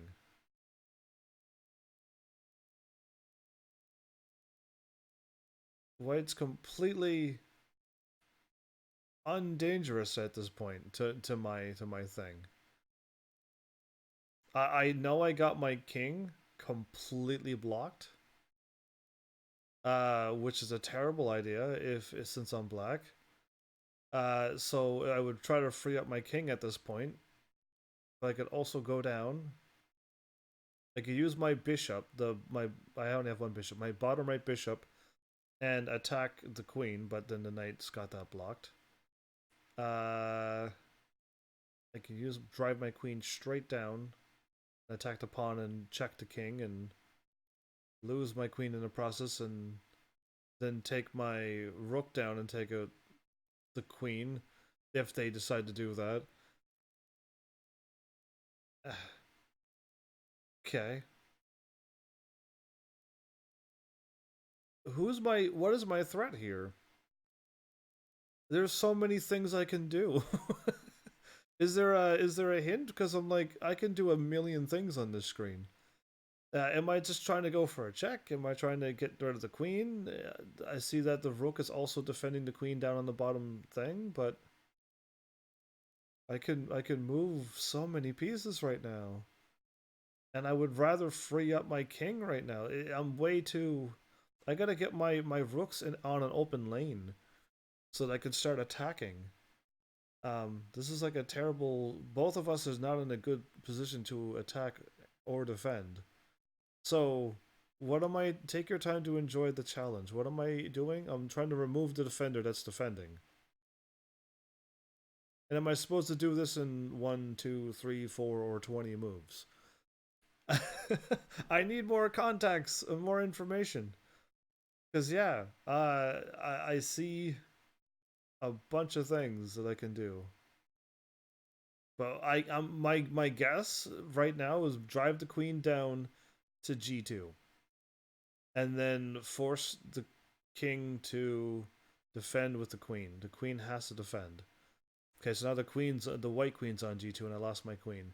So then now I will drive my rook down and take out the queen, and now he can either just simply attack and make me lose my rook, and then I could drive my rook over and check it again, to then which he would move uh, to h1, or he'd have to move to h1 because my bishop has the other escape blocked. Or can he take my piece?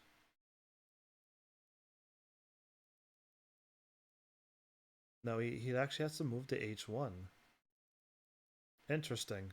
Okay, so then once he moves to h1 with my my final rook there, I need to then move my bishop there.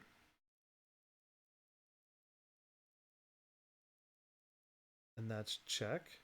And then move my rook down to g2. Checkmate? Is that it? I can only visualize so far, everybody. That's as far as I got. I may have even made a mistake somewheres along the way, but that's what I visualized. Let's see what happens. So I'm gonna queen down. Queen gets taken by the queen. Rook down. King will take the rook. Then I move my rook over to g8. And then now the king has to go to h1. Or h2 though as well, can it? Yes, no? Well, I can't think that far. I've already thought long enough. Okay, black king wants to... Okay, black wants to play queen takes g2 Yes, mate, but white's queen on f1 is defending the that's what I... square. We want to get rid of So I that drew... queen. Ideally, it would be nice to play bishop e2, because that would win the Yeah, queen. but no. But the white knight on c3 I guards the saw e2 that. square. So the aim of our tactic is to get rid of the c3 Oh, knight. really? Now try to get I it. was not aiming for the knight. I was aiming for the king. Okay, well that helps when I'm aiming for something. I was not aiming for you. So my thing was this taken. This taken. The king's here. Move my other this one over here. It's check. He cannot go here or here. He could hide here though.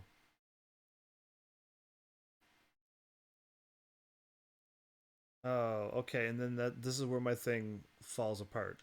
The moment I move this here, now there's a turn used up. And now he can move anywheres. And then anything can happen from there. If he doesn't move something somewheres, uh, then I'm in trouble. So there's like an empty spot right here is where I get in trouble. So I didn't calculate that empty spot of me moving my bishop into place, and then I drive my last bishop down to here. Checkmate. But yeah, there's like a one empty spot, so maybe that's what it's got. So apparently I was aiming for this knight the whole time. So I was wrong in my thought process. Oh, okay. So what do I see here? I don't want to move my queen, right?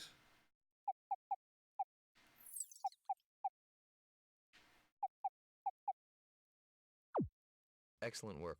Knight b5, forking the white rook on a7 and the knight on c3, which at this point is worth a queen because of the imminent threat of bishop It's e2, worth a queen. removing the defender of the g2 square. So queen takes b5 is impossible because of queen takes g2 Yeah, mate. checkmate. If knight takes b5, then bishop e2 will win the queen because it can't move. If white moves the rook, then knight takes c3, followed by bishop e2, will win the queen or mate. So white will have to defend the mate and give up lots of material in the process. Knight b5 is a great move that makes perfect sense when you think backwards in the position. Notice your goal, and then figure out how I to didn't get there. notice the goal. I'll discuss this manner of thinking more deeply in part 3, where we go into chess strategy. So don't worry if you didn't get this problem good. right. The idea is to learn from wrestling with real Oh. challenges. Now you're really experiencing what chess is all I'm about. kind of glad he said that to me because I did not get the end goal. I got the queen and the other thing, and I missed one step, and I left it open. And who knows if that's right or wrong? What I said with the queen, then driving down the thing, move my bishop over, move my last rook down, checkmate. Because who knows what could happen in the meantime between that? But apparently, my threat that I didn't notice was the knight over there. Apparently. All right. I mean, he said it was okay to not have it right because that was a hard challenge apparently, and it was, and I just didn't get it right. Okay, discovery. So we've learned about these. I completely never see discovery. That's another weakness I've found tonight. I never see discoveries. Now on to our next weapon, discoveries. We've already seen a couple discovered attacks in earlier positions in the course. This is a very powerful device, especially when the discovered attack is check, known as discovered check, like in this position. Here, white can win black's queen with the discovered checks knight d4 or knight d2, that's both opening up the white amazing queen's to attack do. on the black king while aiming the knight at the queen. I would love to be able to do that. Are you kidding me? Here you can really see the power of the discovery, because the black bishop can go after any white piece he wants to, because they are all on light squares. Now, what's the best discovery?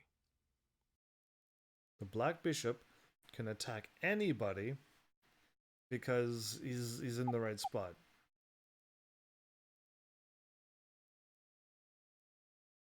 Okay, I gotta move him into the right spot, don't I?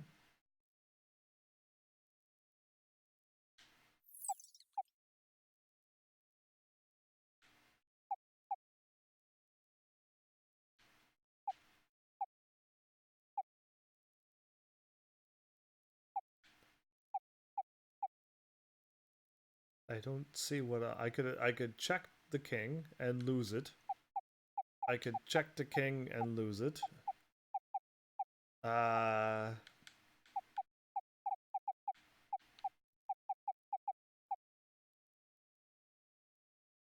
Oh, well there you go. If I move there, I check the king with my rook, and I remove the knight in the process. That's not quite right. There's that. What? I was like, that was so certain that was it.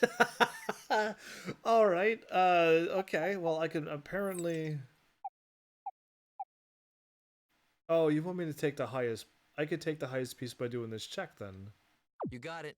Bishop c4 discovered check. Okay. Winning I would have removed the knight. In this position, it's black to move and win as much material as possible. It's too close to my king. You have to calculate several moves ahead here. Wait, I gotta calculate several moves ahead here.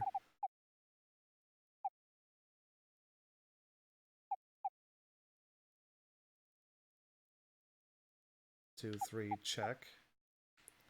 You move there.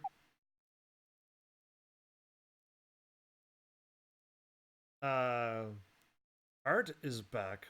Welcome back. Using my my subscriber emotes. Well, thanks for the no rage there. How you been? Where you been? You've been gone for too long. So I can do this, and then it's check. Then I move my piece down to there and check him. Right, and then he either has to. No, he can't move there.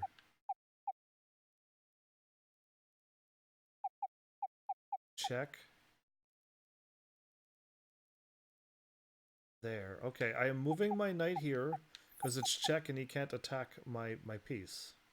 Excellent work. Knight c2 check forces the king to Yes. b1. What's now next? I can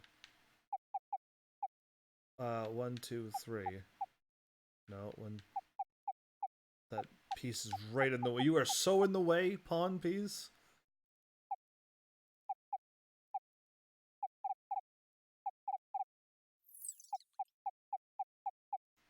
Check. Then he comes over and attacks.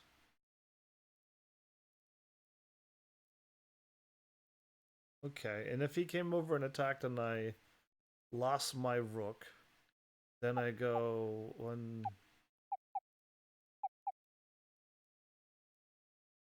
That makes no sense. It's a double check then when I do that.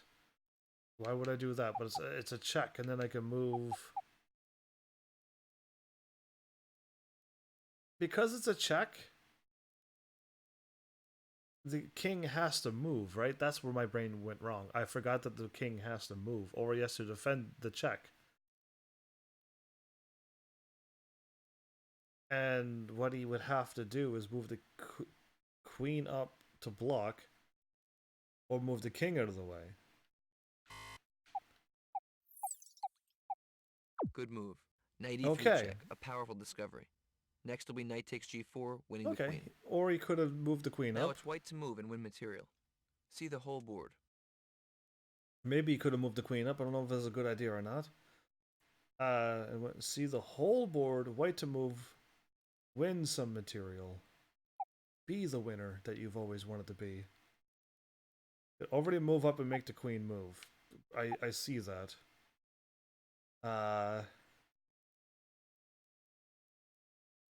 My knight is in a precarious spot. But okay. The first move I only see is this to here. Making the queen get out of that spot where it's at. But that's not really what I'm worried about, isn't it? Like, it also, because the queen could go down and start checking me, I could also get the queen in trouble by attacking it now directly with my rook. My bishop is blocking this piece right now, but that doesn't help. I can move my knight up. It's actually in trouble with that knight there. Okay. The only piece I moved, seen that looked good is this. Okay, that's all I see right now. I could also move my queen. Not really there, not really there, not really over. I don't really like to move my queen where I was going to move it here. That seems silly. I'm gonna just lose it to the queen's gonna move out of my way, and then there's nothing else gonna happen. So I will move this piece here because it's all I see. Okay. Good job. E5 attacks the black queen and opens up the fourth rank. Missed. So the white queen also threatens the black knight. I missed it on discovery again. There is no way for the queen to move and defend her knight, so white will win a piece for a pawn. After queen takes e5, queen takes a4. A lot of chess players have the habit of focusing on one part of the board. Here you can see the importance of seeing everything. I really do. Black to move and win material here. What do you think? Black to move? Be careful here.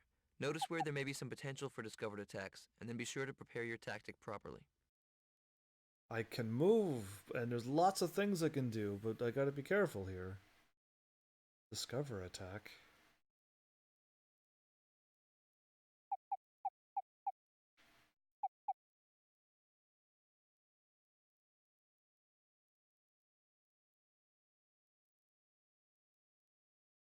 Okay, so I can jump my pawn piece down too,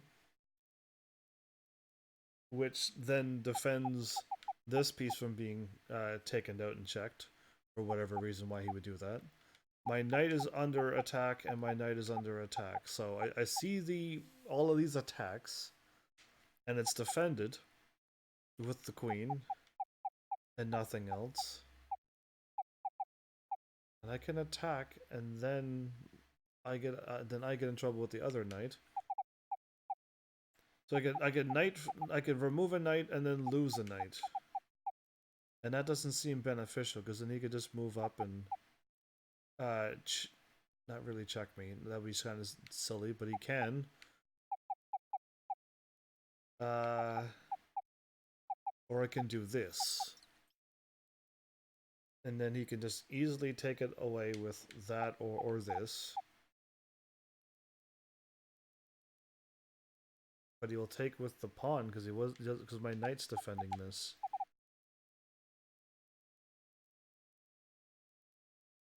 I can gain material, and I'm assuming I'm gonna sacrifice a pawn to start gaining all of these nice pieces that are here. But is what I'm about to do the bestest, most effective move ever? You just unlocked it with Twitch points. Well, congratulations. That is, do you like my no rage? I mean, I'm not really playing a rage-inducing game. So maybe Art, you might need to get me to start playing some of those rage-inducing games, and then see if I can keep my rage under check. And you got to keep firing off that command to to make sure that I keep on track. Either way, I only see one move, and I'm not seeing anything else that really stands out. I can also move this one down to here as well, and check this, and then get his bishop into trouble, which would then he'd have to move or take it. But then I can't defend it any which way, which makes me think that that's not what I'm supposed to do. I'm supposed to open up an attack. And with this piece, when I do this, I'm opening up an attack on this piece. And I got two pieces attacking it. So this is my guess. That's not quite right. There's better. There is better than that. Okay. Because that's what I saw. That does nothing.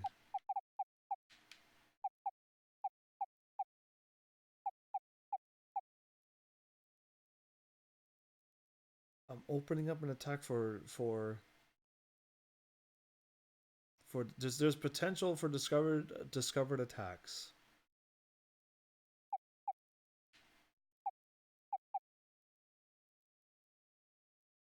There's only this piece is the only one that opens up something for a discovered attack.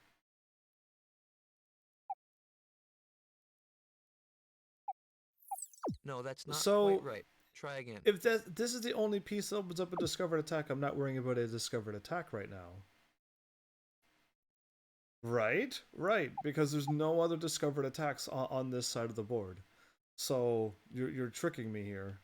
Be careful. There are, but then you be sure to prepare for your attack properly. Look for a knight move. Okay, so I'm moving a knight. I'm not worrying about a discovered attack just yet. I can go straight for an attack. Get my knight out of harm's way.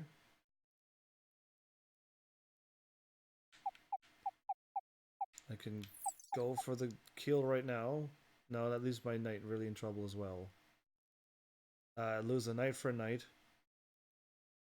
No, that doesn't work. Because the queen comes up, and then my knight's in trouble, and then my pawn's in trouble. Like, too many things are in trouble when I move this piece.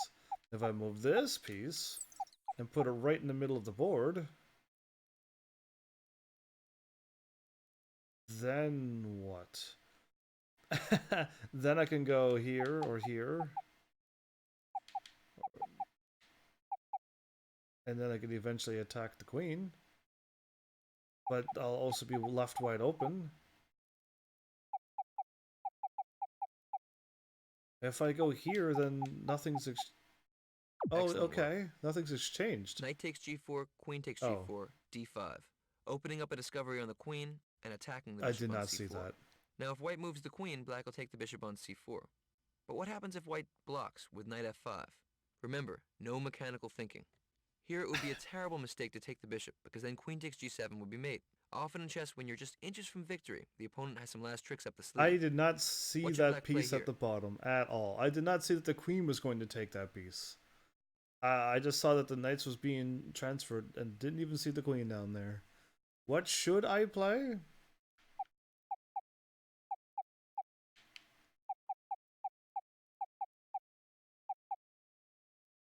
I will play...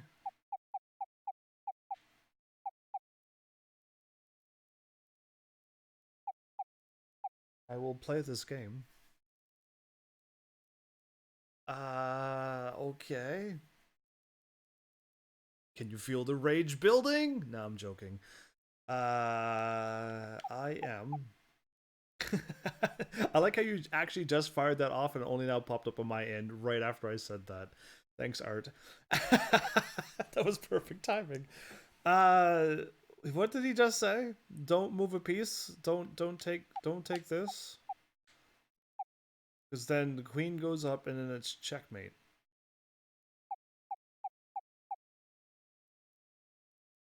So if I did this, I can defend myself from a checkmate and attack the knight. No, that's not quite What? right. Try That again. that does work though, right? If I move this here, the queen cannot just go up and checkmate me. And I attack the knight, and if I attack the knight, though I'm wide open. But anyway, okay, let's not do that then. Uh,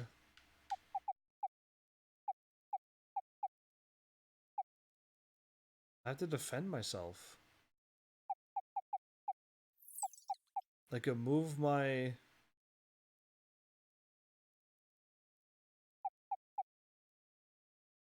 I have to defend myself, right? No, that's not quite No. right. Try Okay, again. if I don't defend myself, because he's going to checkmate me right now. He's in the process of checkmating me.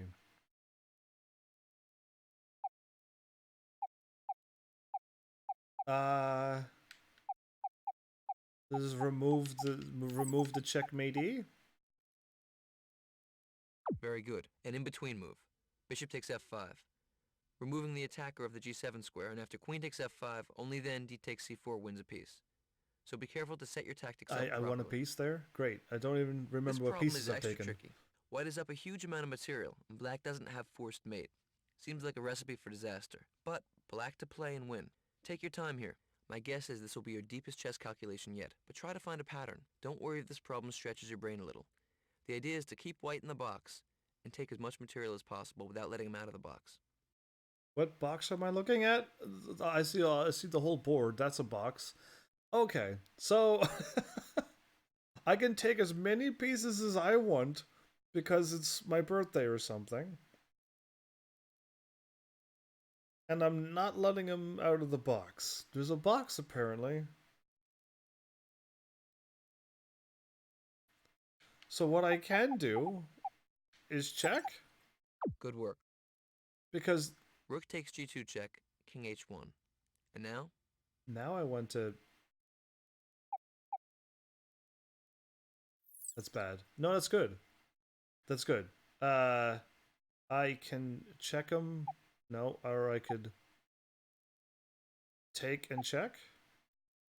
Or I can drop down and check. And then take. That doesn't work.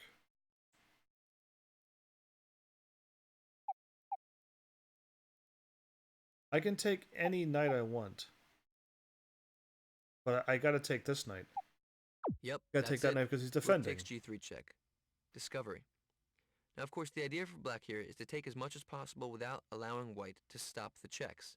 So rook takes d2 would have been a terrible mistake, because then white could block the check with knight e4 and win the game. Wow. After rook takes g3 check, you see you're actually checking and removing the defender of the e4 I did square. see that. White That has to time move I the actually king, saw that. king h2. Now, if you haven't found the answer yet, then take your time and work from here. I can check again. And he has to go back into the corner again. Okay. I do not see the reason why I would move my bishop down. And not really have a check. But I'm guessing I have to continually check this person, because if I move my bishop here, then he's free range to move and take out this or do anything. So what I want to do now is move this here and check it again. Rook g2 check. King h1, rook takes g4. King h2. Of course, if the white bishop ever blocks with bishop e4, then bishop takes e4 check, and it doesn't matter. Okay, good. Now it's... So the king goes to h2. Now the rook returns to g2 You check him again? back into the You box. keep stealing King his h1. pawns? Now you can go on to capture all the pawns and pieces on the second rank. That's mean. So now your tactical arsenal is complete. The last exercise you did was designed to reinforce how important it is to learn basic patterns and then apply them in complex situations. By recognizing a pattern of discovered checks, suddenly you were able to do a 20-move chess calculation. What? This type of learning, by building from the core out, is central to my approach to chess. Well, Now, let's move on to the mastery quiz, which should help reinforce the ideas we've been discussing. did you calculate 20 moves ahead? Because I didn't. But average white mage, take care. Uh, yeah, because I saw the moves and I'm like, I guess I got to keep perpetually checking him. And he said take out the moves in on number two, but I think he meant take out the pawns in on the G side, right? Because I keep taking those out. I'm kind of surrounded there. Because if I move to D2, the knight will take me out. No, I guess not. You know what? No, actually not. Once I move over, the knight can't attack. The king has to move. Then I move back, and then I take out that one. Wow, okay. I could actually take out C and D2. If I move any further than the queen can attack. That's interesting. Cool. So, because I'm a little late tonight, I'm going to be live streaming a little later, but you're still going to get your 4 hour. Never mind. The 4 hour episode is already up. Wow. Okay. Because I know I started late because stuff broke. Mic didn't work. Then my live stream got cut in half for no reason, and then I had to reset my computer, or I felt like I needed to reset my computer, and I did, and everything seems to be fine now. But I'm already at the 4 hour mark. All right. Cool. So we already know where we're at. We've already seen that discovery's done, and I haven't done the quiz. And actually, I'll just write down chess mastery quiz too, and then I'll know exactly where I'm at. 'Cause I'm thinking I should play this game again, and just go through chess, and then maybe play some games of chess. It's just I'm only now realizing that this game requires me to be silent and focus on pieces all over the board and all calculations and figure out moves ahead. And that requires time, thinking, and focus, and a whole bunch of things that I don't do. I don't focus and stop and think. I've always been just an action go streamer. Apparently, I didn't know that, but by looking at this chess game, I realized that I am. And I will need something with some action, but it's not gonna stop me from playing this game ever again. I think I still want to go through the through this what call it really the tutorial and learn more of chess because I wouldn't mind us playing this. I know people enjoy chess, and I know this is all tutorial right now, and they're just like, yeah, I want to see you play a game, or most likely a lot of people I'm assuming want to play against me. And again, I guess they're new to this channel. I have no competition bone in my body. I have no desire to challenge or PvP against anybody ever in my entire life, and I never will. I like to play casually, and I have no problem playing against AI, and just enjoying the chess game. And I could even on this game, we haven't even gotten to the point of playing a chess game yet, and it might not even take till episode 2, 3, or 4 before we even have a game of chess. By the time I'm done playing through this tutorial, did I say thanks for the ice cream, average white mage? Because my brain read it and said it, but I don't know if I vocally said that to you. So thank you for the ice cream too, because I know I said good night, and then I looked over and saw the thing, and I don't know if my brain said it to you or not, but I hope I did. And if I didn't, my bad for taking so long for my brain to make my mouth say it to you. And I'm assuming it's what the board looks like, ice cream flavor, white and chocolate checkered flavor. We'll go with that. But what was I talking about? Oh, why do I get distracted so easily? The chess, the pieces, the episode 5, and me, and action, and coming back to this game. I don't know what I was gonna say after that. It's gone. Whatever it was, it's gone now. But I think I still will play this game. Absolutely, no problem. It's just definitely something I should put in for a chill, or definitely something I should play for like a filler or something. Because like I thought I had Yu-Gi-Oh. You should play chess or other games with other people. That would be fun. See, but if I play and you're good, then it's not going to be fun for me because I'm still learning how to play chess.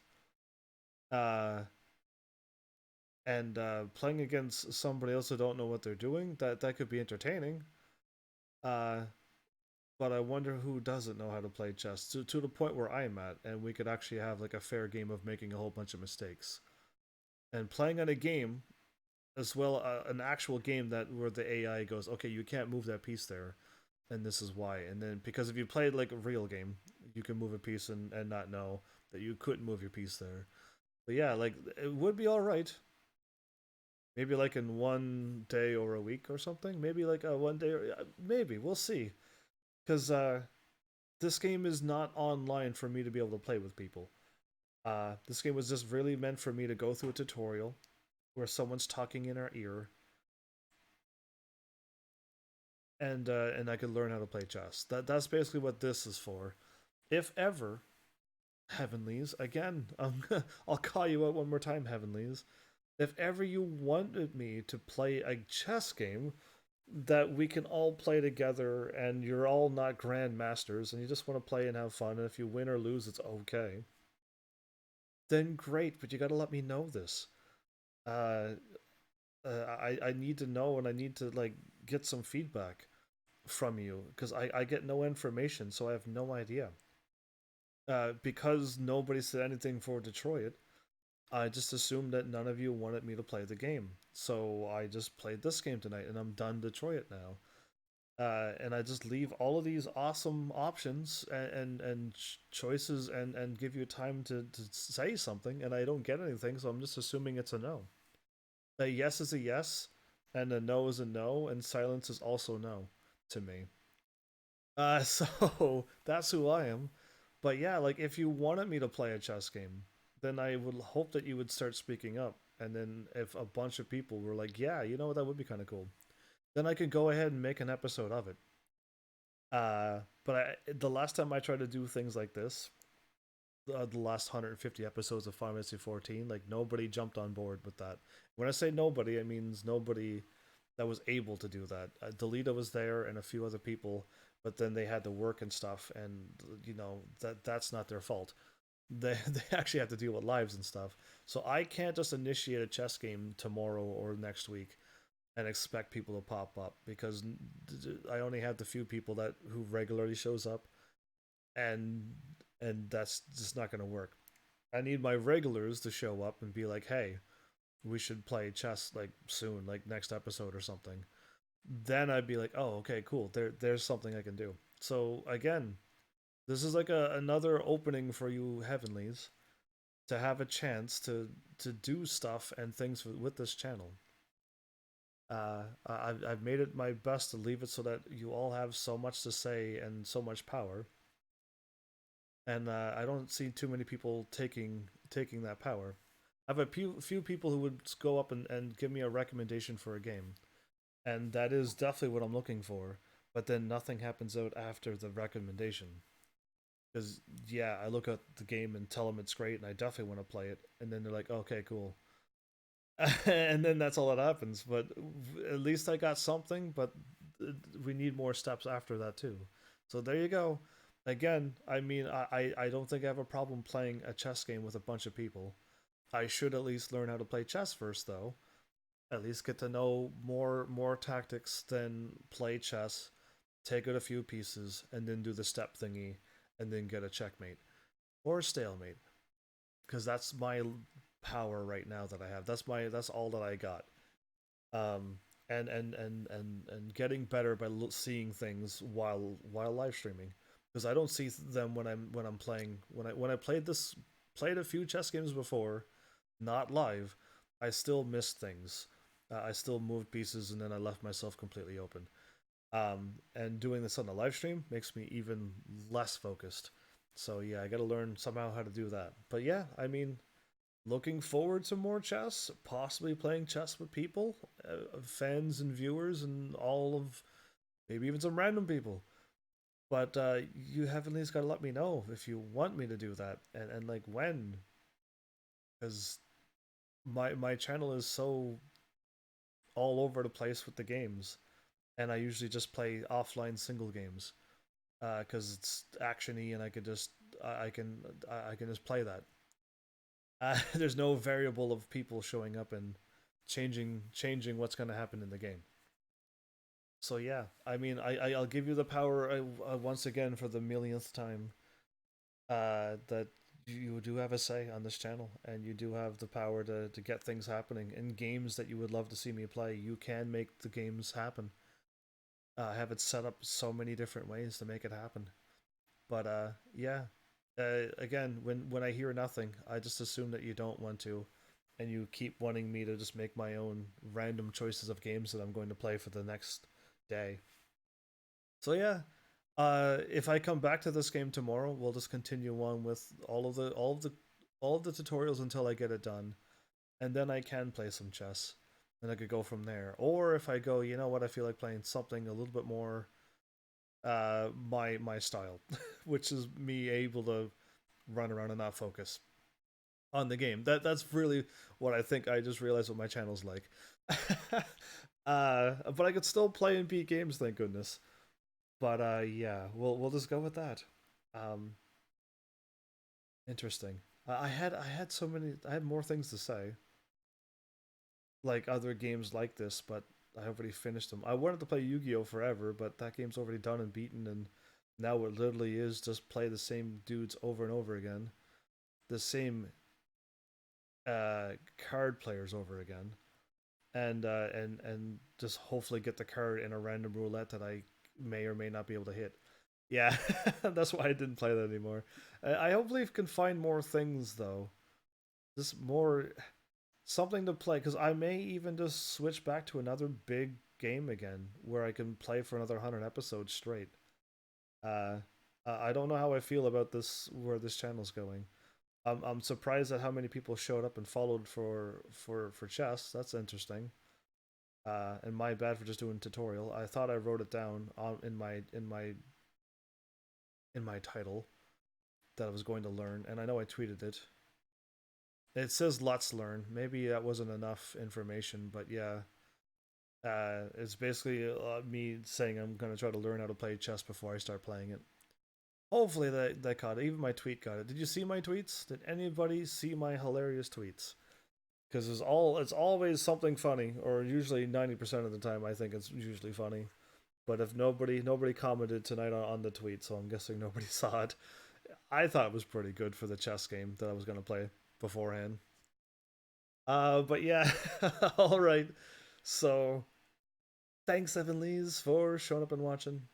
And seriously, if you like what I'm doing, please hit those buttons. You know what to do by now. And I will see you all in the next episode.